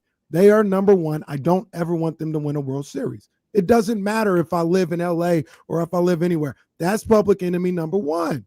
But to your that's point, how it should be with the Chiefs and the Raiders, if that's really what it is. You're contradicting yourself because, okay, the same way Sarah's saying that maybe that rivalry established when they were both in the Bay Area, right? And that's the only way you know it, Kenny, but not the way Sarah knows it because she grew up in the LA area. So Chargers, and like I grew up in Bakersfield. Not to mention they're in our division. Exactly. So Chargers, you're talking about. We're talking like if by your logic, you're saying the A's are more of the Giants rivals than the Dodgers are. That just doesn't make sense. No, what I'm telling you and her is geography don't matter. The franchise matters. It doesn't matter if I'm living in LA. By location. It doesn't matter if I'm living in LA or living in the Bay Area. The Dodgers are public enemy number one. I'll tell you like this. It doesn't matter where I'm living. But why? The Seahawks. But why are they? But it's not just because. Why are they public enemy number one? Because that's the history of the franchises. Because it don't matter where I live. That's the region. If the Raiders never moved to the Bay, and they stayed in LA, y'all would not be tripping off them at all, ever. We're not because it wouldn't matter. Now we get back into just like the Lakers aren't tripping off the Kings. That's exactly what it is. That's exactly what it is with Niners and Raiders, to be honest with you. Now, because to your guys' point with the whole geography thing, we go back and forth with people all the time about Raiders, Niners, and that's how that goes. So yeah, Niners fans always talking crazy about the Raiders. I'm not disputing that. But if you ask them right now, or a lot of them y'all right are now, in the West together. You ask that's why the rivalry is as hot as it is between the Dodgers and the Giants. You guys are constantly competing against each other to be number one. Right. So why do Raider fans hate the Niners so much? I don't know. Guys, I'm not in that conversation. Like, I don't. I don't know how to answer that. I would think it's just like a Bay Area thing. That's my point. But I didn't hate the A's. I don't know. I don't know why. Just because the A's are never relevant. Why would you hate them? A's fans were relevant or not A's fans, but the A's were relevant in the 2010s, 2000s. They were a good team. Yeah, but it wouldn't even. Yeah, and it wouldn't even matter if they were or not. For you, I agree. That's how I feel about Raiders Niners. I know. I'm with you. I don't have. That's what I'm saying. I don't have that experience that you have with like Raiders, and like I said, it's probably like a Bay Area thing. But I don't have that experience. Because to be honest with you, I don't have no problem with the Raiders. Yeah, and I don't have any problem with the 49ers. I hope they're good. Feel the same way about the Raiders. Doesn't matter to me. I'm cool with them. Y'all are like saying the same thing in like different fonts, basically. No, I don't know where Kenny's Sarah was. just. I don't know where Sarah was at though. I didn't meet not one Raider fan that was rooting for the Chiefs. I don't think that you're rooting for either. Yeah, you're not rooting for either. You're not rooting for either. But would you rather? Yeah, you would rather have the 49ers win over the Chiefs. And this is all I'm saying is if I was in that situation, yeah, I'm not rooting for either, but one supersedes the other. That's for sure. No, you're right. Every time. The Chiefs supersedes the 49ers in the rivalry department. Okay. If you're a Raiders fan. I just had to ask a true Raider fan. Yeah. Me and my got your answer. Me and my new Niner fan homie Tristi Rodriguez, because we are recruiting her. She will be a Niner fan. So it's all good. We just had She to could be ask both. She could be a Raiders and a Niners fan. Now we're getting out of control. We can't do House that. divided. House divided. But you can You kind of can. understand. You kind of can. Sarah said she was going to come into D-Lo and KC today, and she was coming to D-Lo and KC with a game. Yeah. I want to know what this game is all about. I want to know how we're going to do this. Do we get any we have a instrumentals for throwback this? here. Do we have any instrumentals? No, but I'll give you air horns. Okay, so I don't know how many fans on here watched Sports Sunday when I was here in Sacramento as the host, but we would play this game. It was a segment that I came up with called O for Show or Ain't No Way. Okay. Obvious. Sometimes I would my answer, I would get confused with how I wanted to say it. That's okay. Well, here's redemption time, right? Because you have a chance. So we're gonna Jesse and I would love for you to chime in too, because I'm sure you have great things to say if you're paying attention. I don't know. Jesse said I'm trying to work. Will you guys stop talking to me? Literally. Okay, so basically how it goes, if y'all don't know, is I make a bold statement, and then Kenny and Tristi are gonna respond with either "oh for show" if they agree, and they'll kind of give an explanation why as they agree, Okay. or "ain't no way." If it's just too wild, they're like, heck no, no chance this is happening. Okay. Okay. All right. I'm ready. First topic. Here we go. First topic. Hope you guys are ready. Drum roll. The Valkyries win a playoff series before the Kings. Oh. Go ahead, Tristi. You answer that one first while I think about it. Wait, win a playoff series. Win a playoff series before the Kings. Oh, for sure. I would say oh for sure as well. They might win a playoff series this year. You think with I don't think Thornton they will. going down? Yeah, I don't think they will. I think that's the only way. Before Caleb Thornton got hurt, I would have said yes, but yes. Didn't they just lose to Connecticut yesterday too? That was a bad loss. Yeah, they haven't been as consistent. The grit is definitely kind of taking its toll. They used to be the grittiest team, and I feel I don't know if it was they were almost almost too hyped up. But I mean, we were seeing really good things out of a team that has barely even knows each other at this point. Let's be real. They barely know each other. But I just feel with Natalie and Nakase, their head coach, and just, the way that they've built this franchise in the short amount of time, I've been pretty impressed. And with the winning culture that the Golden State brings.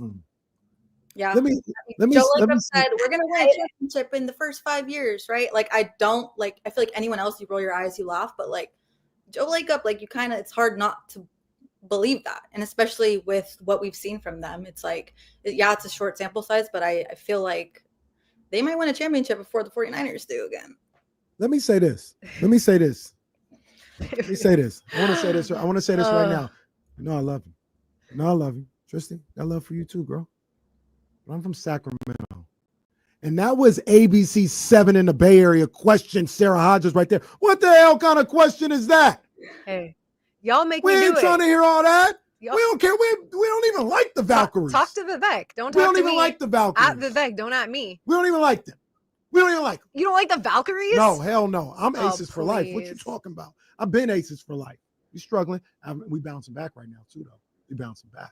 Yeah. Asia, she's stepping up. I love Asia. But yeah, we ain't I want rock- that jersey too. We ain't rocking with the Valkyries out here. Okay, so we ain't then rocking say. with them. So wait, what was you said? I answered the question and I said, oh, for sure, because they're closer to a situation than the Kings are. Yeah. Wait, no, we ain't. Okay. Well, hey, you still- ABC 7, Sierra. you still. Okay. Remember your roots. Remember where you're at here.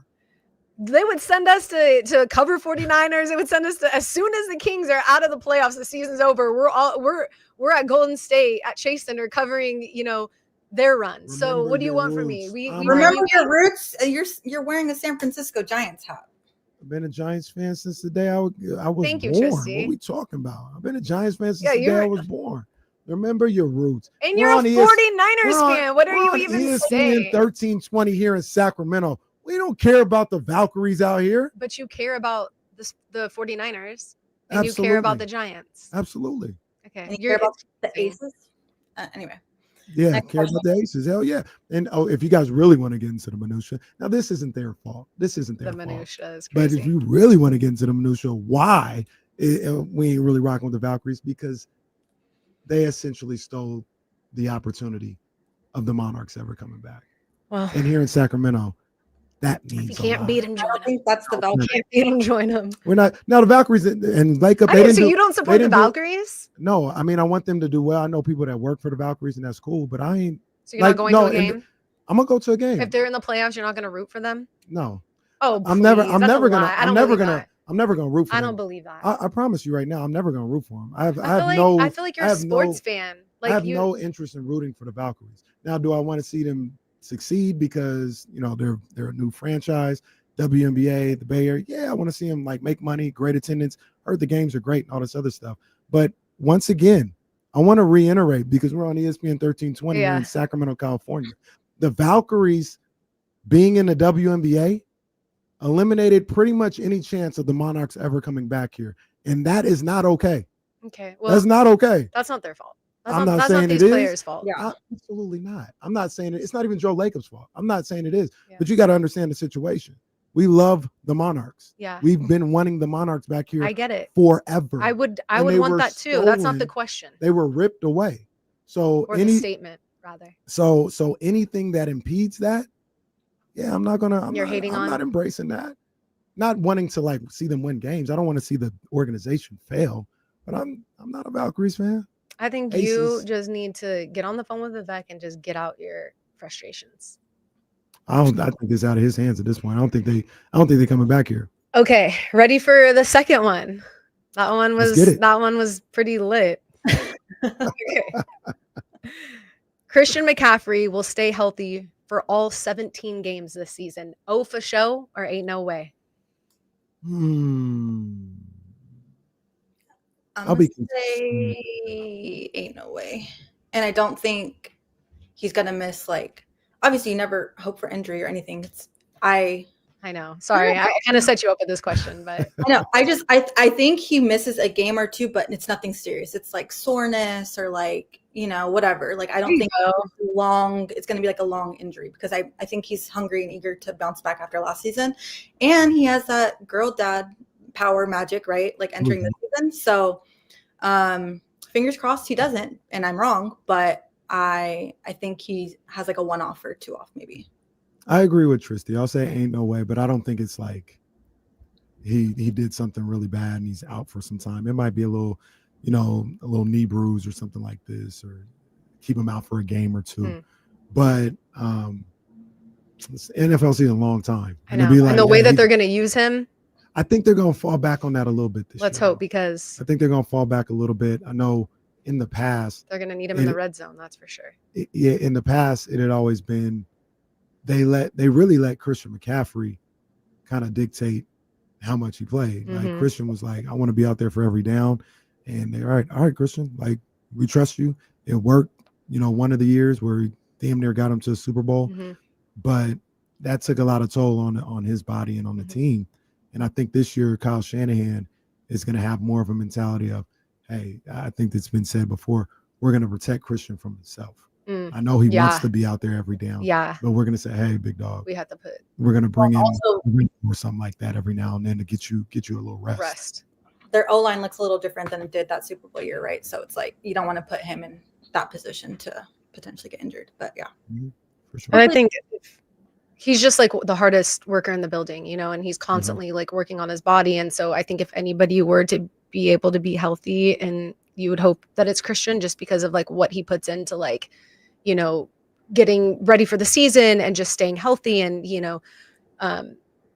he's very much like hard on himself in all he does, what he eats and how he prepares and all of that. You would hope that like maybe that would help out, but we'll see.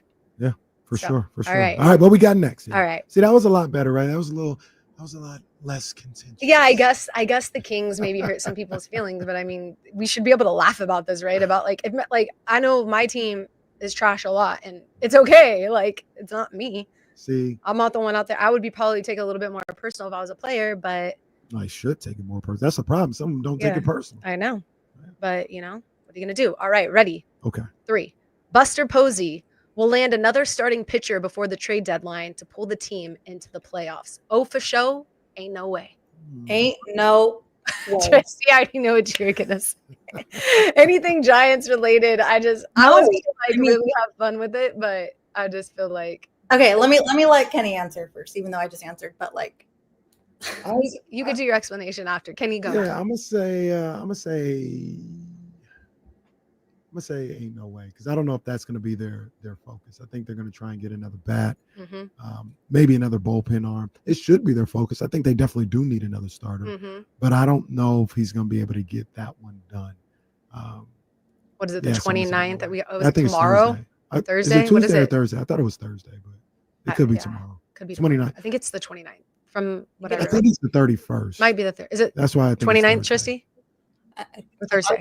I think it's Thursday. 31st. It's usually August 1st is when the new rosters go.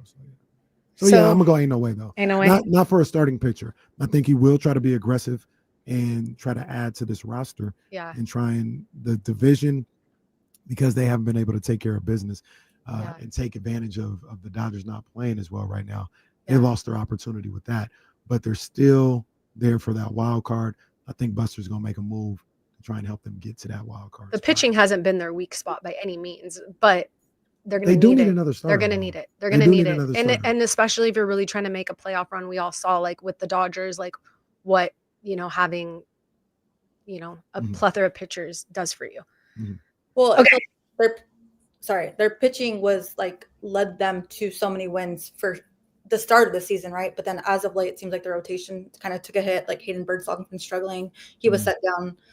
Logan Webb has been struggling a little bit. So it definitely is a point of like emphasis, but I don't know. Bob Melvin literally yesterday or the day before said like, I think we're good with what we have. So You need depth, and you need depth when it comes to your bullpen. And I think that's just what it is in today's world of the MLB. One of the things that they're going to try, and another reason why I just remember this, why I said ain't no way, is because I don't think they're going to look to the trade market for that starter. They've got, I think is it today or tomorrow? It might be today. My bad for forgetting. But their number one pitching prospect, Chase Wisenhunt, is getting called up. And he's going to start. And I think they're going to look there to try to bolster that starting rotation before they go look. Wait, they need to dump Verlander, the chatty out. I mean, it sucks, right? Although Verlander, like I interviewed him and I feel like he was like, it was the game that he played on 4th of July here. Yeah. And like, I was so excited. Yeah, I was so excited to like that be my storyline, because I don't know how many of you guys know this, but it was he debuted in the MLB 20 years to the day on 4th of July. So it was his anniversary, his 20-year anniversary. Yeah. And so I was so excited to like run with that storyline. But I had asked him like after the game, because I'm, you try to be like, Tristi knows, you try to be like lighthearted and like find like the best way to like get a good answer out of these, players who, frankly played like crap. Right. And so, you try to like make it more like humanize it a little bit more so you get something good out of them. And I was like, I know, today's outcome wasn't exactly what you wanted, but, think about 20 years ago when you made your MLB debut, what do you think about when you think about that day? What comes to mind? He's like, much better than I am now. That's for sure. Just like brushes me off. Just like, like I asked him about like fan energy. I was like trying to like, and he's like, I don't know, we lost and I sucked. So like, what do I care about that? I was like, he hates me. Like, I'm just going to exit now. I tried. Yeah, JV, he got that win in Atlanta. I think he's pitched since then. Maybe he hasn't. Maybe he's pitching tonight or tomorrow. I don't think he finally got the monkey off his back. He finally for got sure. that one win, Yeah. and maybe that'll catapult him for the rest of the season. He's ready to be up, then he'll be good. Okay, y'all ready? All right, you got another one? We good? Yeah, I have 5, but Okay. I also had we a got about bonus 3 one. minutes. So okay, so y'all. This one's good. You. This one's good. Okay. WNBA refs are more inconsistent than Tristi's dating life. Oh, for sure. Right? Yeah, I can't answer that. I don't know nothing about that. This is a Tristi exclusive. Tristi, go ahead. Wait, Kenny, I feel like you do know a little bit about it. Though. There's stories I've told you. You got him on your close friends. If no, you need to add it. No, we just had conversations. What was going on? It was crazy. One of them nights, I was like, "Damn, for real." That's like every weekend of every night of my life. So, what was the question again? Comparing to what? WNBA refs are more inconsistent than Tristi. Tristi, your dating life. Yeah. Your dating life. How about I answer this? Yeah, you answered. Oh, I'm not answering that. Tristi, you want to go first? Want to go first? I mean, okay, I don't know how to answer it, but I'm just gonna say my dating life is more inconsistent. I don't know if that's for sure. For sure. Yes. For sure. Damn. For sure. Yeah. It's just I have to agree. I have to say, oh, for show. Actually, I don't know. The WNBA's refs are pretty inconsistent, so this is really tough. This is really tough. Really think about it. But Tristi, I'm saying, oh, for show. Sarah, last time you were here, you had a great idea about the golf and the interview and all this other stuff. Yeah. We should have, if she's okay with it, we should have a dating show for Tristi. We should. I think that'd be fantastic. Speed dating, where we Yeah. sit here and like bring them in, like to studio. I don't know, maybe a destination. I don't know if we're getting all these guys in this studio, but maybe a destination somewhere, maybe at Sky River, and we mic film it. them up. Leezy films it and everything. I think we should have a. Can you please do this? I'm down. Kenny, let's make it out. Let's make some calls right now. Chrissy, I will be there every step of the way with you. Okay, you will not be alone. My problem is I just like get the ick quickly with men. I'm so picky. You lose interest easy, huh? Yeah. And this is my baby, so I'm gonna be very much like, are you good enough? Because there's not many out there. The that are good enough interrogation for- table is Sarah. Sarah's gonna be at the interrogation table. Mhm. No doubt. We got 2 seconds, real quick. Give me the last one. Okay. This young 49ers defense will be better than last year's veteran defense by mid-season. Oh, for show? Ain't no way. One word answer, Tristi. I'm saying for sure. Oh, for sure. I'm saying They're horrible. Robert. Oh, for Robert sure. will be the difference maker. Ladies, I love you guys. That was thank fun. you guys so much, man. Sarah Hodges, ABC 7 in the Bay Area. My girl, Tristi Rodriguez. I appreciate it. We're going to do it again. We're going to get Tristi in studio next time. Yeah, And I we're don't going know to be better with your time management and planning. Well, you're the only one in this situation, but I do apologize. We call her Spicy Tea. That was my fault. That was my bad. I got you next time. I don't know if it's going to be before or after the speed dating show that we have with Tristi, but either way, we're going to get her in studio, man. So I appreciate you guys for tapping in with me and hanging with me for a little bit. Of course. No doubt. No Thanks doubt. for having us. We got more on the way. We're going to hear from my guy, Guru. He's going to pull up on the show as well. It's D'Lo and Casey at ESPN 1320. Woohoo! Jesse, Yay. why didn't you My girl. why didn't you Appreciate tap in on Tristi's dating life? Who? Because I don't know much about. No, although I was talking Oh, to Jesse. But yeah, she you did too. tell me one time. Yeah, we had a conversation Yeah. one time about some crazy situation. I got her approval That was wild. beforehand that I could ask that. And she said yes. I was like, we should have I was gonna talk about your close friends and be like, actually, Tristi's the problem. She's like low key. I could say that. You think about like girls in a male field, that is like Tristi all day. She is literally She's a like Mac Daddy Soprano. she's a Mac Daddy toxic. Daddy Soprano. Listen, I have 4 brothers. I know the game. Like, I'm not going to let someone play. You can't play the player. Oh, Dad, pop the balloon. That's the game. Oh yeah, pop the balloon. That's so good. I love you, Tristi. Love Tristi, you. appreciate you. You perfect. I'm gonna angel. text you, man. I appreciate you, girl. Bye. All right, let me hit this.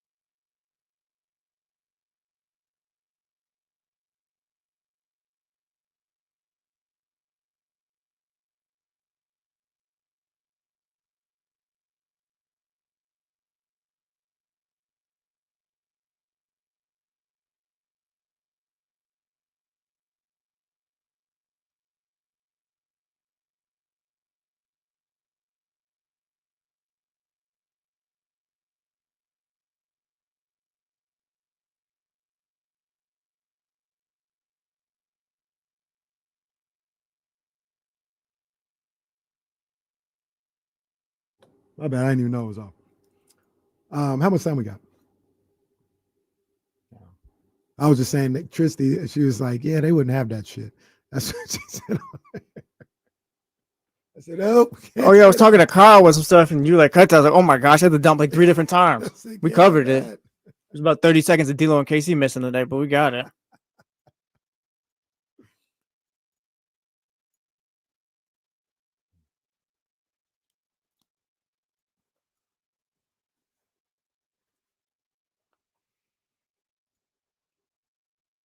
Yes, sir. Yes, sir. Back here on D-Lo and KC on ESPN 1320. Big shout out to my girl, Sarah Hodges. Big shout out to my girl, Tristi Rodriguez, man. I had a good time with them. That was a lot of fun. That was a lot of fun talking to them, man, and getting different POVs about what's going on. Tristi also dropped the nugget that she had talked to some people close to the Westbrook situation and said it's about the same as it was earlier. There is interest, but they know there's a lot of stuff that has to be taken care of before anything like that happens. So I know it's been a big hot topic in the last 48 hours or so, but it is something that has kind of been the same since everything got started in free agency. So that was good insight from her. Good stuff. We got my man Daryl, the Guru Johnson from 95.7 The Game. He's going to bowl up on us in about 10 minutes or so, and we're just going to talk. We have a good time. I always have a good time talking with Guru, man. Love his energy. Love how his outlook on life in general, man. So we'll talk some Giants. We'll talk some football with the 49ers. We'll talk a little Kuminga and the Warriors situation. Ask him about his Cowboys, Jerry Jones, all that other stuff. So we'll get into that. 2 things that I wanted to talk about. One, wanted to rehash. One that I hadn't talked about. Prayers up and just thank God is Deion Sanders held a press conference earlier today that honestly, it had a lot of people scared last night because he had put out a snippet. I said clip it. I meant snippet of a video that he had kind of backstage and talking about, it was from May 9th, I think it was when the video was. And he talked about how, he was having a tough time because he had to write a will the night before. And that clip came out last night. It was accompanied by the fact that he was going to have a press conference this morning to talk about his status as Colorado Buffalo head coach. And a lot of people were expecting the worst. And it was good news, but there were some things that were revealed. They found a cancerous tumor in his bladder earlier in the year, and he had the cancer removed and his bladder removed. I had to make sure I heard that the correct way a couple of different times because I was like, is that even possible? Can you do that? I had never heard of that. But yeah, he had his bladder removed, and he is cancer-free now. And he had been away from the team more than usual, and not a lot of people knew what was going on. And he said he got that taken care of. He's feeling good. He's back at it, and he will be here for the start of the season, and he will be coaching. But I was thinking the worst, all night after I heard that, after that first initial video that I heard. And obviously it was a serious situation, but luckily he was able to catch it early and get it taken care of. And now he'll be here, man. So shout out to Coach Prime.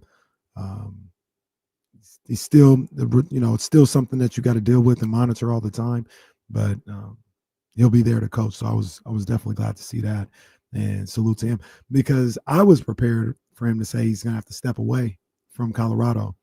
And I think Deion Sanders in the Coach Prime situation is absolutely great for sports in general.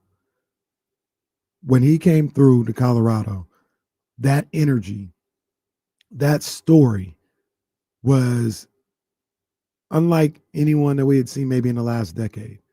That was a phenomenon, what we saw from Coach Prime going to Colorado.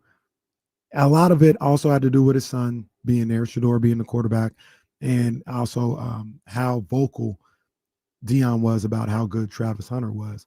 So I'll be interested to see if it continues now that those guys are gone, because that was all part of the story. That was all part of why you watched Colorado, or why you rooted against Colorado, or why you rooted for Colorado, is that whole dynamic.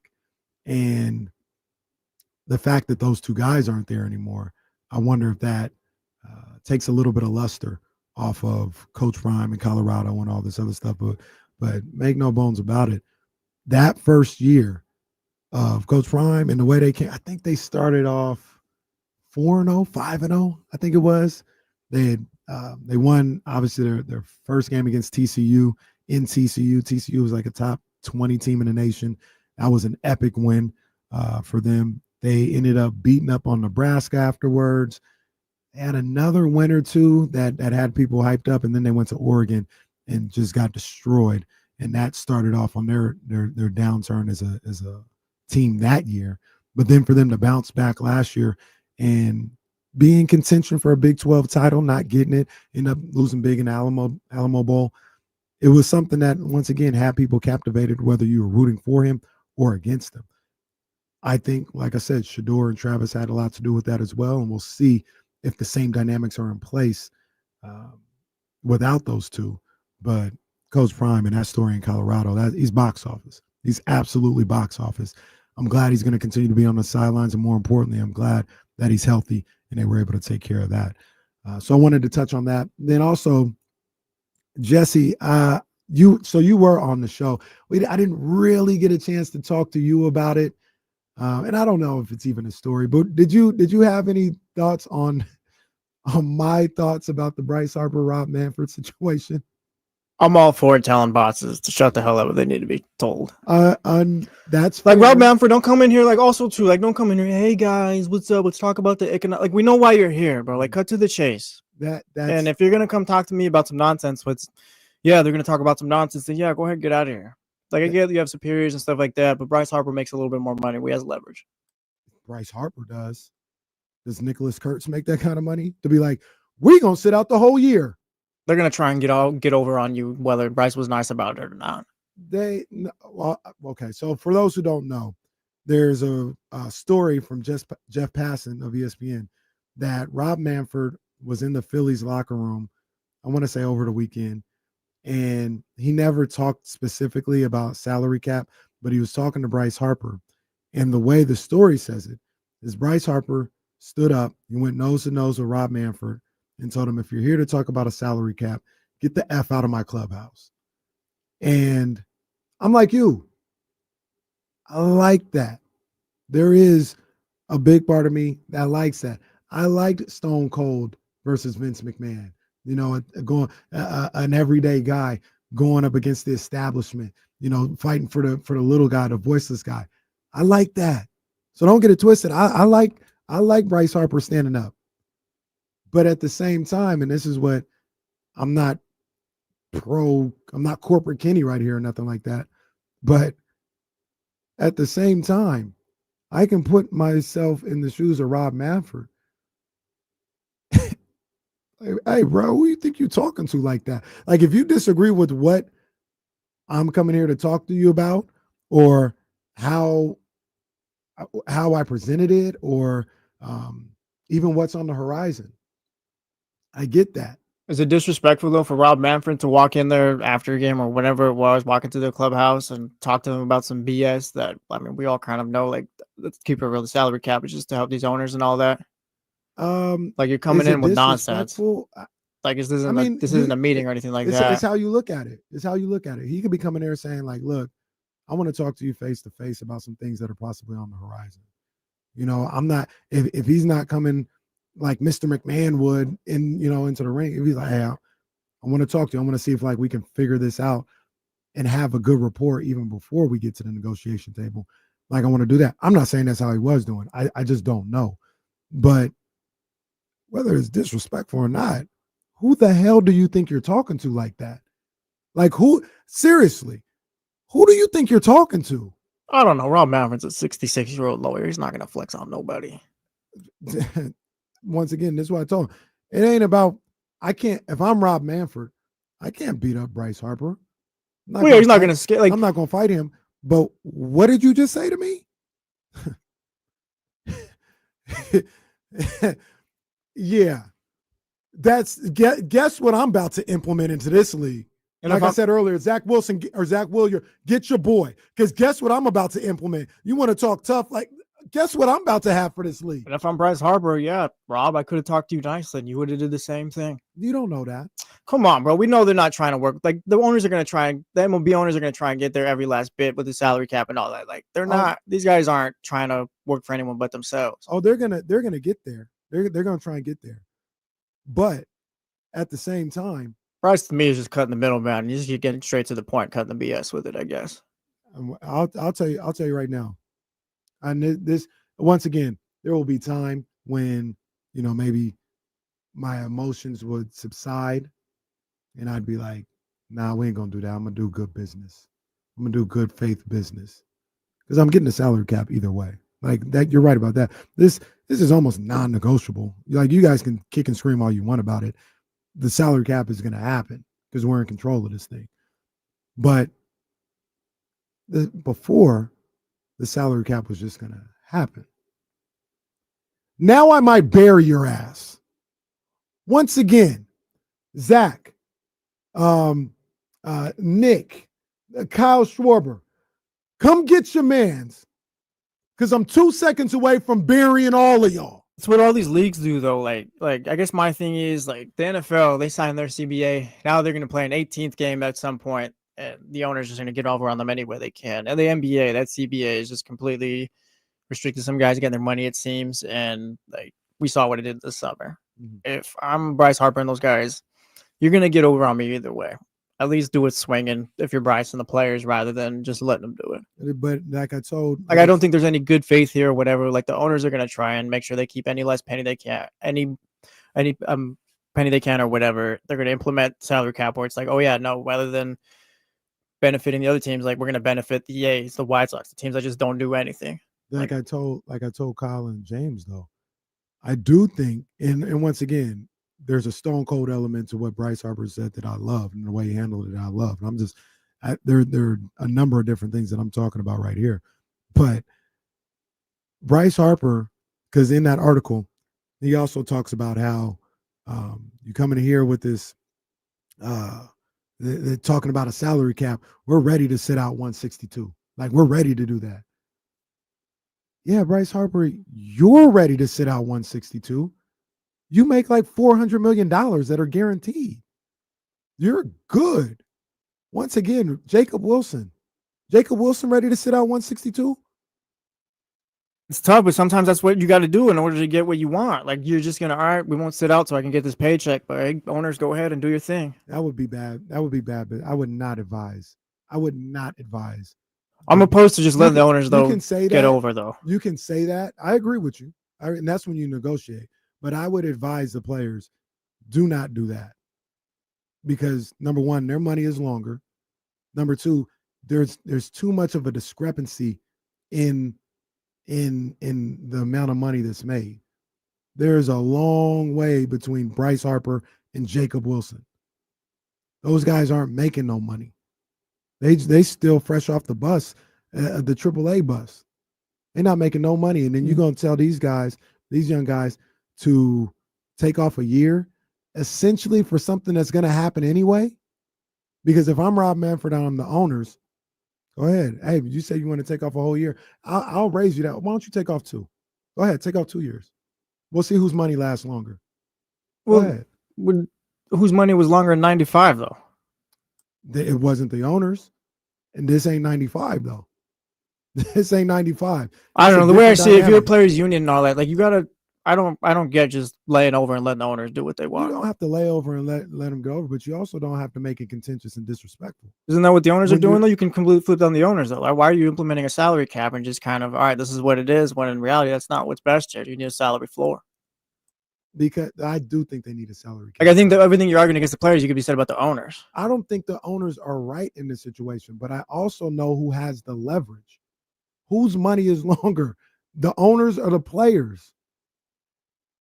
Like, you just got to deal with the situation. Like, these guys they'll be fine.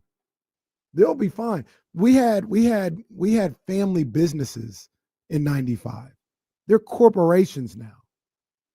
They're cool. And I bet you they've been gearing up for this a lot longer than the players have.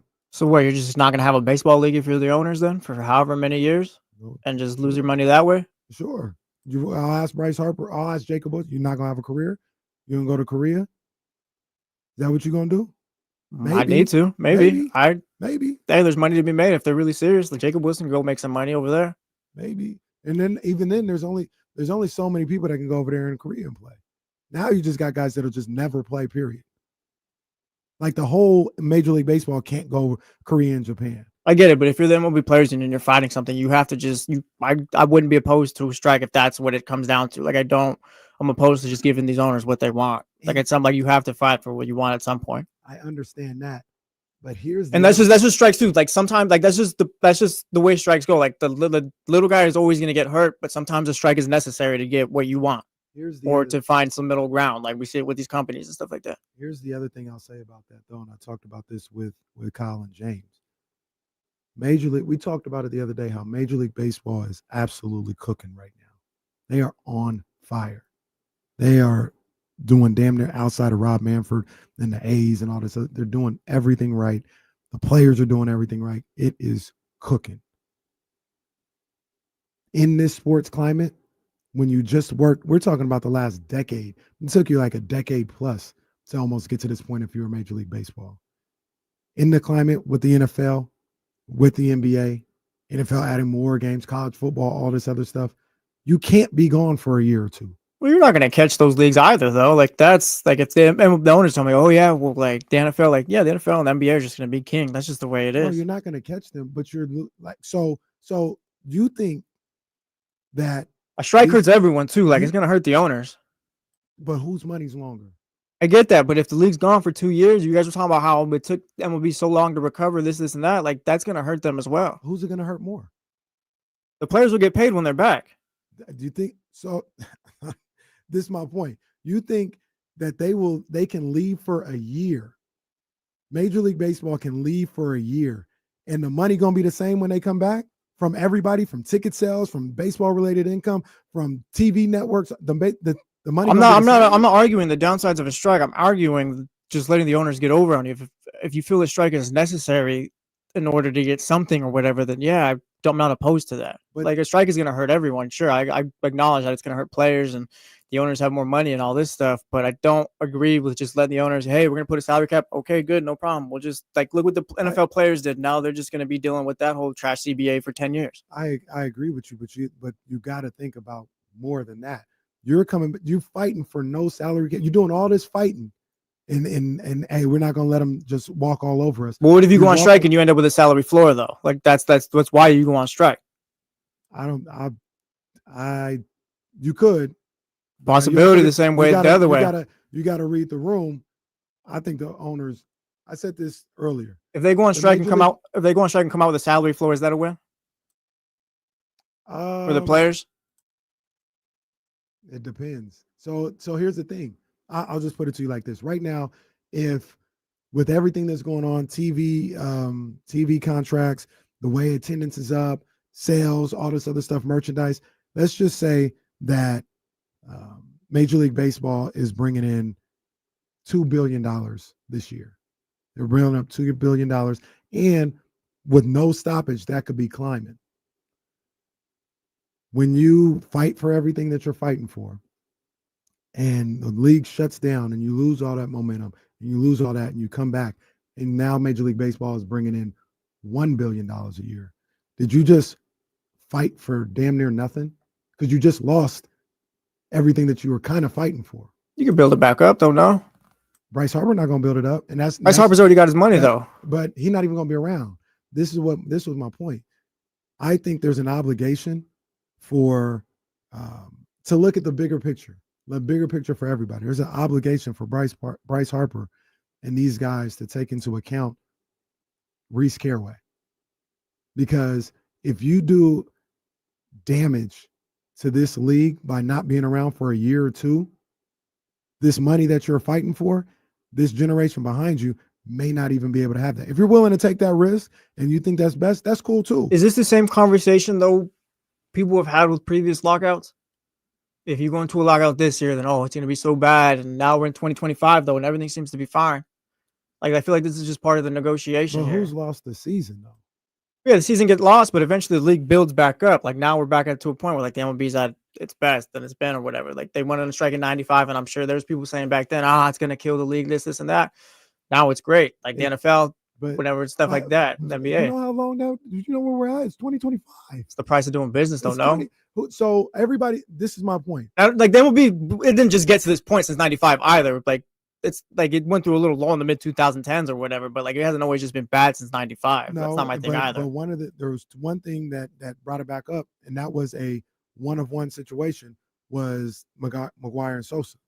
That's what helped it. There's no McGuire and Sosa walking through that door because people don't care about baseball on that level anymore. The record, the home run chase was special. That number was special. Baseball doesn't have that to go off of anymore. That's one of the reasons why they were coming back. They were damn near. When did McGuire and Sosa happen though? 98. Yeah, like I'm sure you weren't like no one was predicting McGuire Sosa like when the strike happened and stuff like that stuff. Like it just happens naturally. But the reason why McGuire and Sosa was so special is because people still cared about baseball on a certain level. Baseball was still damn near king at that point. You're not king no more. So to a certain degree, at that time, you could go away, you can come back, and people there'll be something like a home run chase that because it matters that much in the lexicon of sports here in America, you could build back off that. What they gonna build off of right now? Maybe you get an Ohtani types, like Aaron Judge types. I don't think if baseball comes back, it'd be dead or anything like that. I think baseball would be. I think you'd like every other lockout and stuff. You'd be able to build it back up. I don't think it'd be dead, but I would not advise them to take a year off. That would not be good. That would not be okay. I'm not going to disagree. It wouldn't be good, but also if your players like if it comes to a compromise, then you got to do what you got to do. I'll put it to you like this: those guys who took, who didn't agree on something in 94, 95. Mind you, the home run chase helped out. They had that moment too. But those guys made decisions that these guys are just now making up for. It's damn near 30 years ago. It took an Ohtani and Judge damn near to just now make up for the damage that they did back then. And that's my whole point. Bryce Harper, you can talk about, we're willing to sit down a whole year. They've been on the back burner for years. They're just now getting out of that. Well, I think it's just because I don't think it's just the way things go. Like there's the way like the NFL took a lockout or whatever for a bit, right? And or the NBA or whatever, like they're still the second biggest league or whatever. Like they came back far. Yeah, they didn't miss a whole season. And I'm only bringing that up because Bryce Harper was like, we're ready to sit out 162. Yeah, like that could also was negotiating though too. It is, and you've got to talk like that. I understand that, but I'm telling them, I would advise them, don't do that. Don't be willing to go all the way there. There should be a point as a players association and as a group where you say, we're not really gonna take a whole year off. You have to realize to be honest with you, to be fair, the NFL, if they really wanted to play hardball like that, they could take a year off. They could take a year off. Those players can be like, we ain't doing that. We not playing. We off for a year. And they bounce back and they're strong enough. They're in a strong enough place that when they come back, the league will be fine. It'll be good. I don't know if basketball could do that either because there's other dynamics that play into that. And specifically, and I'll just say it, a racial dynamic, a racial component that go into like when you come back, people are just going to be on your side. I don't know if they necessarily have that from all consumers. So I don't know if the NBA could do that. I do not think Major League Baseball could do that. It's almost to a certain degree. It's almost like the same thing I talk about with the WNBA. I want them to get their paper, but man, try to get this. You got a lot of momentum going on right now. Try to get this taken care of before you have to even consider taking a year off. I feel like both of those leagues are in different positions though. Like the WNBA, their I guess impact is a little bit more newer, and MLB's been around, but I mean, if you're Bryce Harper, you say that stuff. In reality, maybe you sit out 81, just throwing a number out there, 81 for the sake of compromise. Like, yeah, nobody wants to sit out 162. I think they're all well aware of like the issues of what comes with that and all that striking for a season, 2 seasons, and whatever. Nobody wants that. but you also don't want to sign a deal like these NFL players did. No, you definitely don't want to do that. I think it's inevitable, though. I think you negotiate and do what you can. Here's the other thing. You talk about 95, and I said this earlier. For a long time, even up until this day, the Major League Baseball Players Association has been the strongest union, or one of the strongest unions in the country in any profession. Like, they never get bullied. They never get punked. Ever, ever, ever. And I think Major League Baseball owners are looking to break them. They say that ends now. Once again, I'm not saying that's right. I'm not saying I'm on their side.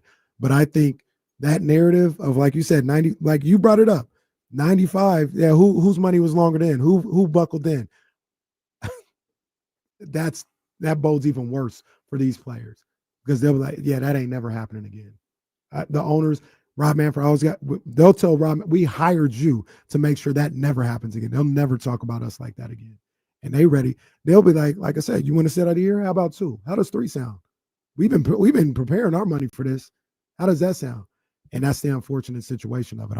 I wish that wasn't the case, but I think they're ready to break the hell out of that Major League Baseball Players Association.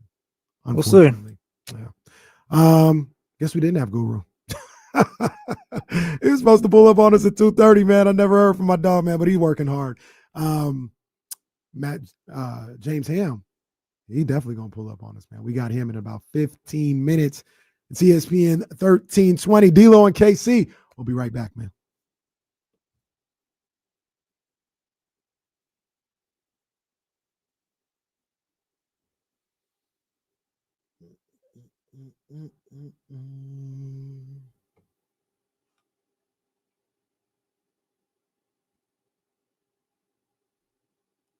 Securing the Bagley, that's different than losing 82 games. You can talk about the day could start now. And if they lose 25 games, it's not the same as losing an entire season. Yeah, but also true with that, Bryce Harper can't go up to Rob Manfred and be like, we're prepared to sit out 51 games. You don't have to say nothing. That's the whole point. Like, you don't. I could tell. But the way I said, like, that's just building leverage and negotiating with the 162 on the strike. You have to threaten a strike. Like, that's just part of business, no? Because, like I said, I don't see a scenario where everyone, oh yeah, like we'll just good faith negotiate. Like, that's not how these things go down. No, but I don't have to say nothing. Rob, I tell him like this, Rob. And I'm sure there's probably plants who were like the publicity this is getting. It's like all the hype that Bryce Harper's getting and stuff like that. I'm sure that kind of plays into these things as well. I'm gonna tell you like this. I will tell you like this, and I know it sounds different because we're talking about owners, and I'm not in favor of them. I want to reiterate, I'm not in favor of them. But I will tell you this. If Bryce Harper said that to me, I'm about to fuck you up. You talking to me like that? Well, yeah, we'll see how much more money you can make in this league. I'm about to tear that whole goddamn union up. I'm just telling you how I would be. And I know a lot of people look at it like they're owners, they should be meek, they should be all this other stuff. No, you talk to me like that. Who the fuck are you? Didn't you say you said though, like going into this already, they're already trying to break the union. So what difference is that? Might not have been my mindset. I got you. Okay. My mindset might have been like, yeah, I'm gonna get what I want to get, but I'm not trying to destroy these dudes. Oh, that's how we doing it, Bryce? I'm about to fuck you up. Isn't there a point too? You don't take it personal though if you're Rob Manfred because you realize it's all negotiations. Don't tell me to. I mean, you can, but don't talk to me that way. It got personal when you talk to me that way. Don't talk to me like that. Do not talk to me like that. You can negotiate and you can say your side and we can do all that. I'm not supposed to get personal with you. I'm not supposed to disrespect you. Don't disrespect me. That's what we're doing here. We're both fighting for whatever side. Yeah, but if I'm players, like you're trying to disrespect me by trying to get my money. All right, Ben. I'm gonna show you how disrespectful I can be. Well, I'm just saying it goes both ways. Like you're telling Bryce not to be disrespectful. Like I see the players, like you trying to take my money. Like I'm gonna show you. And you come in here after a game and all this trying to talk this nonsense. All right, I'm gonna show you how disrespectful I can be. All right, Rob. But like you were gonna do that already. I ain't even got to yell at you back and forth. Not you. I'm talking about if I. Yeah. Like I ain't got to yell at you back and forth. I ain't even got to curse at you. I'm about to show you how disrespectful I can be. You want me out of the clubhouse? You want to talk about whose clubhouse it really is? I'm about to show you whose clubhouse it is. See if you can get in this motherfucker when I lock you out. Then is that a good way of doing business though?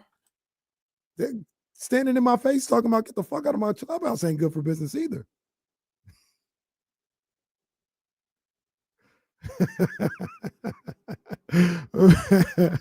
We're back here on D-Lo and KC on ESPN 1320. We were talking more about what was going on with Rob Manfred and Bryce Harper.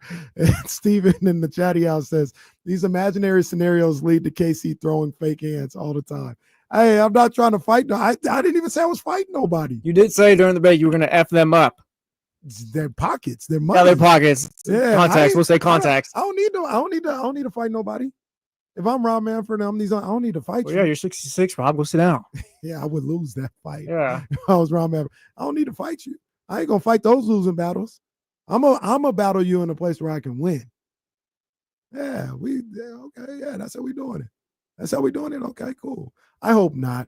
I also think that Rob Manfred and the owners are so out of pocket for the way they go about, or the way they potentially are going about this whole CBA negotiation. I do think there needs to be a salary cap. I do think I think that's what should happen in Major League Baseball. I do think there should be a salary floor too, though. I don't think there should be a situation where a team is spending $54 million or $66 million and you're bringing in, hundreds of $1 million as a franchise, or close to $1 billion. Like that's not how it should be. So there should be a floor. I know James had said this wasn't the right metric, and I defer to him on this one, but there should be a floor like 125 and maybe a cap of 250 or something like that. Because I think that's a better way to run a league. It shouldn't be a hard cap like the NFL has, where all of a sudden Logan Webb is getting cut because they got to get under the cap. There is no type of grace period for that. I don't think there should be a second apron situation like what's in the new NBA CBA. Preferably for me, when you have salary caps, I think for either homegrown guys or if you want to go into the luxury tax, you should be able to do that. And there's only financial penalties to that. I think not team penalties. Yeah, I see what you're saying. I think there should, for me at least, I think it just needs a salary floor. Because I think you guys threw up the number like 150 or something like that for the floor. Mm-hmm. Like that'd be a bit above teams like the Brewers and Cincinnati Reds, who I think are above 500 right now. Still pretty competitive. Like the Brewers, I think you said one of the best teams in baseball right now. Yeah. So like that'd be keeping competitive. I don't love a salary cap because I think teams like the Dodgers, the Mets, that other sorry ass team in New York, like that stuff is good for baseball, I feel. Like, I feel like those teams where it's like they got all these superstars here and things like that. Like, I think that's good, but also like you got a team like the Brewers who could still compete, I feel. I don't think the salary cap really takes the Dodgers completely out of there. Where the salary cap or salary floor, will just bring the competitive nature up a little bit more balance, I guess you could say. They can compete, but for how long? How long can Milwaukee sustain the players that they have? Like they got a bunch. It's a year by year thing. This year it's Milwaukee. Next year it'll be someone else. Like the Dodgers will be around, but the Dodgers have been paying people for however long, and they got a World Series and a half to show for it. But I also look at it like this. I like the strategy aspect of something like that. Like, yeah, the Dodgers can just do what they want because they got endless money. There's like as long as you have the richest people around you and you're willing to spend. These guys are all rich. Yeah, but they've got the group that just bought the Lakers. That's different money. It's just the way it goes sometimes. Some teams are luckier than others. Yeah, but that's not that. I don't because it's baseball too. Because I don't we haven't seen the Dodgers win World Series after World Series. Like baseball doesn't work that way where you can buy the best players and you're gonna just win every title. Like it doesn't work. Like I said, like the Brewers could knock them off this year, or something like that. That's why I think a salary floor is better, where you get more teams like the Brewers, where like at least they're competitive and stuff like that. Brewers are, more than competitive, but like you get what I'm saying. I don't think having no salary cap is affecting these other teams. It's the lack of salary floor. The Dodgers aren't winning it every year. The Yankees haven't won it since 2009. Shout out. Like it takes a lot more than just paying players. And I think if you got a salary floor, you'll see the competitive balance you want rather than a cap. I don't think a cap is really bringing that balance that you're talking about. It's bringing those top teams down, those money makers down, I feel. And here's how I would deal with the cap.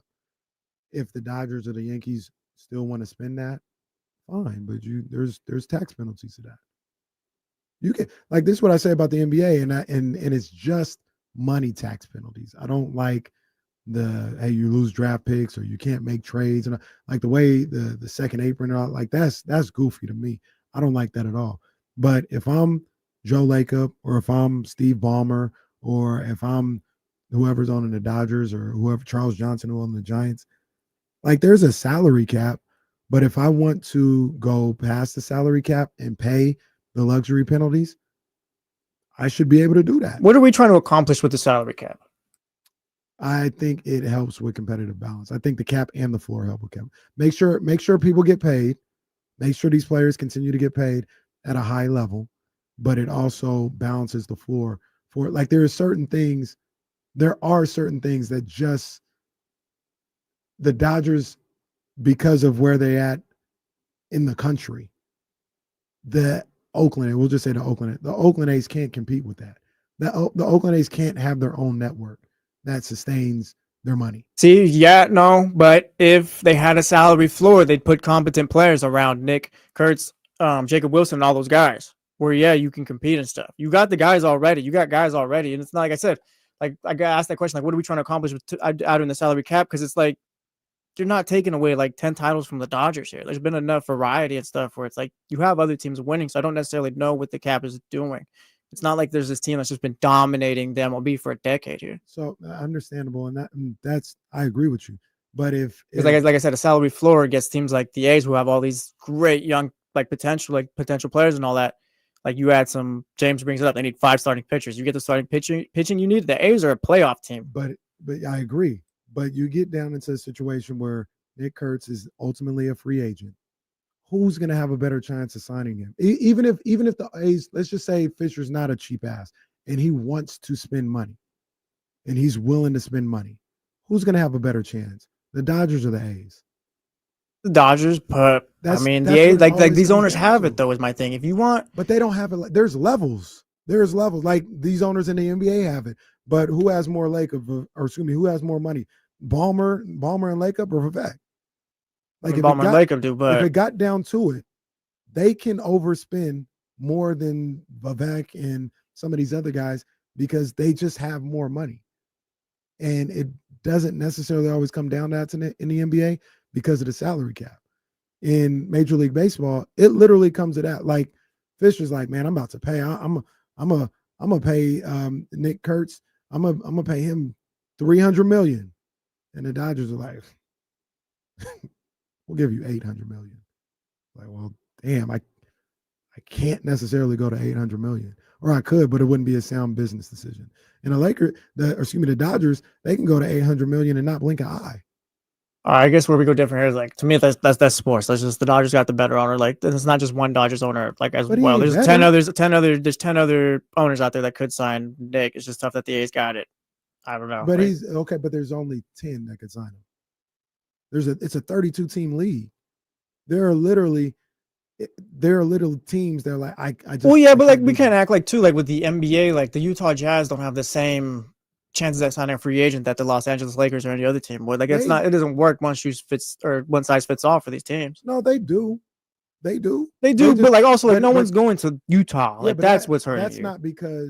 That's not because an owner isn't willing to spend money or isn't able to spend the same amount of money.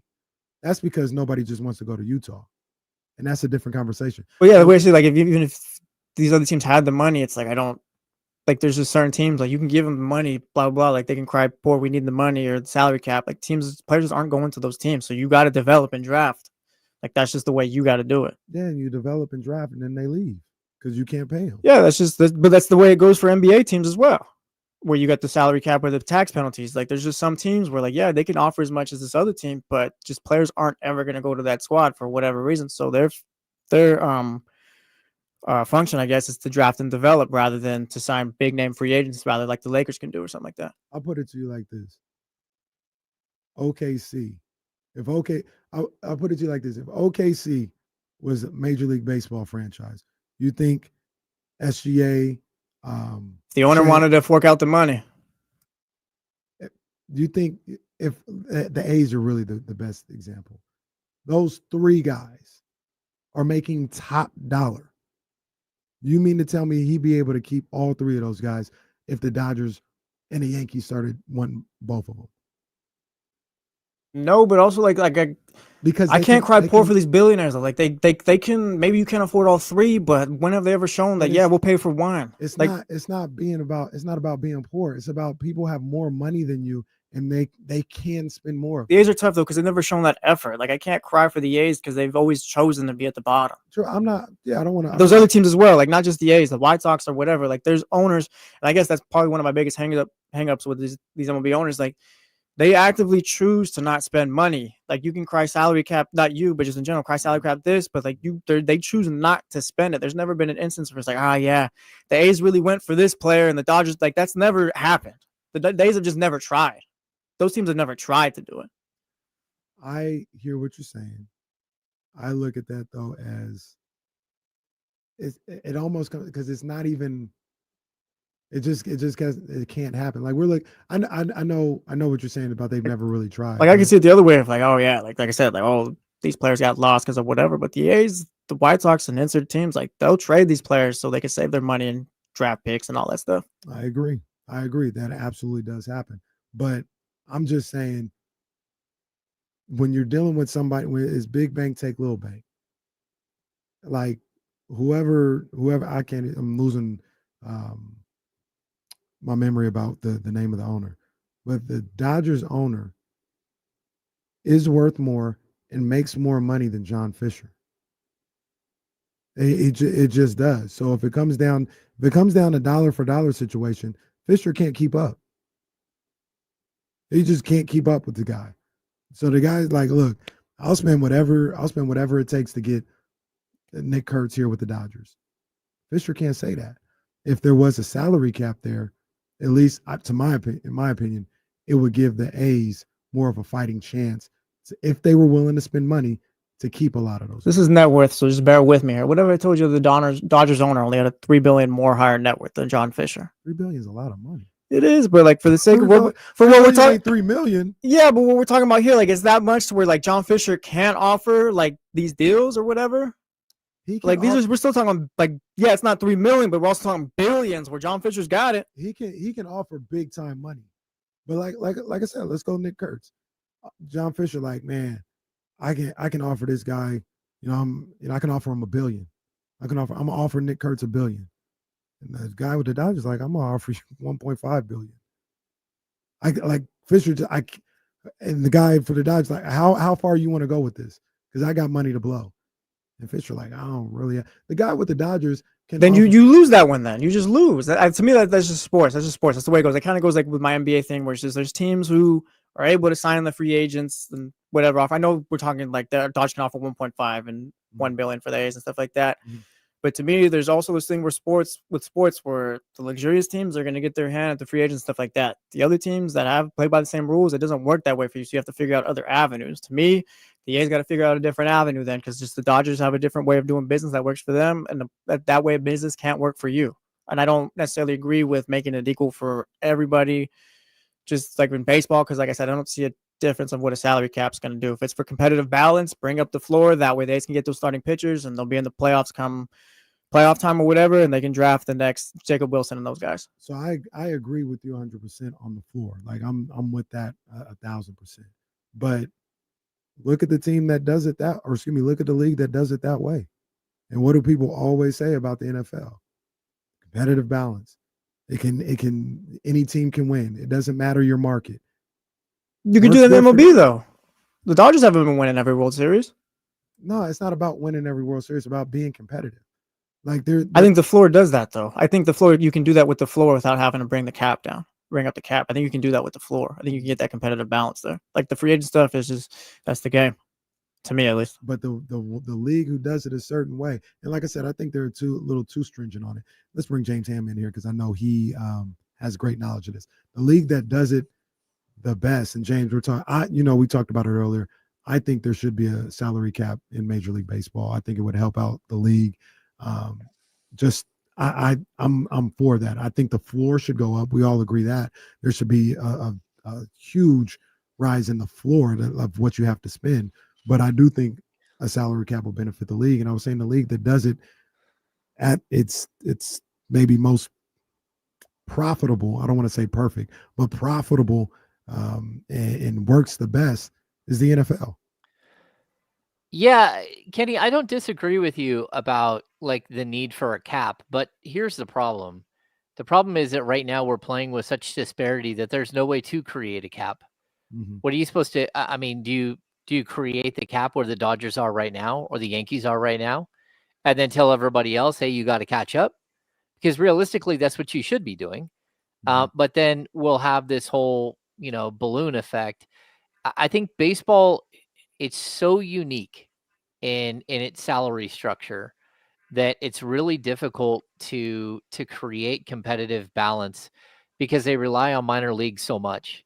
And guys go through the draft process and and then they get allocated to whatever minor league level that they're for their skill. But then when they come up, guys with 1, 2, 3 years of service in Major League Baseball are making like $500,000, $600,000, $700,000 a year. There's a couple of exceptions to that rule, but it's the only league with a true minor league system. And like we can talk about the G League all we want, but it's not a true minor league system. Players can't just go back and forth between teams. It's something I've sat here and talked about for years. Like if you're going to create a true minor league system in the NBA, then you need to have multiple levels of two-way contracts, or you just need to have it like if, hey, your guy plays for Stockton, he's eligible to come up, and maybe you have 2 or 3 roster spots at the back end that are just specifically reserved for guys coming up and going back down to the G League. But Major League Baseball, because they do this because of their salary structure, you got a bunch of teams that are waiting around to see if their talent develops, and then hopefully they'll make a run once their talent gets to a certain point. But you have so many teams that don't spend any money at all and just pocket all the money. And that to me is like the biggest crime that we've seen.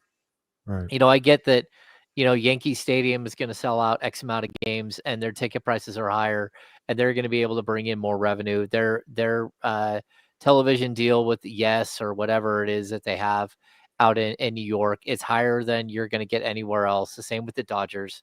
The Dodgers television, contract is going to be for their local stuff is way bigger.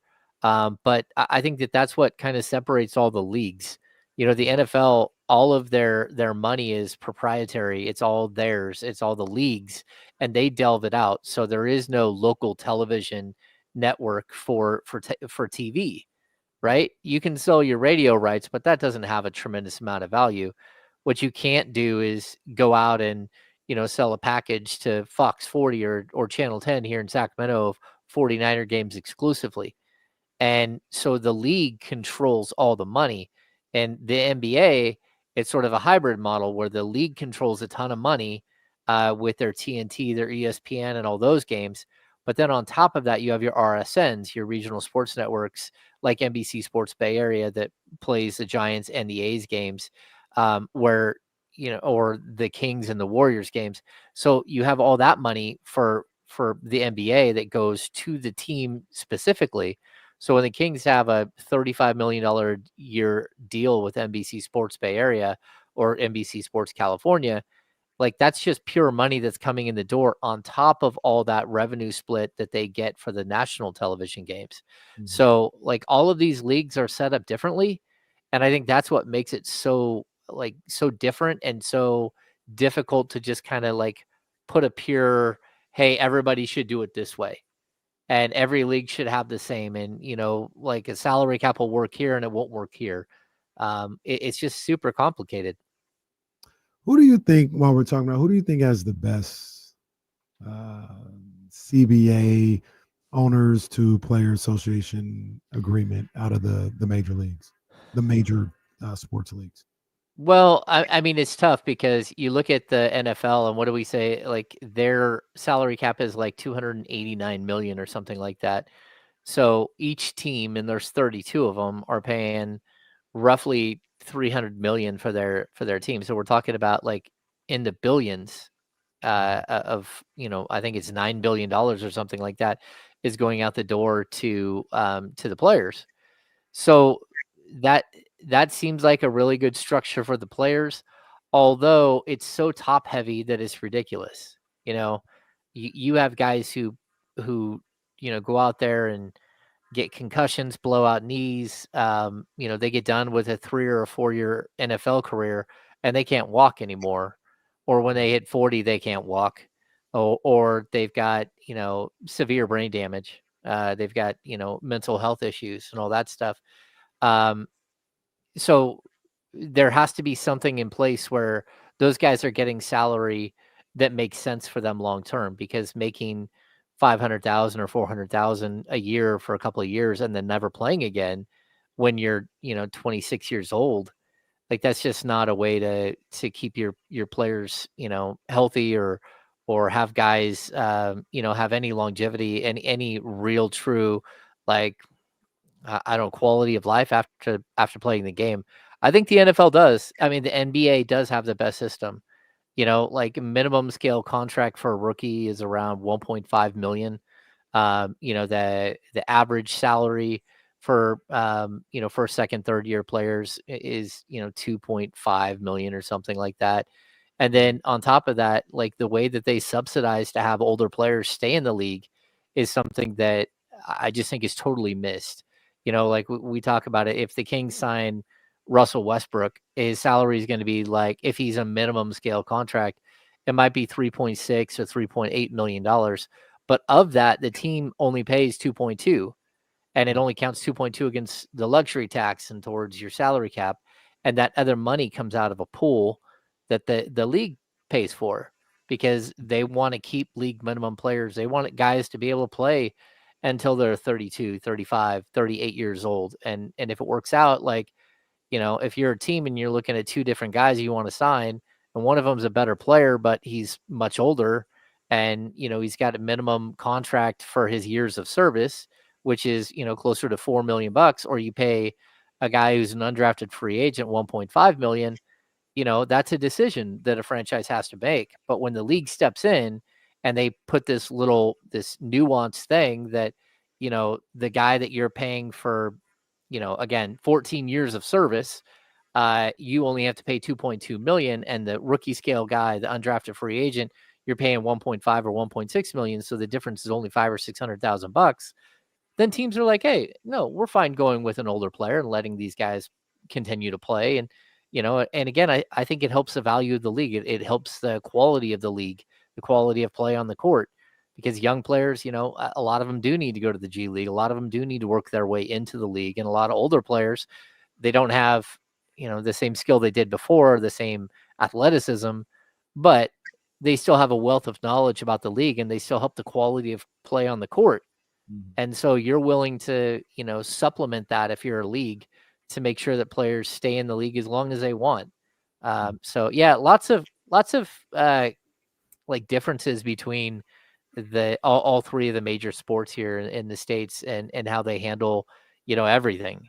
So does the MLB need teams like the Dodgers, Yankees, and I guess insert whatever big name team, like the Cubs and stuff, to stand out? Because I feel like if you were to throw a salary cap and salary form, make it where everyone is just kind of equal, like the NFL. Like the NFL can survive off of whatever team in the playoffs. It's just that's the NFL.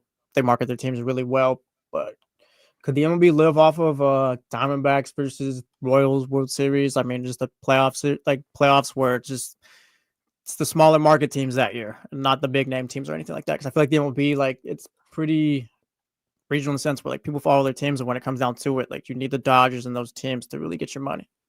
I think like, would that hurt the league if you brought those teams down? I think you always, to answer your question, yeah, it would hurt the league. I think you always want the big dogs involved. I think even the NFL wants the big dogs involved. But like, who are the big dogs? Like who are the big dogs for them? Like, I feel like they can throw any team out there. Like, people are just going to be tapped in. I don't think there's really. I mean, they can rating wise and all this other. That's stuff. what I mean too. But the Jags.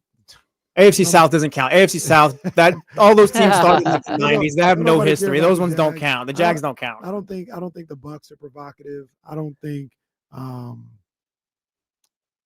like, to be honest with you, no shade. I don't think the Dolphins are that intriguing. You know what I mean? I don't think the Chargers are that intriguing.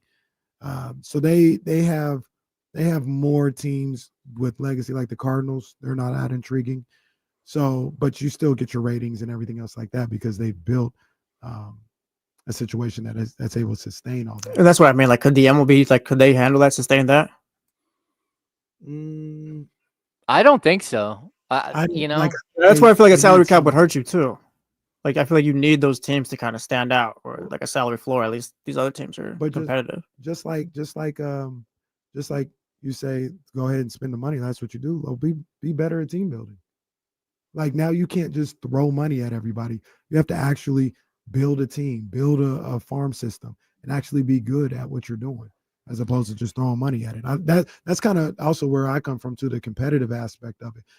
To me, it's easy for the teams with a lot of money to be good. I get that. You just go get you just throw your money around. No, I get that, but I think that's also where you end up with a product like the NFL, and that's my thing. I don't think the MLB can handle that.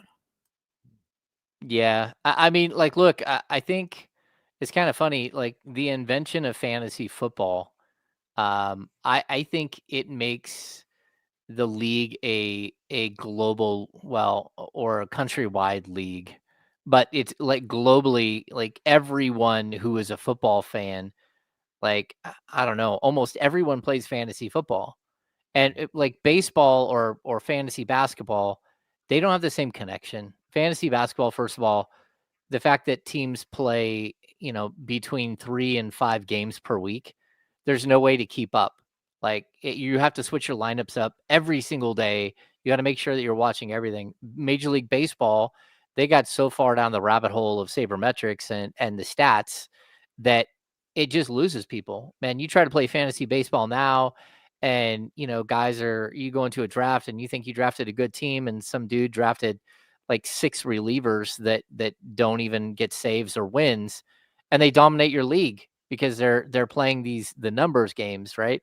Where fantasy football attaches to everybody, and it makes you a better fan of the sport, right? It makes you want to flick on Sunday Ticket. It makes you, number one, watch football all day Sunday, but then watch Red Zone as opposed to just watching your game.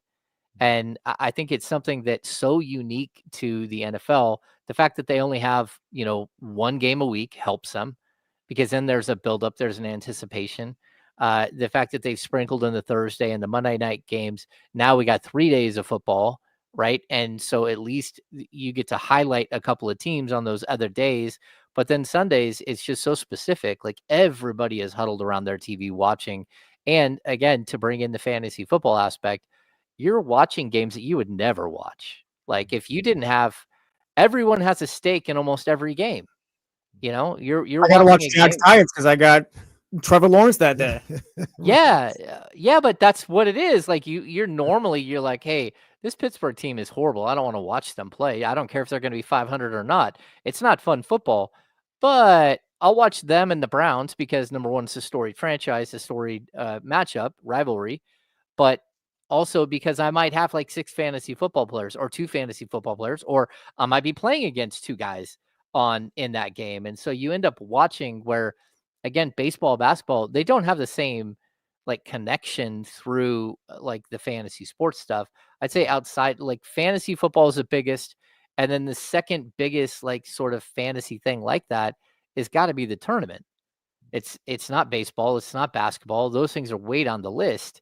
And I just think, again, the football has done a remarkable job of marketing their sport. The NBA has done a incredible job of marketing their sport and individual players, where the NFL struggles a little bit with the individual player thing because all the dudes are wearing helmets, right? Then you get to Major League Baseball, and they're just the biggest failure when it comes to marketing their players, when it comes to social media, when it comes to, like, we've talked about this, like Kyle and I have, but we both work for NBC. Like, you can't put highlights up. And if you do, it's like, as even the broadcast partner, you get like 2 highlights a game that you can put up. So you can't run every angle of some incredible catch in like the 3rd inning because you don't get a bunch of extra highlights to go after. So you've got to hope that if you do run that highlight, that there's not going to be something bigger and better later that you miss out on. And it's all of these things that they've done just to hurt their product and hurt the promotion of their players and the promotion of their league. And, shutting down for a year doesn't help. Resetting fan bases on it. The steroid controversy doesn't help. all of these things. All the other sports, they've all had those same exact things. Like, how many guys have been busted in the NFL for taking steroids? How many guys, even in basketball, there was a time where, a handful of guys got busted for taking steroids. Now we've got the whole gambling thing that's going on where teams are dealing with that. But it feels like the NFL is just, they're so much better prepared to deal with the controversy and to push through than the other leagues. And one of the things that I'll say too, and I do want to talk Kings with James Ham, because that's we got some things to talk about with there. But I went on this diatribe like a week ago, and you know better than I would about like the amount of highlights you can have or whatever.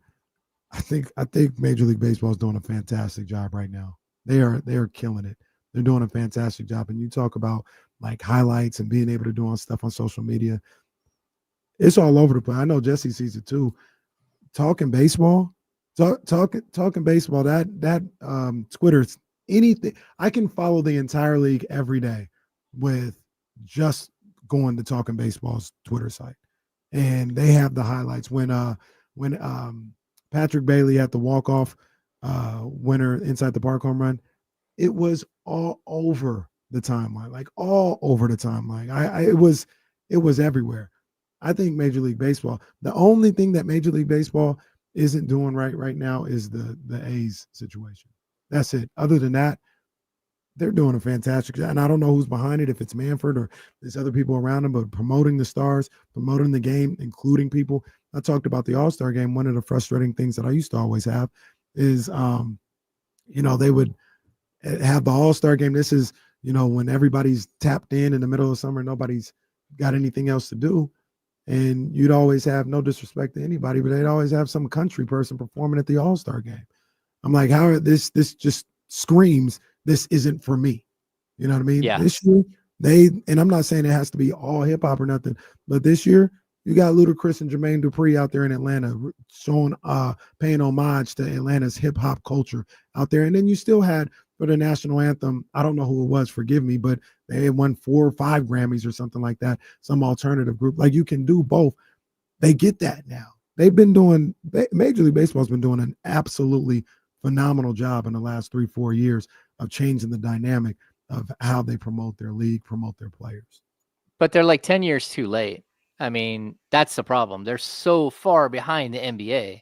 Again, I sit like most nights between Sean Cunningham and Matt George, and they both have cameras rolling the whole time. They're looking down, then they flash up to the scoreboard so they know the score and the time. Then they go back down to the game.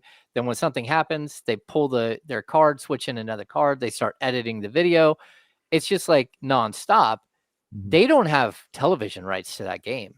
Mm-hmm. They don't, and Major League Baseball forever did not allow that at all, where you can go and be a local TV guy. You can go get interviews, yeah, but the highlight package is somebody else's highlight package, is something that's pre-packaged and sent to you, and you can cut it up and move it, all the highlights and stuff, but it doesn't matter. It's not your camera out there taking the picture. That's where the NBA is so different. And again, the embracing of social media, like most, again, football and basketball, they got it, in the late 2010s, 2006, 2007, 2008. That's when they start jumping in and like, hey, this Twitter thing, I don't know if it's going to last, but let's go for it. Real quick, James, though, isn't the NFL the one that put the restrictions on now? Isn't the NFL the one that you can't have highlights on Twitter and stuff like that? They find a way, obviously, because everybody probably now, but is the one that restricted it and said you can't. They don't allow that. Yeah. I don't know what made them change that, but it's the ones tough now. Yeah, just like let your product out there, like everyone's watching, and I know it has a certain amount of value if you control the highlights, but not really. Like now, the ability to just right-click, copy, and paste into something else, you see that all the time where people just steal the video, or guys are out there, just running on their laptops watching an NFL or NBA game, and I accidentally hit the thumbs up. My daughter loves that, and then if you do the piece, then the balloons go up or something like that. I haven't seen that, Kenny. Look at that.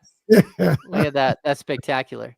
Yeah, I just think it's a really, like the way that they handle their business is so different. And that's why, it's so hard to say like salary cap, non-salary cap, what they should do. I do think that any league that has one team that has a $45 million payroll and another that has a $345 million payroll, a $300 million disparity between payrolls, that's insane. That's not competitive balance. That's just bad business. It is. And it's allowing somebody else to do bad business on your watch, allowing one of your, it's like if you go around to all the McDonald's and then you drive into one McDonald's and like the sign is broken and falling down and they're charging $8 for a cheeseburger and like their soda machine is broke every single time anyone goes in and the place is filthy, like that represents all McDonald's. Just like the A's represent all of Major League Baseball, all of these teams, Florida, they represent every bit of Major League Baseball. And if your answer is, well, we just won't put them on TV on Sunday Night Baseball, okay. But then you miss out on something amazing like Nick Kurtz going 6 for 6 with 4 home runs and 8 RBIs. Right. Stuff. I feel you. I definitely hope that the players in Major League Baseball get their just due, get their money. I agree with Jesse. He's 100% correct in that respect, where they need a floor for this situation to make sure that these players are getting, or these owners are spending the revenue that they're getting in from baseball and putting it back into the team. But I also think it'd be a bad idea if they took a year off. Major League Baseball cannot afford to not be around. No.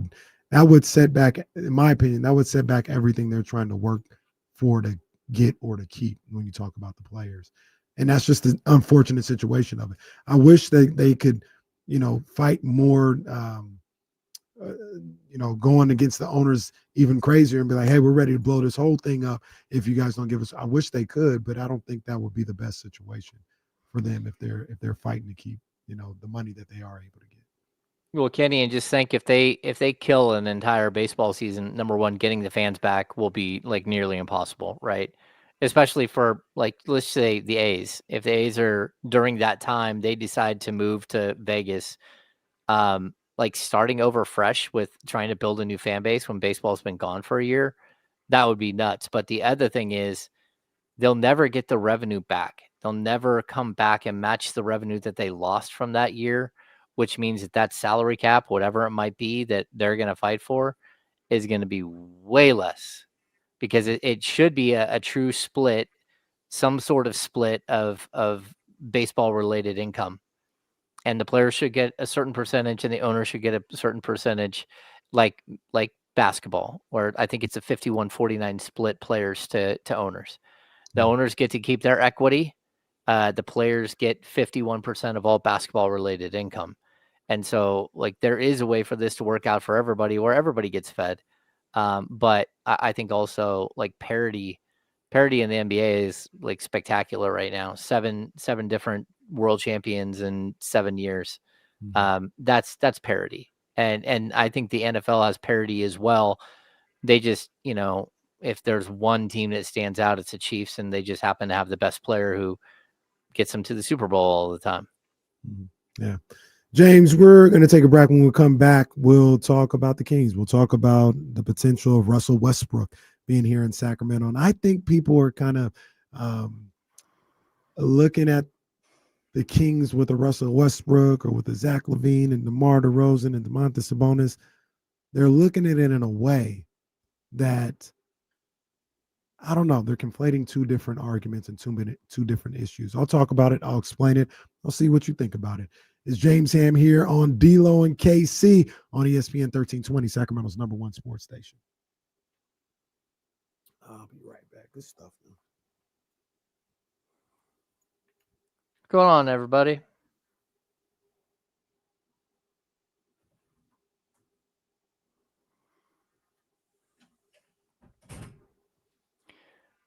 No, the Kings haven't picked up Westbrook, Gilbert. There's a lot of rumors.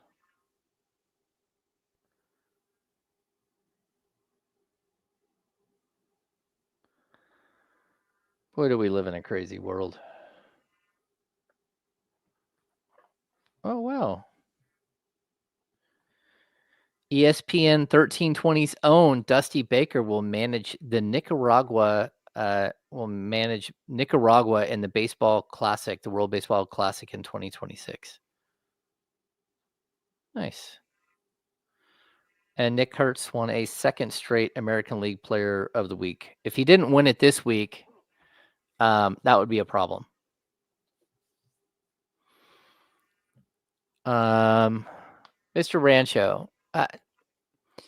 Okay, I'm not for or against the Westbrook signing. I think we're going to discuss here in just a minute.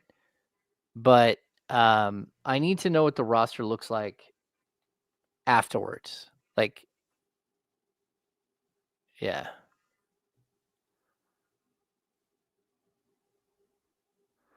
Yeah, Bryce. Kurtz is running away with the American League Rookie of the Year. And he's running right past Jacob Wilson, who will get second, unless Jacob Wilson just starts hitting again. He's in a little bit of a slump, but he's been spectacular.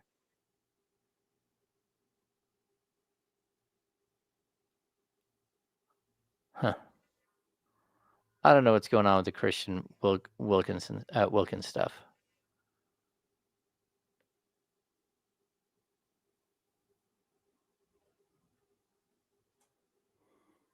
What else do we have in here? Yeah, how many times is Drew down? Is the damn ice cream machine broken? Or do they say, "Oh, sorry, it's already closed for cleaning"? It's like it's 7:00. Like, what are you talking about? I'm on Yeah, McDonald's. Go ahead, James. Miss Mac, I do think some team will pick up Trey Lyles. Trey is just at that point right now where he's coming off a couple of seasons of injury, where he's gonna have to take a league minimum salary. Hey, the McFlurry is overrated, correct? Listen. When's the last time you got a McFlurry? Like, wow, this is. Hold on. Wait, see, now you're attacking me the way they attack you. You're not listening. You're hearing me, but you're not listening. Okay? How many times do you get a McFlurry? It's like, damn, this is all ice cream and no Oreos or something like that. Like, they never make it right. So, okay. And that's what I mean by that. Like, the concept is perfect, but I haven't gotten a good McFlurry in a while now. You get in a McFlurry, even though it's not the way it necessarily should be, you still get about 60% good ice cream with the Oreos. Oh, you get about 80% ice cream, and then they hit the little nozzle for the Oreo thing to come out, and this is the top. That's all it is, bro. Of the ice cream, 100, you eat the whole thing. That's 100%. I say, if you're mixing it up right and doing what you're supposed to do, you can get 60 to 70% of good Oreo McFlurry. No, because I'm just crushing up the 20% of Oreo to make that 40%. That's not how it should go. And you know the McFlurry, the spoon they give you is what stirs it's like it goes on the spinning machine. All right, me and Jesse now fighting about Oreo McFlurries. I wouldn't call it overrated. I'm not saying you're wrong. I wouldn't call it overrated. That gives a different context to what you're saying. It's like that Eagles team with Vince Young, and we're like, oh, we're the dream team. That team was hell overrated. Had a bunch of good players, but in reality, not a good football team. It's like Jalen Hurts being the top 10 quarterback. Oh, don't do that. Don't do that. You're gonna start a lot more fights. That's funny. That was a low key. I don't want to say all time moment, but that was a good moment. Hey, Studio 2 got real hot. What? Studio 2 got real hot on Friday. Pissed off when Cam Newton said that Jalen Hurts was in the top. Invoked the name of Carson Wentz. Was like, who's talking about him? It's crazy Friday, James. James, do you agree that McFlurry's overrated? Well, I mean, compared to what? Compared to like, as opposed to like a Wendy's Frosty, yeah, McFlurry's overrated. Wendy's Frosty's way better. That's cool. No, Oreo McFlurry is 10 times better than a Frosty. See, nope. The idea. Oh no. Even with the 60%, Oreo. See, now you never dipped your French fry in a Frosty, huh? No, hell no. See, it's the best. Yeah, no. What do I need to do that for? That sounds ridiculous. You ain't lived it's yet. The best. Yeah. Yeah, Actually, I'm sure like did I one would. thing, and I said, "Why did I do this?" Okay, so the McFlurry, you know how the spoon is like weird and square at the top? Yeah, I don't know if they still have those either, but yeah, I know what you're talking about. Okay, Like a so it paper used. spoon now. Yes, that's why. Okay, so it used to be that plastic spoon, like the McFlurry machine, doesn't have like that's what stirs it. Like they make your McFlurry, they throw the stuff in, and then they jam it up in a machine, and that your spoon is what stirs. Yeah, there you go. I don't know. Play on. Play on. I saw something different. We're gonna have to meet at midfield and see what we saw. We flagged you earlier, Kenny. We flagged you. That was a play on too. That was a play on. But yeah, I used to like those spoons. They don't have them no more though. They just give you any old thing now at this point. Everybody's just getting cheaper with what they do and how they go about things, but charging you more. That's the whole thing. Check this out, Jesse. Are the Kings getting cheaper with the way that they go about building a roster? That's a by pro trying right to there. move on from somebody and get Russell Westbrook at a bargain? What do you think about the potential of Russ? First of all, I'll ask you this, James. What have you heard about the potential of Russell Westbrook becoming a Sacramento King? Well, I've heard the same thing since the beginning. Like, yeah, they would love Russ, and I think Russ would be perfectly fine coming to Sacramento. Like, I think that they've painted a very good role for him that they think would really, work here for everybody. That would give him the ability to, earn minutes, and at what is he, 37? But at the same time, it only works, and this is something that I've heard from inside too. It only works if they can trade Malik Monk. And you can throw in the Devin Carter thing in there. I've heard that like kind of thrown in a little bit, like, hey, they've got to move on from one of these two guys. Realistically, it's not one of the two guys. Like, Devin Carter isn't promised to play a minute this season. Malik Monk is one of your top like 5 players, and he might even be higher than that. So you've got to figure out a way in which you can clear up roster space and minutes for a guy like Russell Westbrook. Like, bringing in Westbrook, or let's just say you did something crazy like traded Keon Ellis and thought, oh, well, we'll just put Westbrook and Malik Monk in the backcourt. That's not going to work. Like, either one of them don't play defense well enough at this point in their careers to make that work. But also they're ball dominant players. They want the ball in their hand. They're playmakers for themselves, for others. But, deep down they're playmakers, and playmakers need the ball in their hand to play make. And so I don't think that would work if you're coming off the bench with a tandem of Monk and Westbrook. So again, I don't understand the idea that, if you trade Devin Carter, that you could fit Russell Westbrook. Like, Devin Carter is going to have a tough time playing minutes in Sacramento either way. When you stack, barring injury, but when you stack up the minutes that Schroeder and Monk and Keon and Levine will play, there's not any extra time there. Yeah, I think they already have a logjam at that position, before they've added anybody else. To me, between Schroeder, Monk, Keon, and Devin Carter, there's already one guy that's not going to get damn near any minutes. And I'm talking about Devin Carter. So, like, if you were to add somebody in that situation without removing somebody from that logjam, it would get even worse. Here's the thing that, let's just say they figure out how to do what they need to do. They add Russell Westbrook, and it's not anything crazy like Keon Ellis going away, or they take away Malik Monk. I also think if they were to move on from either one of those guys, that would also probably bring in a Jonathan Kuminga type player. I don't think it would just be for nothing. But let's just say they go into this season with Westbrook coming off the bench, Zach LaVine,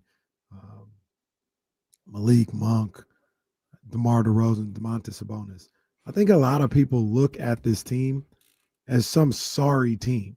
Like, oh, here we go, 32 wins, and I think they look at the team like that in part because a team with that type of collection of players at that age doesn't have a future. But I try to say, don't misrepresent not having a future with just being a sorry team. I don't think that's a bad team. I think that team is probably around where the Kings were last year, maybe if you talk about the coaching staff having more cohesion and just a better overall dynamic on the floor with guys who are used to playing with each other, maybe you can be 2-3 wins better. But even if you don't like the direction that team has moving forward, I don't think the Kings are just some sorry team that's going to win 31 games this year. I just don't see that. They have talented ball players on there. I think what I saw yesterday, I haven't looked, but maybe Jesse can check this, but like Vegas win total is at 35.5 right now. That's not good. That's a consensus, number that you're going to get. And, they're not going to take the over, like leave the over there for a bunch of people to, say, oh, I think they're going to win 40 games if they didn't think that they would be able to make money on the other side. I think it's interesting too. Like, Kenny, one of the things I keep seeing people freaking out and about trading Malik Monk or, like, here's from Rustdog, why does Scott Perry feel Russell Westbrook would be a better fit over Malik Monk? That's not the question. The difference between Russell Westbrook and Malik Monk is probably going to be $14 million in salary. So the reason why you would trade Malik Monk is to go and acquire another player. And if you can't really acquire the player you want by trading Malik Monk, you might be able to acquire the cap space you need in that transaction. So that's why we're hearing Malik Monk's name mentioned. I would also bring up like the 2027 season that we keep hearing about. It seems so far away, but realistically it's 2 seasons. And it's not next summer, it's a summer after, right? Malik Monk will still have 1 year left on his deal. It's a player option, but it'll be for over $20 million. And so there's a good chance that if you're the Kings, you're looking at that too, as like, hey, if we're clearing the books, wiping out a $20+ million salaries 3 years from now, today might be the best way to do it. We might be able to get value for that contract. And look, the other thing is the Kings don't have a bunch of players making that type of money. So they've got a bunch of guys making a ton of money. They've got the 25 million, 24.5, whatever it is for DeMar. Then we jump up to Domas at like 43 and then 47, whatever it is for Zach LaVine. But then as you go backwards from Malik Monk being that $18 to $20 million range, there isn't anything until you get to Keegan, because you can't trade Dennis Schroeder. You just signed him, right? Mm-hmm. So after you get to Keegan, there's a big gap in your salary structure. So you got guys making $6 million or $5 million, the Devin Carters and Dario Saric's of the world. But then you have a bunch of minimum scale guys. So, again, if you're going to go out there and try to make a move for a player that you think can change the direction of your team, and that might have value out there, a guy like, Malik Monk, it might make a lot of sense to move him. Because, again, you just don't have a bunch. Again, if you're going to take on a $20, $25 million contract and Jonathan Kuminga, you have to have that money go out the door in some way. Vegas, you're right, James. Vegas has the Kings at 35.5 wins. Yeah, FanDuel, their sportsbook, had them at 35.5. FanDuel's got them at 35. I'm looking at DraftKings right now. They got them at 38.5. That's a little bit more of a. I would pause a little bit before taking the over. The 35.5, I'm taking the over. I was looking last year. The Blazers won 36 games. The Spurs won 34 games. The Raptors only won 30 games. Like that, I think that this team is, I don't want to say easily, because anything could happen, trades, injuries. Now that changes. That's how, gambling on these wins totals work. But if this team is together for a good amount of the season, I would easily take the over on 35.5. What do you think about that, though? I think by the time it's all said and done, it'll be like 37.5, 38. Like, I think that they're going to get a lot of people jumping in early at 35.5 thinking, oh, there's no way the team is going to be that bad. But at the same time, I'm not sure I can point to something this offseason that makes me confident that they're going to win as many games as they did last year. because I mean, whether it was like the best start to the season or not, I mean, you've lost a lot since last season. You know, from last year's starting roster, you know, you lost De'Aaron Fox, Kevin Huerter, Trey Lyles. By the end of the season, you know, you lost Jake LaRavia, you lost Jonas Valanciunas, and you're replacing those players with guys that may help you, but also, you know, again, I don't think Dennis Schroeder is sort of like an equal, you know, like to what you had last season at the end of the year, not at the beginning.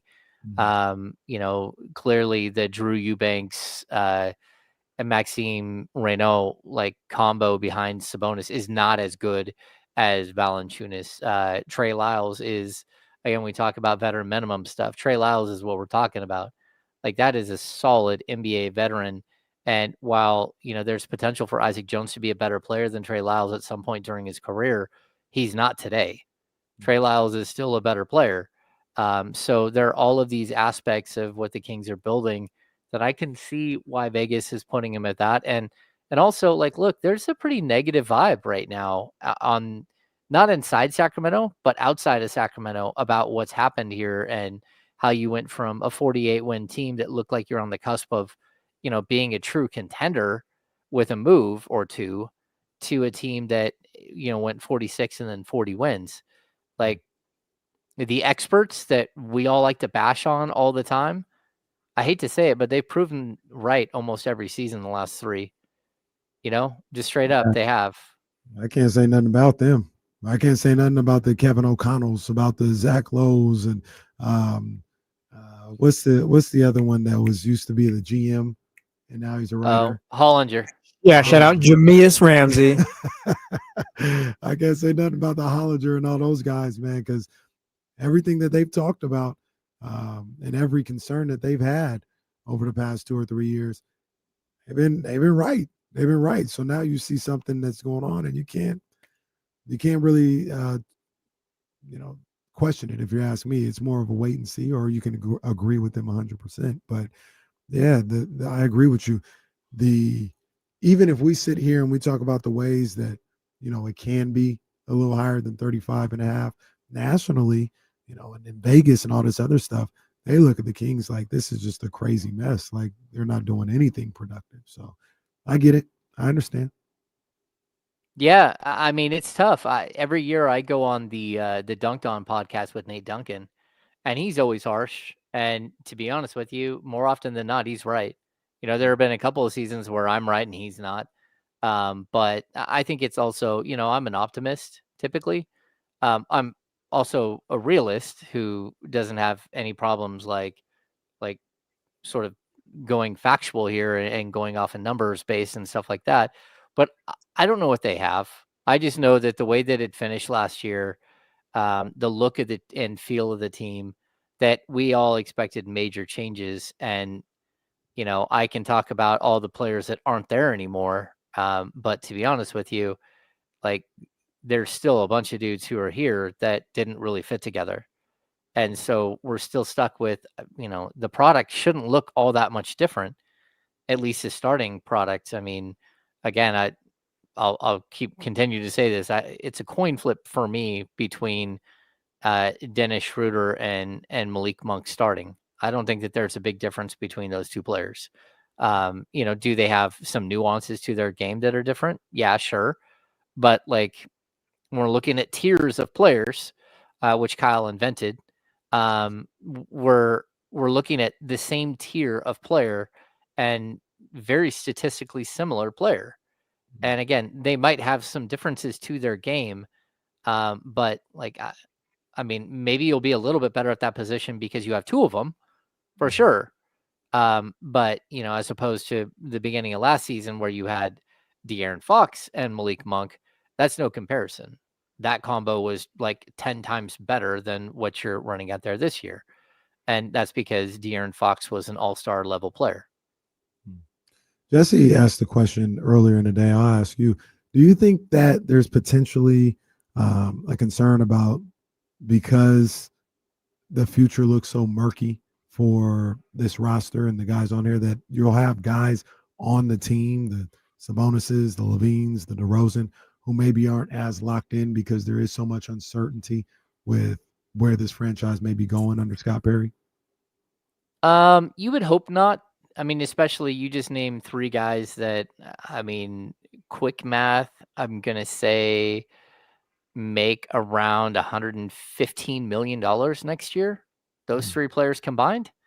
So, like, if they're disengaged, that just, like, it'll push the button further. Like, that means that, like, look, I don't think DeMar DeRozan's just going to cash in his 17th NBA season. He has a reputation to uphold. He has scoring records that, he's moving up the list, 25th all time in scoring. But I definitely see, like, hey, if you're not engaged, if you're not ready to play, if you don't want to be here, then Nick Clifford is going to play a bunch more minutes, and Isaac Jones is going to play a bunch more minutes at the 4, and Keegan Murray is going to slide over and play a bunch of minutes at the 3. And the same with Zach LaVine. Hey man, if you're disengaged and you don't want to be here and you don't want to play defense, you don't want to be part of what's happening, then Keon Ellis is going to take your job. And maybe Devin Carter pushes for minutes, but also, like, you have the option of playing Malik Monk and Dennis Schroeder together for stints. You're going to have to, in order to get them the minutes that they want. They're not going to each get 24 minutes and be happy with that. So, there are ways in which, like, you can push players to play, if they aren't giving you what you need to get from them, just going a different direction. And, I don't think that that's where it will go. But I definitely think that there is, there's going to be competition for minutes this season. And, to be honest with you, one, that if those guys do kind of fall off the wagon, so to speak, says a little bit more about their character as basketball players. And I don't want to say lack of professionalism, but, you still got an opportunity. You got an opportunity. This isn't April and you're, 10 games out of a playoff spot. Like we're talking about the beginning of the season, the first month or so of the season. Got to find a way to kind of push through that and be the leader that this roster, that this organization is looking for. Or else, like you said, they'll go searching for somebody else to do that. The other thing about that as well is you've got DeRozan, yes, Sabonis. Even if they weren't completely sold on what was going on, I don't think they ever cheated the team or the franchise. They came out every night ready to perform, ready to compete. So I don't think that'll be the case. But also, I think a lot of these guys, DeRozan, LaVine, and Sabonis, even Schroeder in there, there's a level of respect that they have for Doug Christie. And I don't think they would mail it in on a guy like Doug Christie. And that's not what Jesse said earlier either. He didn't say they would mail it in.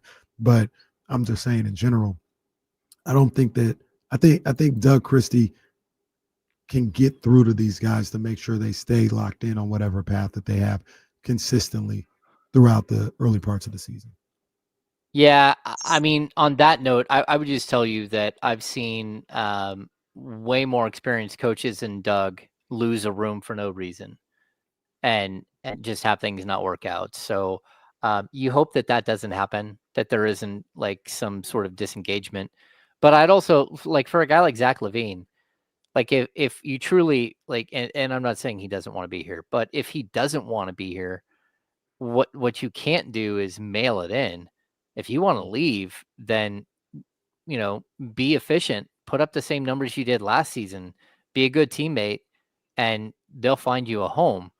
Like, if you want to just like, again, like trick off this season and act like, well, I still got one more season under contract and I'll build my value there. Like, that's not the way this typically works. You don't want to have a season at age 30 where all of a sudden you look like you're shot, because you're certainly not going to get anywhere near the money. Someone asked earlier if there was a chance for, like, Zach LaVine to opt out of his contract for next season, and so he can go sign somewhere else. And like, there's not a player in the NBA that should opt out of a $49 million contract, because you may never, ever, ever not only make that money, but you could never make a tenth of that money. Like again, DeMarcus Cousins, go do the math. When he got traded, he was about to get a $211 or $219 million contract extension. I don't know that he ever made another $20 million after he left. Like after he didn't get that extension, and I don't know that he made another $20 million after the contract that ended that was going to be extended. Well, you know what DeMarcus should do? DeMarcus should have some Baker family wines. That's what he should do, man. Because from the baseball diamond to the vineyard, Dusty Baker's journey is as legendary as his swing. Baker Family Wine celebrates Dusty's passion for handcrafted, small lot wines crafted with care right here in West Sacramento. So you should join Dusty's Clubhouse for exclusive releases and tasting room specials and savor beautifully balanced European-inspired wines made from true fans. Visit the tasting room and taste the story behind the legend today at bakerfamilywines.com. You might even see me there because, I like to tap into Baker Family Wines. You might even see me there. So make sure you go to bakerfamilywines.com to go see what Baker Family Wines is all about and get one of those tasting room experiences. Dusty Baker named the the manager of the Nicaraguan team for the World Baseball Classic. I just saw that earlier. Shout out to my man, Dusty. Dusty always grinding, always working. And so are you, James. So are you. We appreciate you, man. You're always grinding here at 1320, whether it's the Insiders, whether it's D-Lo and KC, and I appreciate you that. Real quick, I'll ask you this before I let you go. 2-word answer or 10-second answer. Russell Westbrook, does he end up a Sacramento King? Coin flip. No. They got to find someone to take Malik Monk if that's what they're doing, and that's tough. I mean, we're late and there's no money out there. Yeah, I got you. All right, man. I appreciate everybody that pulled up on me today. I appreciate Sarah Hodges. I appreciate Tristi Rodriguez. I appreciate Guru, even though he didn't pull up on me. I appreciate James Ham pulling up on your boy and everybody that tapped in during this past week while D-Lo was on vacation. D-Lo and KC was still cooking. KC and friends. It was a rousing success. We're going to have to do it again soon, but it ain't the same without my man D-Lo. So I'm glad he'll be back tomorrow. He'll be done with champagning and campaigning, and we got some football to talk about. We got more King stuff to talk about. There's a number of different things that we'll have to talk about tomorrow, and it'll all start right here, ESPN 1320, 10 a.m. with the Insiders. Make sure you stay tapped into them. D-Lo and KC at noon. You know we got you, baby. It's ESPN 1320, Sacramento's #1 sports station. Vamos, Gigantes. Let's get a win. And that's it. There you go. Got the ball. They got the balloons going. There we go. Yes, sir. You guys know what it is, man. I got to go over here to 102.5, make sure everything is good. James gives the thumbs up with the bubbles. You know what that is. And I'll see y'all tomorrow, man. D-Lo's back tomorrow, man. Appreciate y'all. Y'all take care.